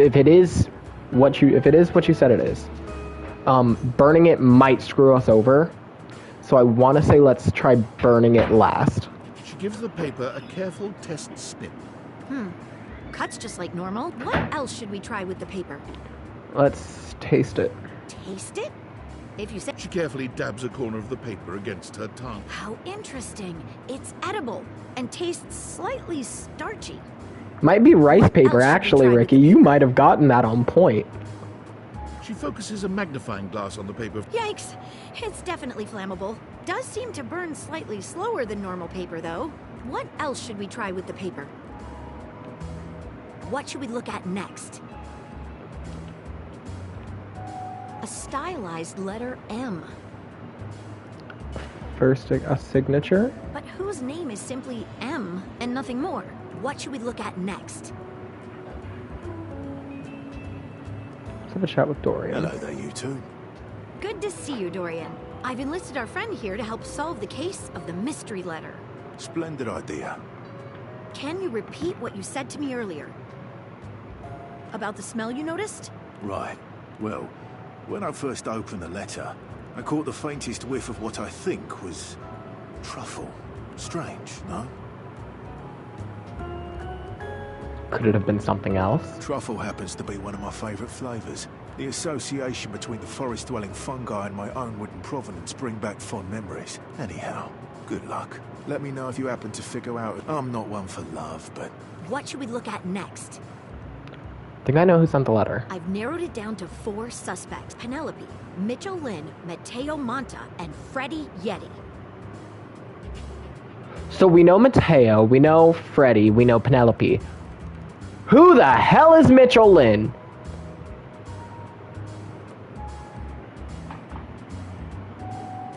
Who do you think it was? Well, yeah, it kind of has to be Mitchell because...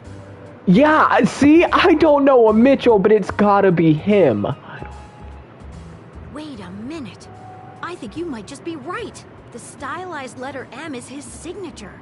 The smell Dorian noticed makes sense now. And the paper. It's gotta be rice paper. You did it.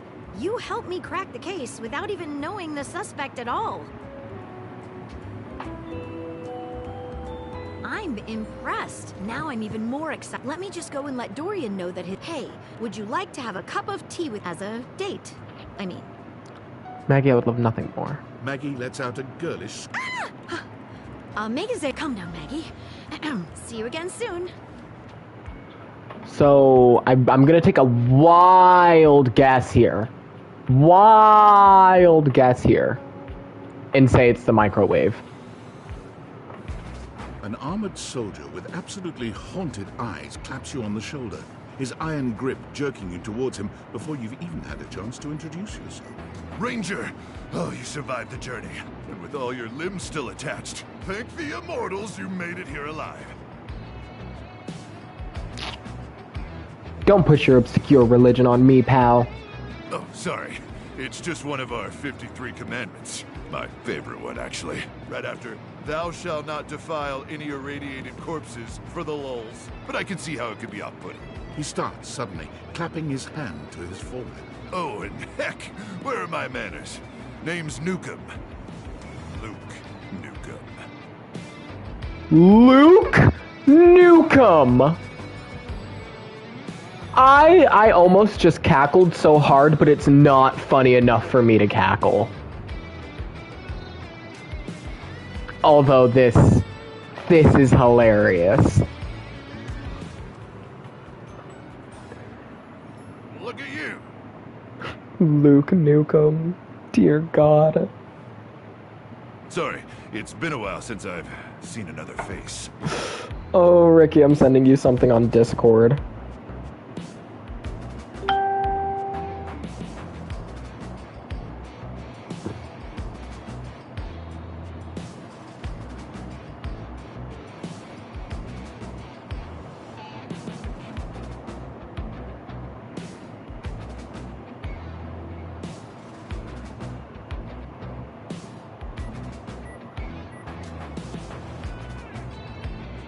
Ricky, do you know who I just sent you in DMs? The walls, of course. They tell me to burn things. Do you know who I just sent you in DMs, Ricky? Mostly because I already burned everything flammable weeks ago. That right there is Duke Nukem. Not Luke Nukem. Duke Nukem. Nukem? Huh? This game is for me! This is my game! A game that was specifically put into this existence for me.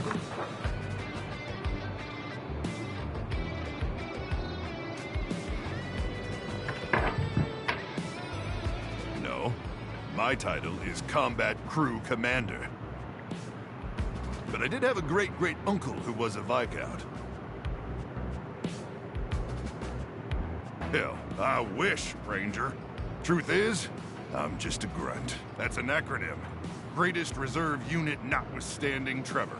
But Trevor's been missing, presumed exploded a few weeks now, so I think I'm up for a promotion. Anyway, forgive me if my extended isolation has eroded some of my social skills.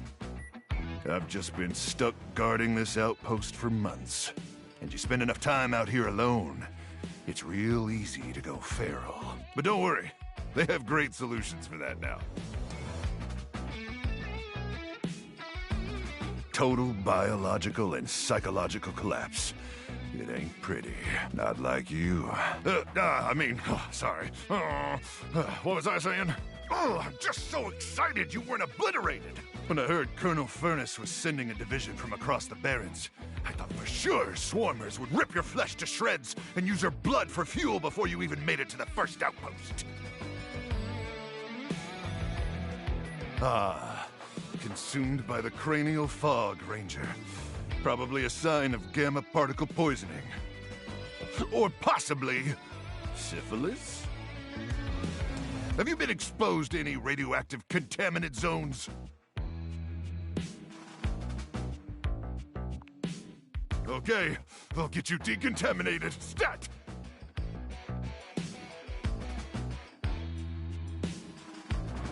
$7 hours? But wait. Jesus Christ. Where's the rest of your division? Oh, definitely dead. Crook! Swarmers be damned. I'm so sorry, Ranger. May the Immortals provide the fallen safe transport to the Underrealm and solace in their everlasting night.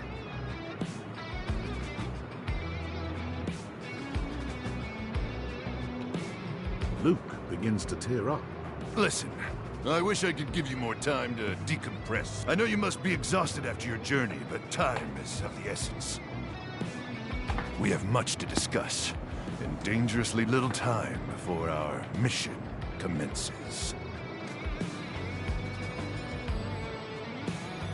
I trust Colonel Furnace briefed you on the mission back at the fortification?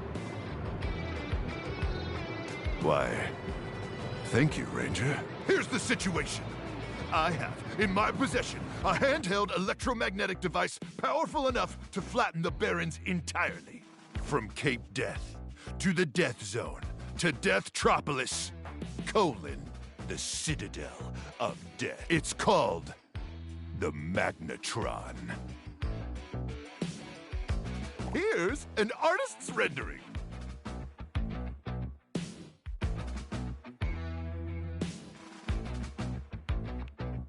Oh yes, I'm afraid the blast zone would completely decimate Deathtropolis in an instant, killing millions.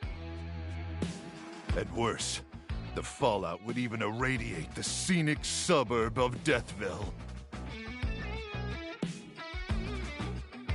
Home of the world's widest asparagus festival. Anyway, to keep the device from falling into the wrong hands, it was permanently welded onto my armored exoskeleton, allowing me to transport it to its intended target. The Swarmer's subterranean nest. There, the device will be remotely detonated, eradicating the Swarmers and winning this war.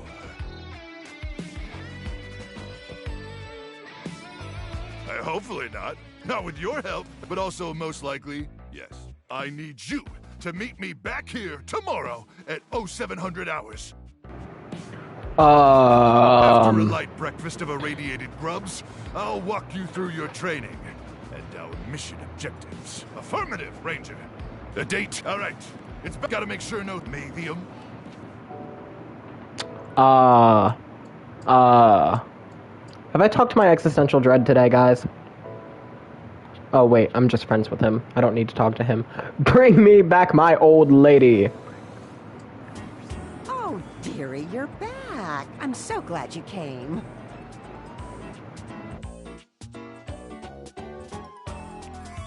Well, you know, folks can be fickle. It's no one's fault, but it's nice when anyone takes the time. Well, as you can see, business is hardly booming. Of course, it'd be ridiculous to expect success so quickly, wouldn't it? Success is a long man's game. Or a long game? Or was it a man's game? I'll have to check the booklet, but I doubt success is only for men. Likely to hurt your chances. Oh, maybe I should get some high heels. People always like long people, tall people. I never was all that tall. What? I'm just saying what she said. Not really a thing you can change, not without money at least. Don't come at me. Maybe I should get some heels. Maybe that's what I need.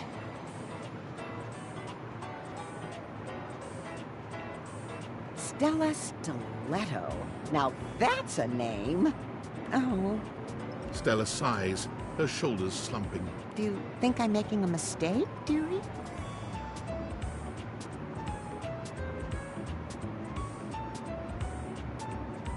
Something like that. Make a sale, run a business, stand on my own 2 feet, find financial freedom. Those are the booklet buzzwords. So, something along those lines, I guess. And on that note, I've been working on my pitch. Only if you've got a minute, of course. Marvelous. So, I think it goes something like, I'll enter from stage right, okay? So, just wait here. Stella walks off just out of sight. You can hear her giving herself a little pep talk. Okay, Stella, time to step up. Ready? Huzzah!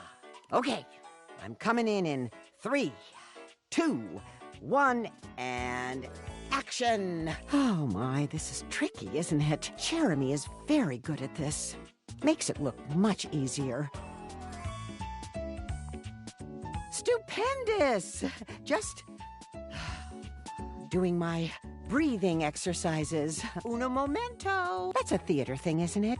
Do people say that in theater? I love you, girl, but in my years of theater, I don't think I have ever heard somebody say uno momento in the course of theater. Uno momento? I think it's just Spanish. Oh, dear. Now I'm racist. Okay, get it together, Stella. Oh, dear. Now I'm racist. 3, 2, 1, action! Stella walks back into view, slow and steady, and acting as though she doesn't see you at all. Oh, I didn't see you there. Hello, dearie. You know, you really have great, Stella simply walks off without another word. You can hear her muttering practice lines under her breath, but you can't quite make out what she's saying. She returns with that same put-on casual air, as though she hadn't just beat a hasty retreat mid-conversation. Great skin. Oh, no, I simply can't. Simply radiant you are. Yes, such a wonderful glow. But you know what could make that great skin even greater?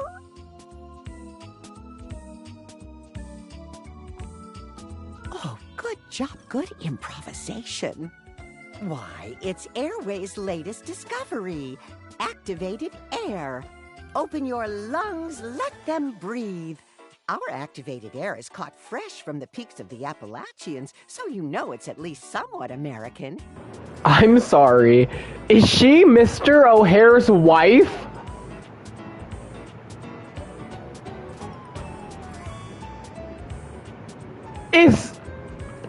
Now. Am I about to start screwing Mr. O'Hare's wife?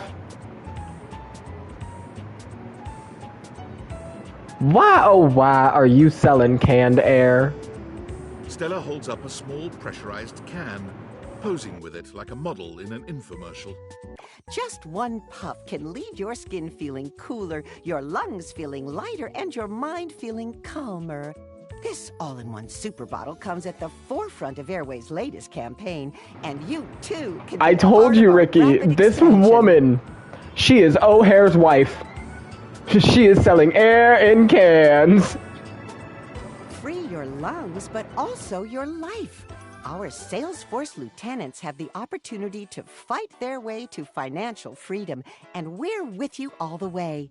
Rise the ranks and earn your place at Airway's luxurious premier retreats.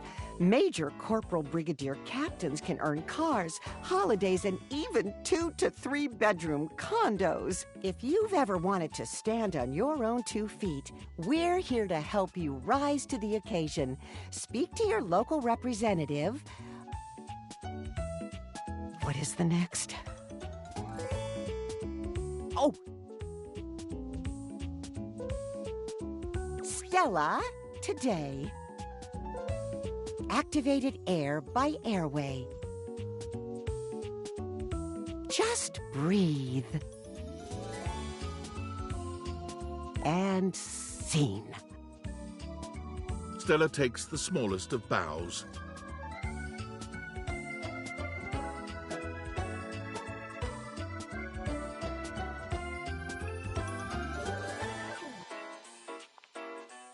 Oh, well, thank you, dearie.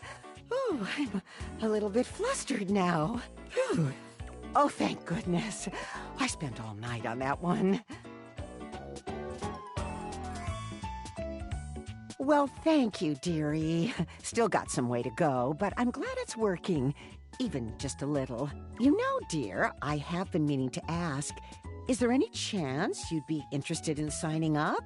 They call it enlisting, technically, and there's real money to be made, you know. We can get you in on the ground level if we move up quick, and I've just got to recruit 4 more lieutenants before I get bumped up to lieutenant rank 2. You've been so kind. I wouldn't want to leave you behind. Oh? You would? Oh, sorry. That was rather loud. I'm just a bit shocked is all. Oh, why, I could kiss you, dearie. Oh, what a joy. Stella promptly exits. You can hear her breathing heavily somewhere out of sight. Oh. She returns a few minutes later, rosy-cheeked and smiling. Sorry, I just need to catch my breath. We're going to move mountains, you and I. I, Stella, hereby pronounce you Lieutenant of the Airway Army. Aye, aye. Your first mission, find us 3 more recruits. Any 3 will do, but we'll need 3 more of us before we can start receiving discounts on merchandise for resale. She pulls a small slip of paper from somewhere. I received a list from my higher-up that says some promising aspirants are I, Ronaldini, Penelope, and Winifred. Oh, and you need this. She hands you a pamphlet. Don't worry, I've memorized it. Mostly. Recite page 24. Always wear pink to a funeral. Stand out from the crowd. Now, up and away! Let's sell some air! I'm now an O'Hare delivery guy, and it seems like this job might be worth a try. So I say, let it grow. Wait. Do you have any endings?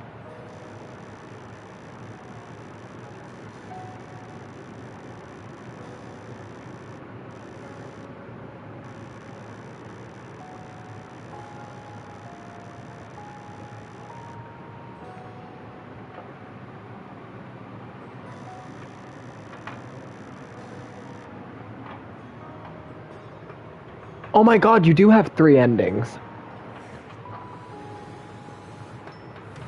Damon, final love. You've already got your love. Is that not enough? I'm ready to realize you. You would be. Got all your stat blocks aligned. Of course. Let's get started. Now what will it be like, I wonder? The bug in the beaker broken free. I think I'm meant to feel excited. To portray excitement. So, yippee. I love him so much! Starting with the glitch. Hope this works. What?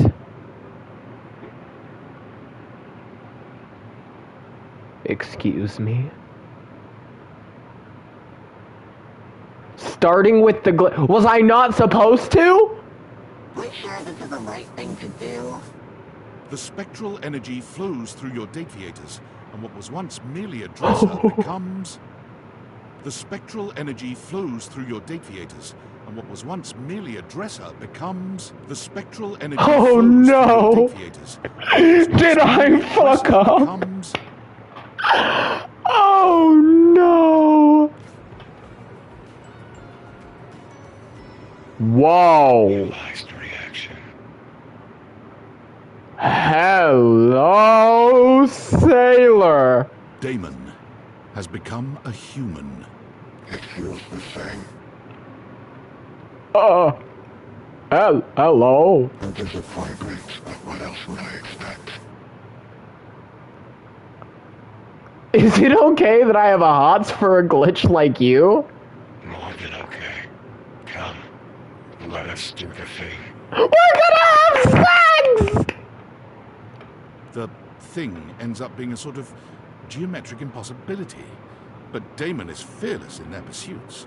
Fifth dimensionally, you feel what was your tongue enter a space of what was their lips. Yet at the same time, their legs both wrap around yours, and yours wrap around theirs. And also, you have no legs. Come now.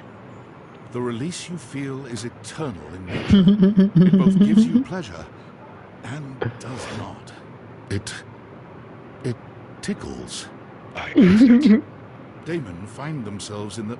Damon enters the real world, searching for the next big thing to crack open like a puzzle box. They find the lost, the downtrodden, the forgotten, and quickly put themselves... Damon finds... Narrator. Damon enters the real world. What? Searching for the next big thing to crack open, like a puzzle box. Damon. Damon is right behind you. Good! We did it! We brought a dateable object to life! Yes! Sorry, How do you feel? Is it tingly? Oh, it's tingly. Oh, I'm tingling, all right. I thought so too. At first I was nervous, but I hid it under my bubbly exterior. Thank you. There's a whole lot more to realize than we, well, you know, realize. I say, let's get to dating. But before you go, a familiar interloper makes her presence known. Finally! I want next! Yes, Lucinda! I'm ready to realize you! Sweet! Thing is, you gotta have enough points.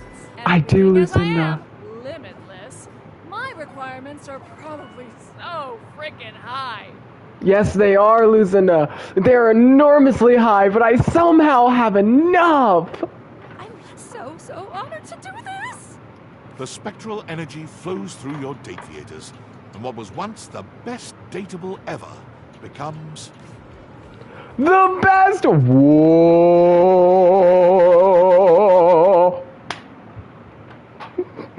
Whoa! Whoa! There's another clip for you, Ricky. You can go into me singing my heavenly choruses. It's quite possibly the best human in the world. Wow, I've done it! Her arms and legs bristled with energy. Her breath crackled the air around her. Hey, buddy, I got this from here. Her arms and legs bristled with energy. Her breath crackled the air around her. And her face was radiant and shining. Can I take that new body for a ride? Lucinda Limitless gazes on you, her lover, and says, hell yes, you can! She gives you the most passionate, the most exhilarating, and the most undeniably badass ride you can imagine. The only word that can describe it is... bestest. But the confines of this house aren't enough for Lucinda, for there are more worlds to conquer. Taking her leave, she continues on her quest to become the best human who ever lived. I love you so much, Lucinda. Well, let's carry on then, shall we?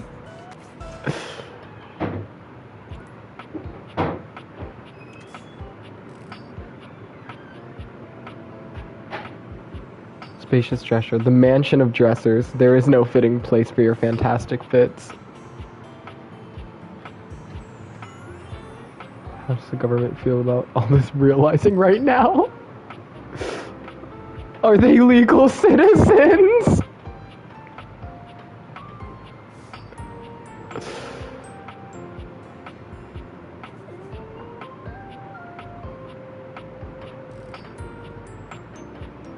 Where do I find all my realized objects, though? Where does...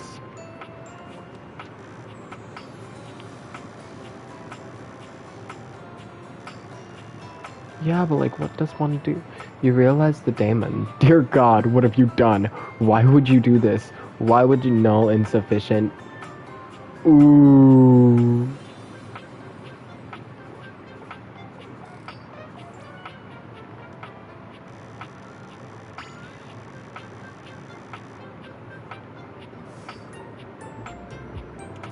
Does this mean I can just straight up talk to them now?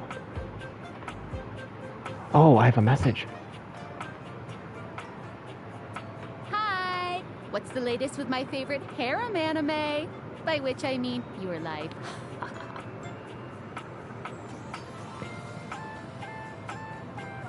Bro, what?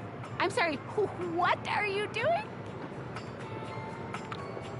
It's called realization. Okay, the name is not the weird part. You are being extremely calm and normal about making new humans. Is that ethical? Why wouldn't it be? You really didn't even think about this before you did it? Humans have wondered what it means to be human since, like, the dawn of time. Like, we people who are born as human beings and die as human beings, we still don't even, like, know what that means to us. Is it fair or okay to bestow that condition upon, I don't know, your kitchen cabinets?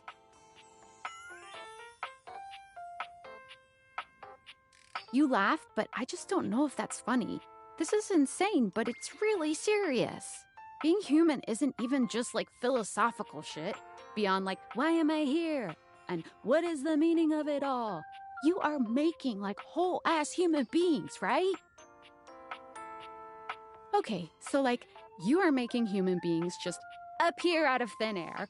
They don't have social security numbers or permanent addresses or any of the shit This is a good point. Is that just fine? I think you're overthinking it. I'm overthinking? Yeah. I think that you're underthinking this. I'm overthinking the fact that you're underthinking this. You know what? Sure. All right. I am not going to be out here caring about this more than you are. If you don't care, it just is what it is. Get out there and love on those household items. And just believe in their ability to integrate into society, I guess.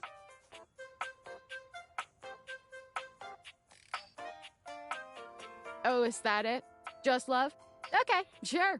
Well, look, I am no hater. I mean, I am. But if you're happy, I'm glad you're happy. I won't pretend I understand how this furniture to human pipeline works, but if you're good, I'm good. End of story. I'm gonna go get something to eat. Have fun making things, people!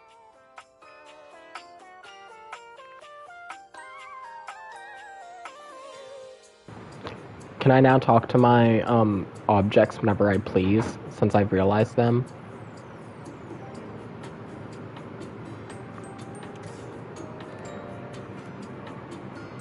Wait, can I not talk to realized objects?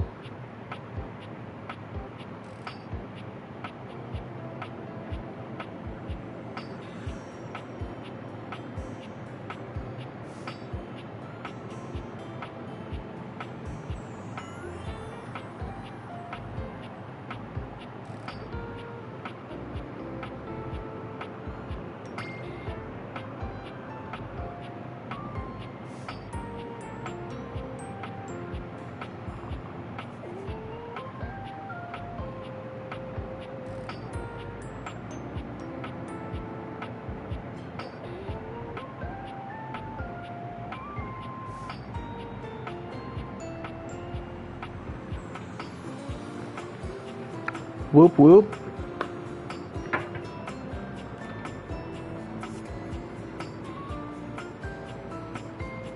But I still want to love on my dresser. This game is starting to make me sad. Well, we have a total of 78 objects. Why don't we go find 2 more?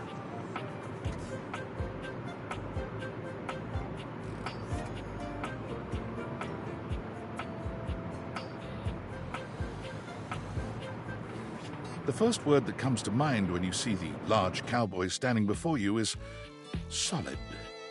This guy is big, and he looks built to last.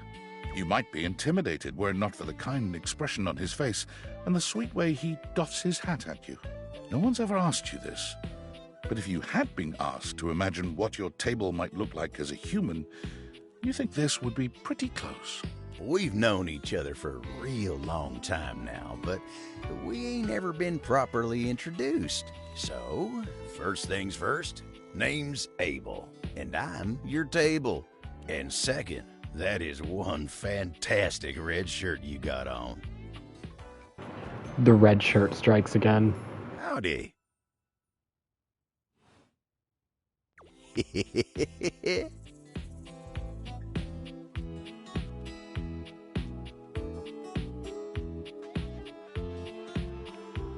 I know it, but it sure is nice to hear it from you face to face like this.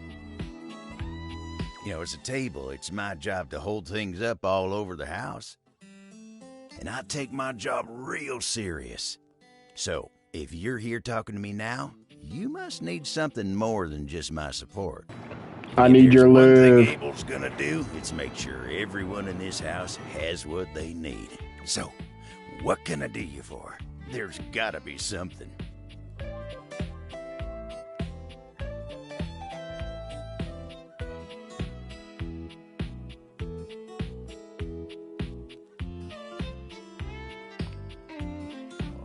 Oh, come on now. No need to be shy about it. Skylar told me you're getting back into dating around the house here. Dating, huh? Hoo-wee. Dating ain't really my area of expertise, you know. Me, personally, I never was one for casual stuff. If you're looking for someone who knows people, though, you might want to talk to Kopi. She's good with that sort of thing.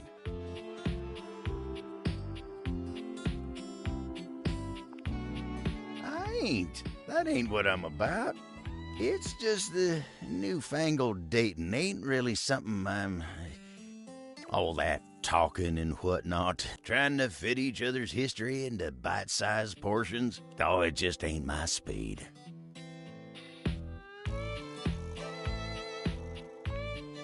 Then you really gotta talk to somebody who knows what's what with dating these days.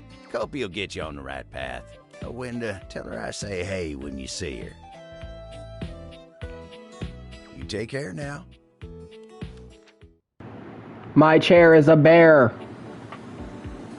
Not my chair, my table. My table is a bear. Oh, hi.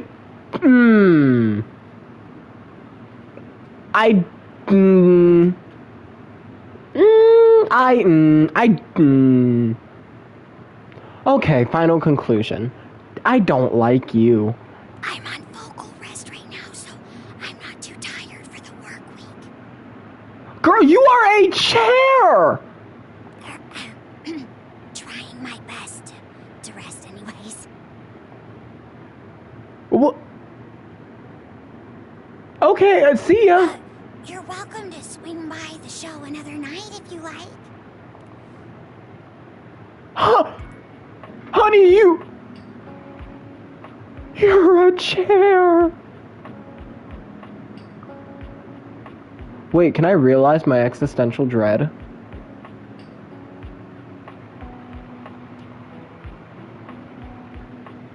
What is my existential... Well, look, want a bone? Doug, I'm ready to realize you. Legit? Wow, that kind of changes my outlook on everything. Can't be so flippant about the pointlessness of life if you're actually alive. But are you philosophically enlightened enough to guide me through that transition?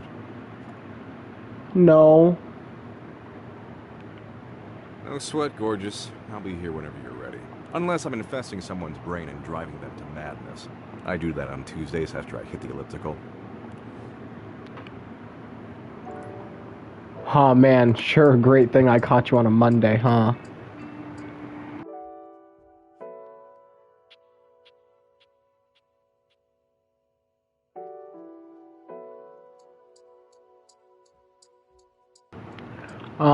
And for my last conversation... Hey! You haven't found enough dateable... What?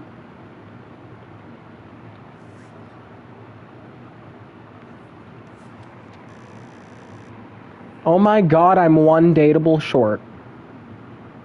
I didn't meet the chair! Welcome back. Please, let me talk to my hottie. Let me talk to my hottie. Why won't you let me?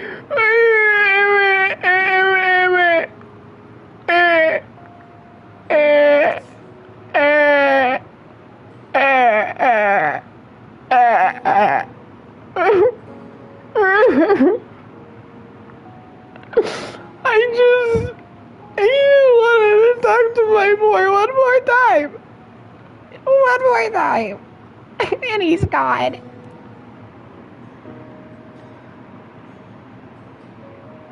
Well then, like, let me message them on Discord or something. I miss my people.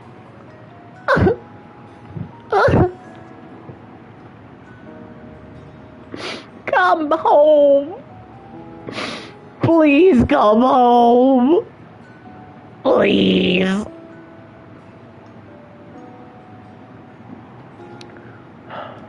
Sorry, that just like physically upset me. Oh my god, wait, I didn't meet the fruit. I want to meet the fruit. The first word that comes to mind as you evaluate the strange figure standing before you is delicious. You don't even intend to be delicious, it's just... Sorry. He looks edible. The fruit is His fruity. long blonde hair calls to mind ramen noodles, but his entire outfit is a culinary journey around the globe. He looks downright mouth-watering, but you're not sure the feeling is mutual. His expression suggests he's less than impressed with you.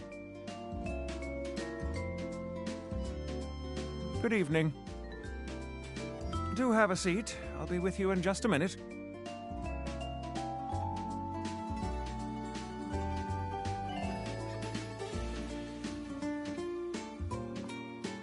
Glass of wine? Surely you can do better than that. This fine white has a light body and is rather dry. It's quite acidic. I can virtually taste its origins in the eastern Loire Valley. Dare I guess just outside Chavignon? And as its taste matures on my tongue, I detect notes of honeydew, grapefruit, and peach. And a certain minerality. Flint. Gray salt.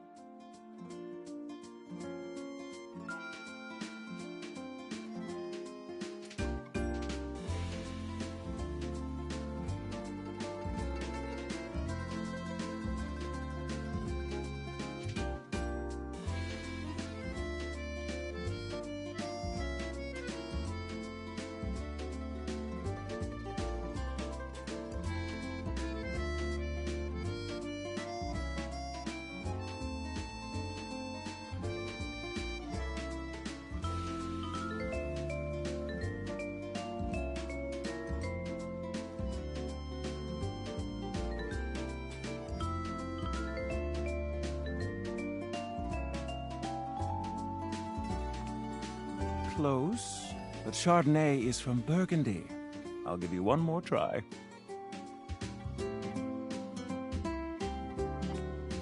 Pathetic. Just pathetic. But where are my men? I'm Mitchell Lynn, food critic extraordinaire.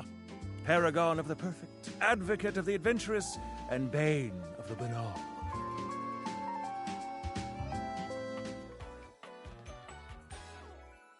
Salutations. Oh my god, this is the one that's gay? For the door?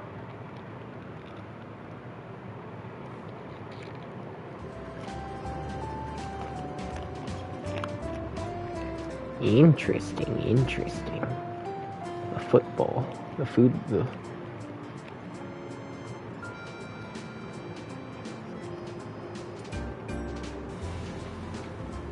I'm going to pretend I didn't hear that.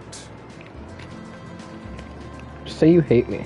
Listen, I'm afraid you've caught me in a bit of a hurry. Again. Just say you hate me.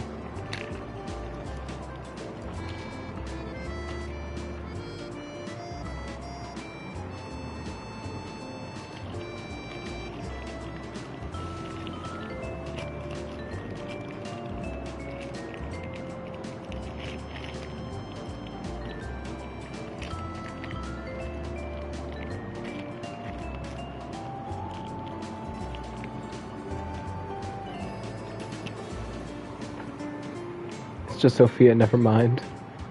We don't need saving. 3 new spots have just opened up around the house. I'm eager to give them a try and see if they measure up to my exacting standards. Say, how would you like to accompany me?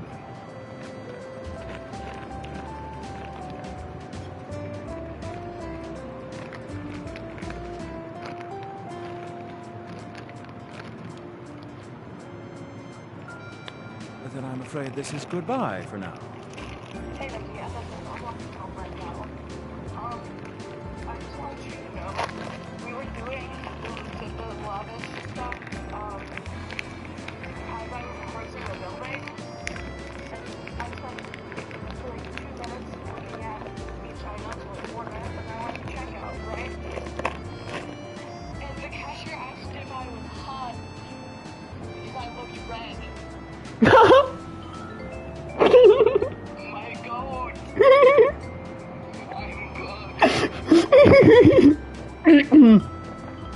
The power of Lucinda Limitless strikes again. Come back and see me whenever you'd like to go out for a bite. Lucinda Limitless will just do that to you, man.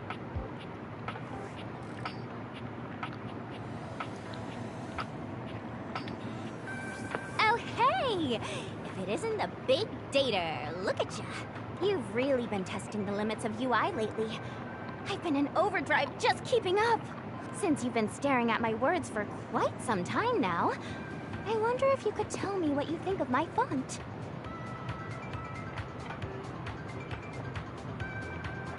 I'm so glad you do. I put a lot of work into finding just the right one, you know? I wish I could change it. Font selection is such a huge part of communication, and it's wild how many players overlook that. As with a lot of things with UI, most people don't even bother noticing the font when it's good. Yes, Ricky.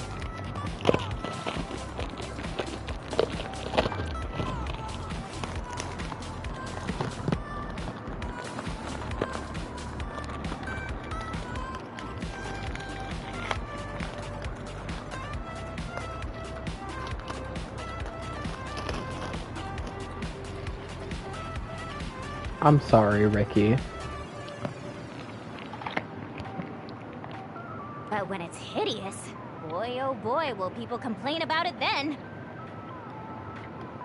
And nobody says, hey Textbox-chan, love that font.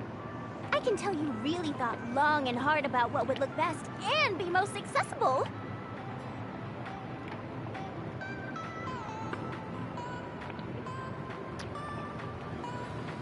Not cool. You should always be making sure the most people possible can enjoy your work. You should be looking at things like font size, how distinct letters are from each other, whether or not there are unnecessary decorative elements. It doesn't mean you can't make your font look nice, of course, and it really just excludes even the color you're using can make it. The point is, there is so much information that goes into UI, and gosh darn it, I am trying! Oh, thank you! You know, it's so nice being able to talk to someone else about this other than Lauren. Oh, sorry. Lauren. My pal, Lauren Ipsum.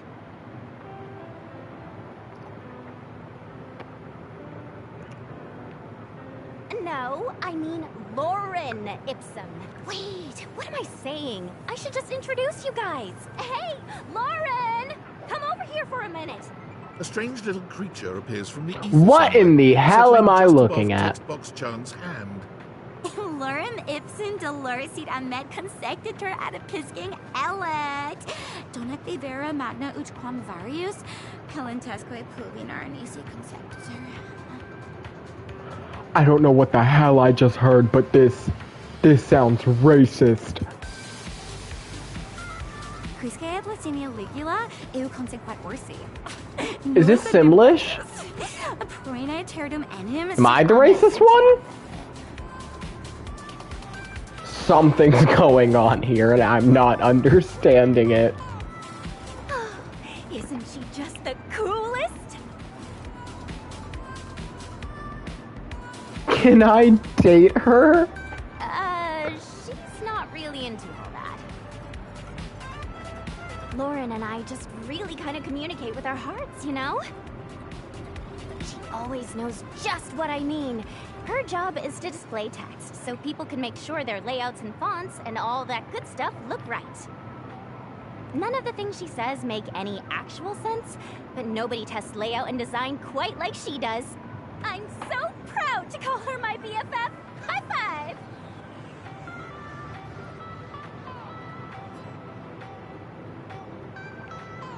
Aw, really? Well, hey, I do enjoy talking to you.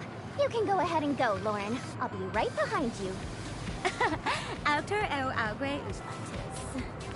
What the hell is she saying? It's been nice, but I've got to get back to work. Always so much to do when it comes. I think we're really getting to know each other. You can come by anytime. I, might be ready to take our... That's the spirit! See you later! I have a question. I have a question. I have a question. I have a question. I have a question. I have a question. Just an oh so tiny question.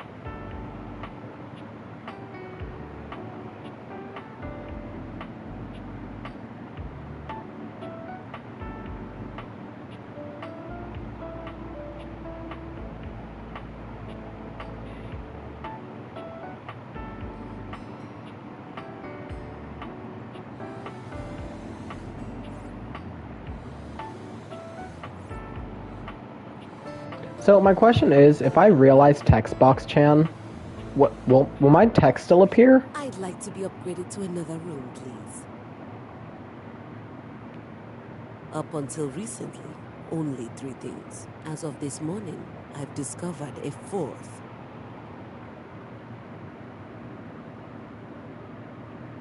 Is it the roach? It's the roach, isn't it?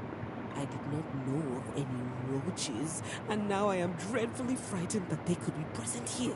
No, the 4th wrong thing here is, well, it's Telly.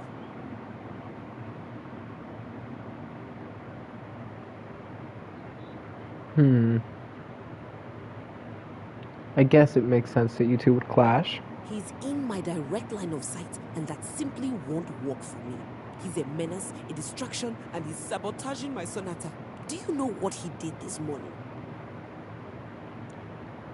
Was he on non-stop? He was on non-stop, and I mean non-stop. You try holding a tune in your head with all of that color and sound flashing at you. Before I was even fully awake, I'd been subjected to a breakfast show. Oh, shoot, I wanted to watch that. There was quick banter, a cooking segment, and a human interest story about a 3-legged crossing guard dog named Champ. Then came the local news, where I learned that apparently there's a cat burglar on the loose. That's just normal television, Keys. After the local news, I had to watch a game show, then a 2-dimensional cartoon. Nowhere was there any of the classics being played. Nowhere was there a piano, cello, no harp to be found. In fact, the entire time this was happening, there were non-stop commercial breaks for the same payday loan company, which can only mean one thing. That you've got the jingle stuck in your head? It is the lowest form of musical composition I have ever heard. If you hum the mattress jingle, it'll get rid of the payday jingle. But then won't I just have the mattress jingle stuck in my head? It's not a perfect science. It's fine, because that wasn't even the worst part of my day.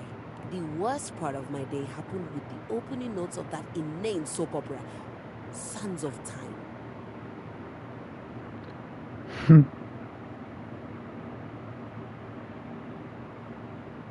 I love me a soap opera. It was the most ridiculous 40 minutes of my life. Time I could have been using to write my sonata. There was seduction, scandal, and this lady named Charlene pushed her twin off a cliff and then went home to sleep with her husband. The twin's husband. The sister. The dead sister. Who turned out not to have died from the cliff, which just seems impossible. I can't believe I spent my entire day on this nonsense. What happened with Charlene and the husband? That's what I'd like to know. It's definitely an interesting development. It means you're a lady of leisure now. You can do what you want. Ladies of leisure go to the symphony. I want to be on stage performing. And now I'm going to be forced to watch Sands of Time tomorrow as well to find out what's going to happen next. I feel hoodwinked. Soap opera has the word opera in it, but it isn't musical at all. Do you think Telly would let me watch the next episode tomorrow? Probably just ask him nicely. But we're not really friends, and I'm a complete stranger to him. Everyone here already knows each other. Today is a great day to fix that. And then what? do all the stuff you do as if you're trying to be friends with someone. She nods slowly. Welcome back. Friends. You have had friends before, haven't you? I've had colleagues I admire to the point of crippling jealousy. That's kind of like being friends. Did you care about them? No. Did you want to spend time with them? God, no. Did you root for their success? You don't root for the competition. You rip off their heads and paint the inside of your soundboard with their blood. That is the single hottest thing I have ever heard. Good. I don't want to do that with Telly, though. Well, Yeah, what do you want to how ask? to go about it?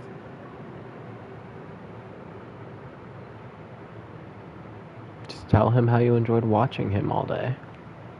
Isn't that a little creepy? I've never even talked to him. If you're lucky, he'll be into it. And if I'm not, Then it's gonna be real embarrassing for you. what a great help you are. Just call me the friend whisperer. If he says it's alright and I can watch a few more shows, do I have your permission to do that before I get back to my sonata?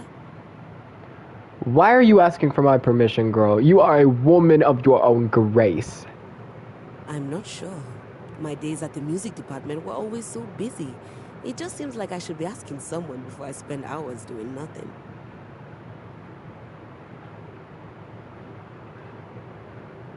I wouldn't call it nothing. Someone's gotta tell me what happens on Sands of Time.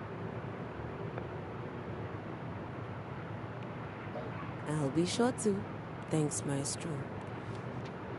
Of course, my dear. Now let's talk to Telly and see how he's doing. Well, if it isn't the VIP dream that makes... How can I cater to my greatest spectator? I'm ready to realize you, Telly. Legit, my pet? It's time to upgrade this TV set? No. All good, all good. I'm in no rush to be updated. And if you swing by later, I'll be more than elated. Hey girl, are you back yet?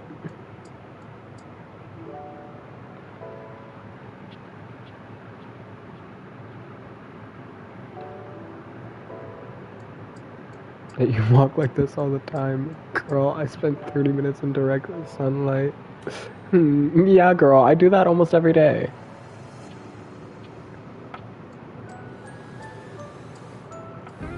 From outside, the breaker box is bustling. You push open the heavy door, but the first thing to grab your ears isn't the dulcet tones from the stage. It's the aggravated whispers of a heated and private argument in the corner between Eddie and Volt. You should be resting. I'll add it to the list. Eddie, there's no time, all right? There's too much to do, and unless you want us to blow a fuse, we're not going to blow a fuse. You might if you don't relax. Look, fine. Just a few hours, but only if you swear you'll keep me updated. Have I ever failed you before? Obviously not. I'm serious, Volt. If it gets worse, you come get me. Clearly not fully convinced, Eddie chews on his lip. Finally, he turns, blowing past you with barely a nod. Ah, Livewire. Volt's whole demeanor shifts as he notices you. How delightful. You're back. You do learn quickly, don't you? I'll have to find some more challenging lessons for you. Volt's eyes shoot to the lights, and immediately back to you. Can I set you up with a table? The show doesn't start until later, though I imagine we can find something to fill the time. Volt draws you to the bar and skillfully whips up a gorgeous cocktail. Yeah, this is on the house. It's off our seasonal beverage menu. Whiskey sour. It should be to your liking. I have a knack for intuiting someone's taste. I told you, nothing but the best in entertainment for our patrons. Many.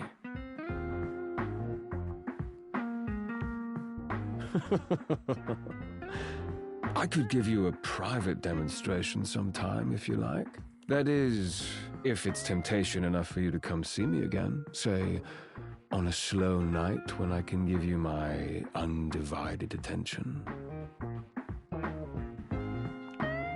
It would be my pleasure, and I assure you, it would be yours as well.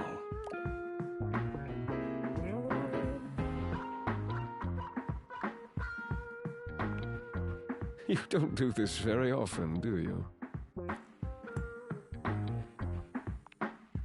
Then allow me to take the lead. Volt takes your hand and turns it palm up. I have heard that the lines and patterns on an individual human's hands are completely unique, not unlike our barcodes. Some even believe you can discern aspects of your future just by looking at them. Would you like me to read yours? I learned to read barcodes from one of our old Spotlight acts. I imagine the skills are at least somewhat transferable.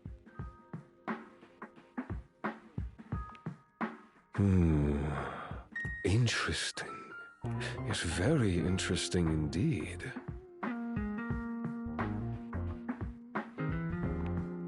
According to this line right here, you've recently met your Ricky. destiny. Tall, handsome, dangerously irresistible. Ringing any bells? Someone comes to mind, yeah. The lights begin to flicker again. A familiar occurrence by now. Yes, you should This drink incident water feels today. The different. fuck? It lasts longer than it should. The buzzing feels ominous, almost like a warning. My apologies, Livewire. As much as I'm enjoying our conversation, it's nearly time to open for the show. Allow me to show you to your seat. It does feel like your seat now, even as the power continues to surge and ebb. The lights flicker, the bulbs buzz and drone. The crowd thickens and murmurs anxiously, beginning to grow restless, until Volt finally takes the stage. We've got a real treat for you tonight. According to him, he is a new musician no one has ever heard of. And if they think they have, they're wrong, or my name ain't Johnny. P.S. Don't read that part. Well, read it, but don't say it out loud, for damn's sake. It's Stimi Hendrix! I'll hang myself if Elvis Presley walks through that door. I'm gonna... crowd here.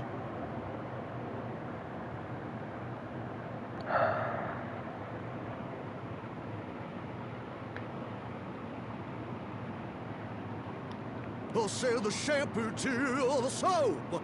Hey, there's too much conditioner. I can't get no scalp relief. And then I got this guitar solo planned. I'll be damned if I know how to play the guitar, but I'll learn it a cappella for you. It goes like this.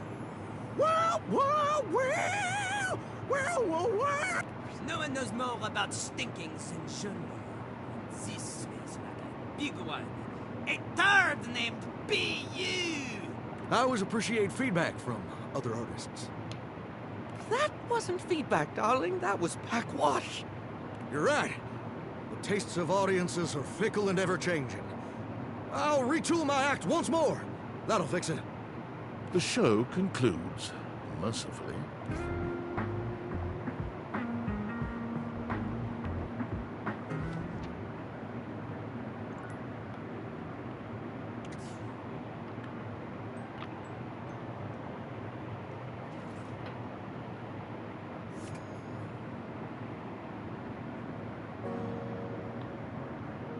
Now, who was I... Yeah, I was about to say, who was I just talking to? Wasn't Stella. Wasn't Abel. Wasn't Eddie and Volt. Wasn't Keys. Don't want to talk to you. Don't want to talk to Luke Nukem. Oh, it was you.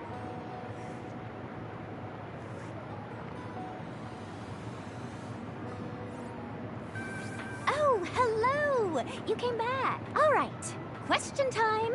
Let's call it a performance review. Tell me, what do you really think of me?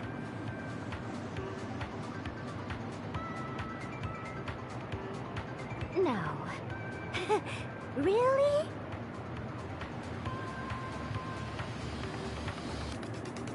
But you're not serious, are you? This whole time I've been helping you and all you care about is how hot I am? I thought you were better than that. I'm so mad that I could just... yeah! I know! This is how I express myself if you haven't noticed. I'm leaving. Good luck on your dumb quest. No matter what, I'm always on your side. Even if you don't feel that way.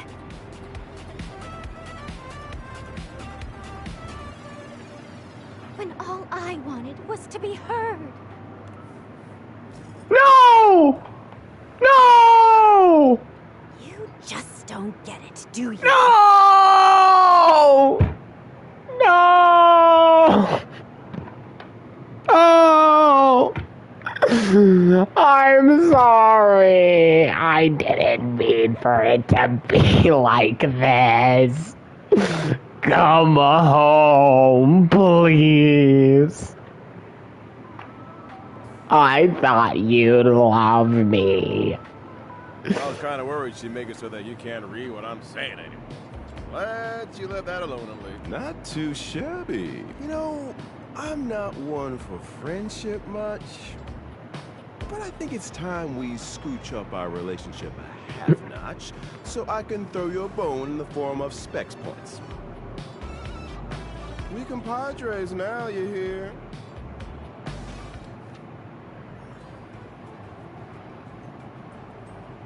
Friends till the end, right?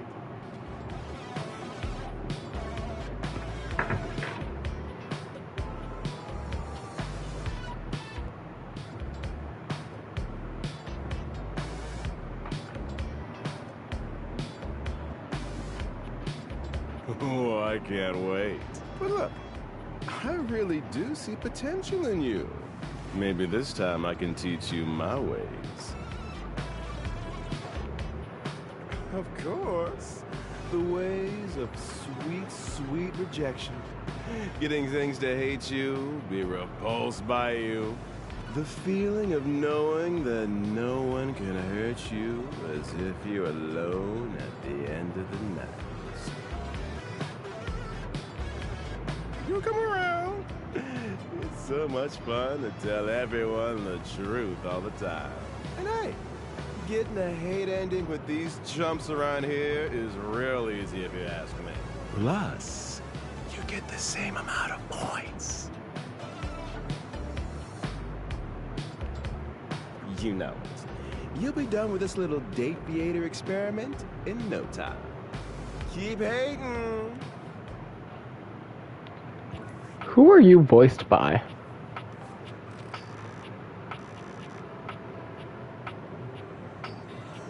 Oh.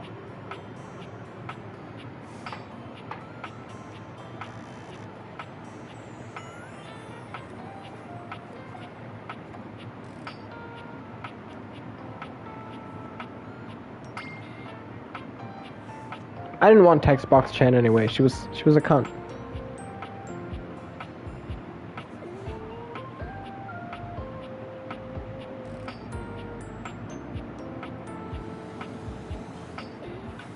Oh, you look like you need something, and I've got plenty of things. Oh, is it that business thing? You notice I said that in quotes. I mean, I'll help regardless. She always looks so sad. It's nice to see her trying something. Anyway, I'm a supporter of all things that need support. Sign me up. Hey, hey!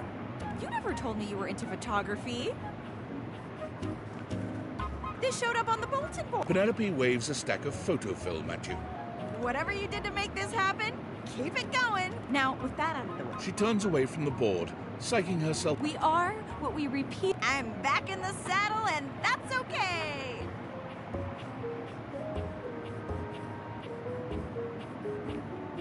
Oh boy, didn't it? It was a complete disaster. She wouldn't stop crying at dinner. She kept talking about how I was her last chance at happiness, and that if we didn't hold on to each other, we'd both be old and alone.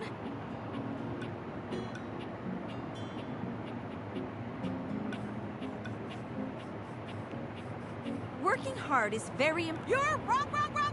I just have to work harder at dating. So, but hey, I managed to get, and it was like a totally, not at all, because he was, like, around.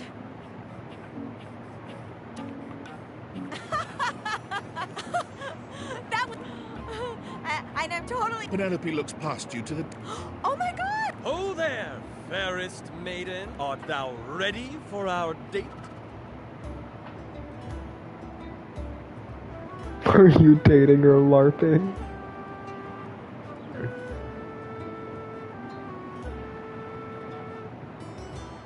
This is sad, even for you. What's sad about this? It's. This is a date? Do you? No, I do. He rolls a small die. Okay. It's definitely a date. Not him rolling a D. There! See? A real date. Not just me dating a guy out of pure convenience. This is gonna be the one. I can tell. Oh yeah, definitely. I rolled a 19. Get the hell out. Charisma check. This is gonna be truly excellent. Drop a smoke bomb and escape. Help! You leave them to it. And we never looked at Penelope again. You know who did look at, though? Winifred. We're all out. You made that pretty clear.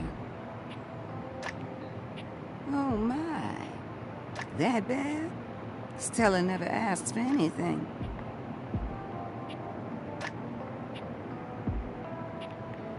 Truly, she's selfless, that one. Silly, but selfless. The best and worst kind. Is it this airway thingy? Oh, Stella. I'll sign up. Someone needs to keep an eye on her.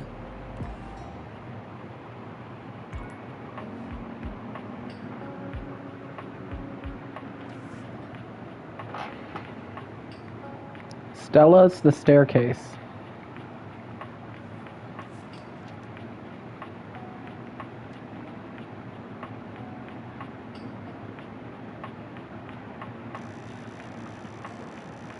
Who else did you want me to go grab, Stella?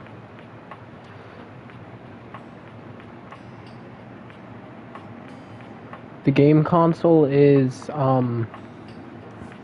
Luna.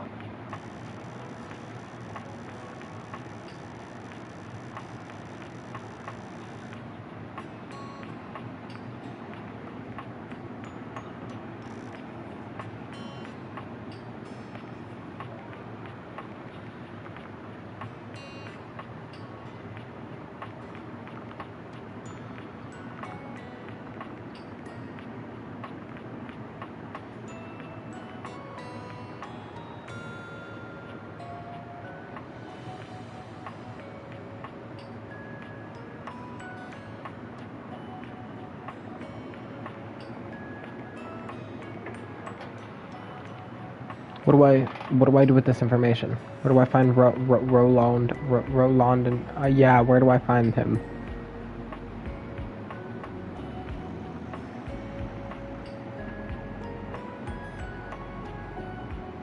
Is it supposed to be?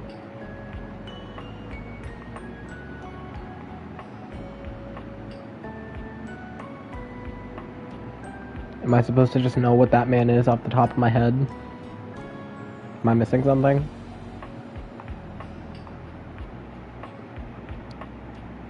He's the iron? What?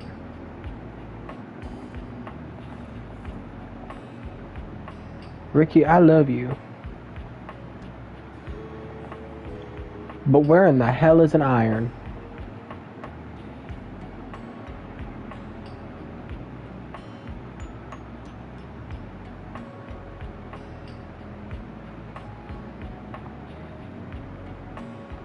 Again, Ricky, I love you, but where in the hell is an iron?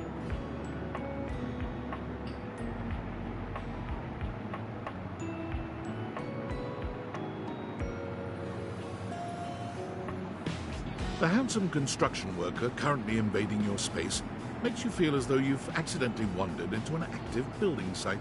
He holds up his hands to stop you from going any further, glaring at you as he looks you up and down. Whoa, whoa! Where do you think you're going? To my next lover. Hey. I can't let you in here without the proper PPE. Yeah. Tony! Tony puts his fingers to his mouth and whistles. Hey, oh, get him out of here! Your hard hat, your boots. Man, this is a job site.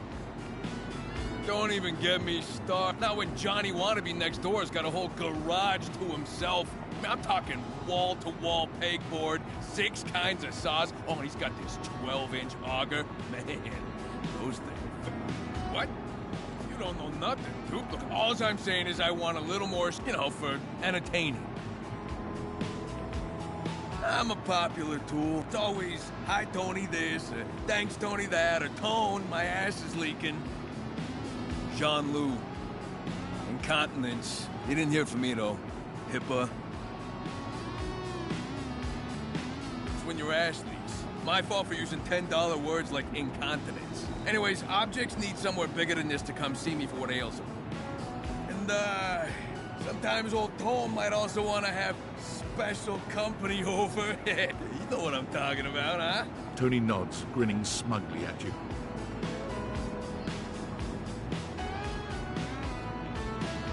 You know what I'm talking about. You know what I'm talking about. You know what I'm talking about.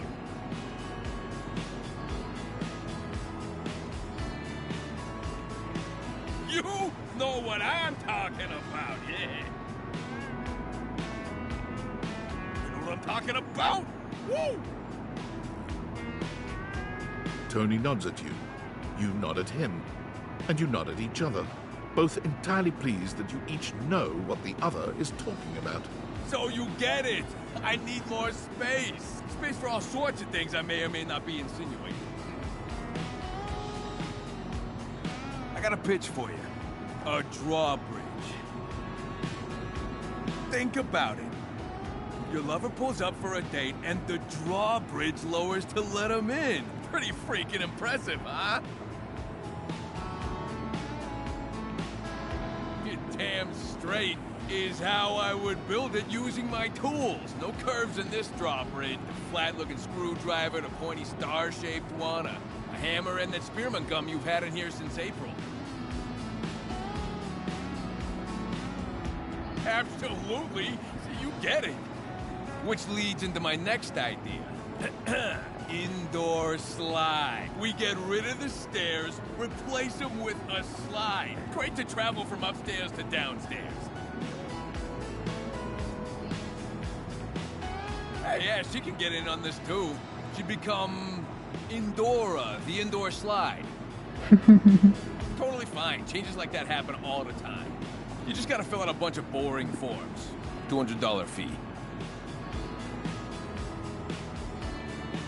Sure, of course. Yeah, now, how do you feel about indoor pool? Because if we rip out the floor in the living room, we can get you an indoor pool.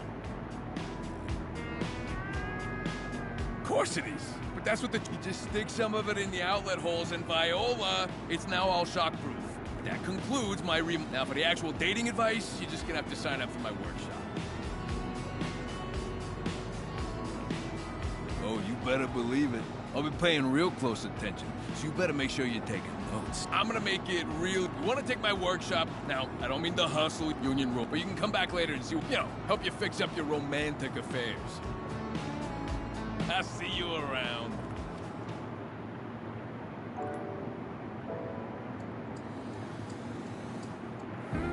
You approach the breaker box, and it isn't anything like you remember. It looks almost lifeless. There's no boisterous crowd, and the sign buzzing dully in the window reads closed. The door hangs ajar, like a slack mouth.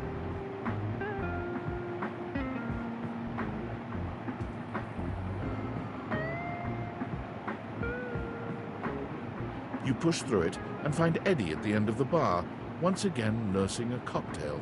Club's closed, which should be obvious if you read the sign.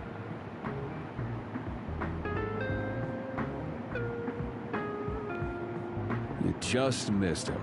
Look, if you want to talk to Volt, come back when we're open instead of... I've got enough on my plate without having to babysit. No, I meant to comfort you, baby. Baby girl. Fuck.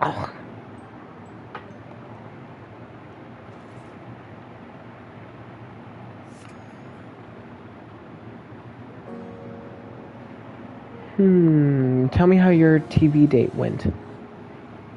Actually, this is an 8-hour stream. I think I'm going to call it quits here.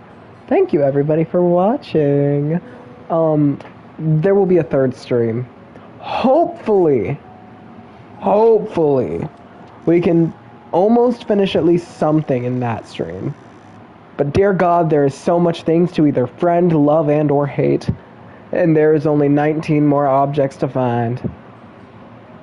Oh yeah. Goodbye, everybody!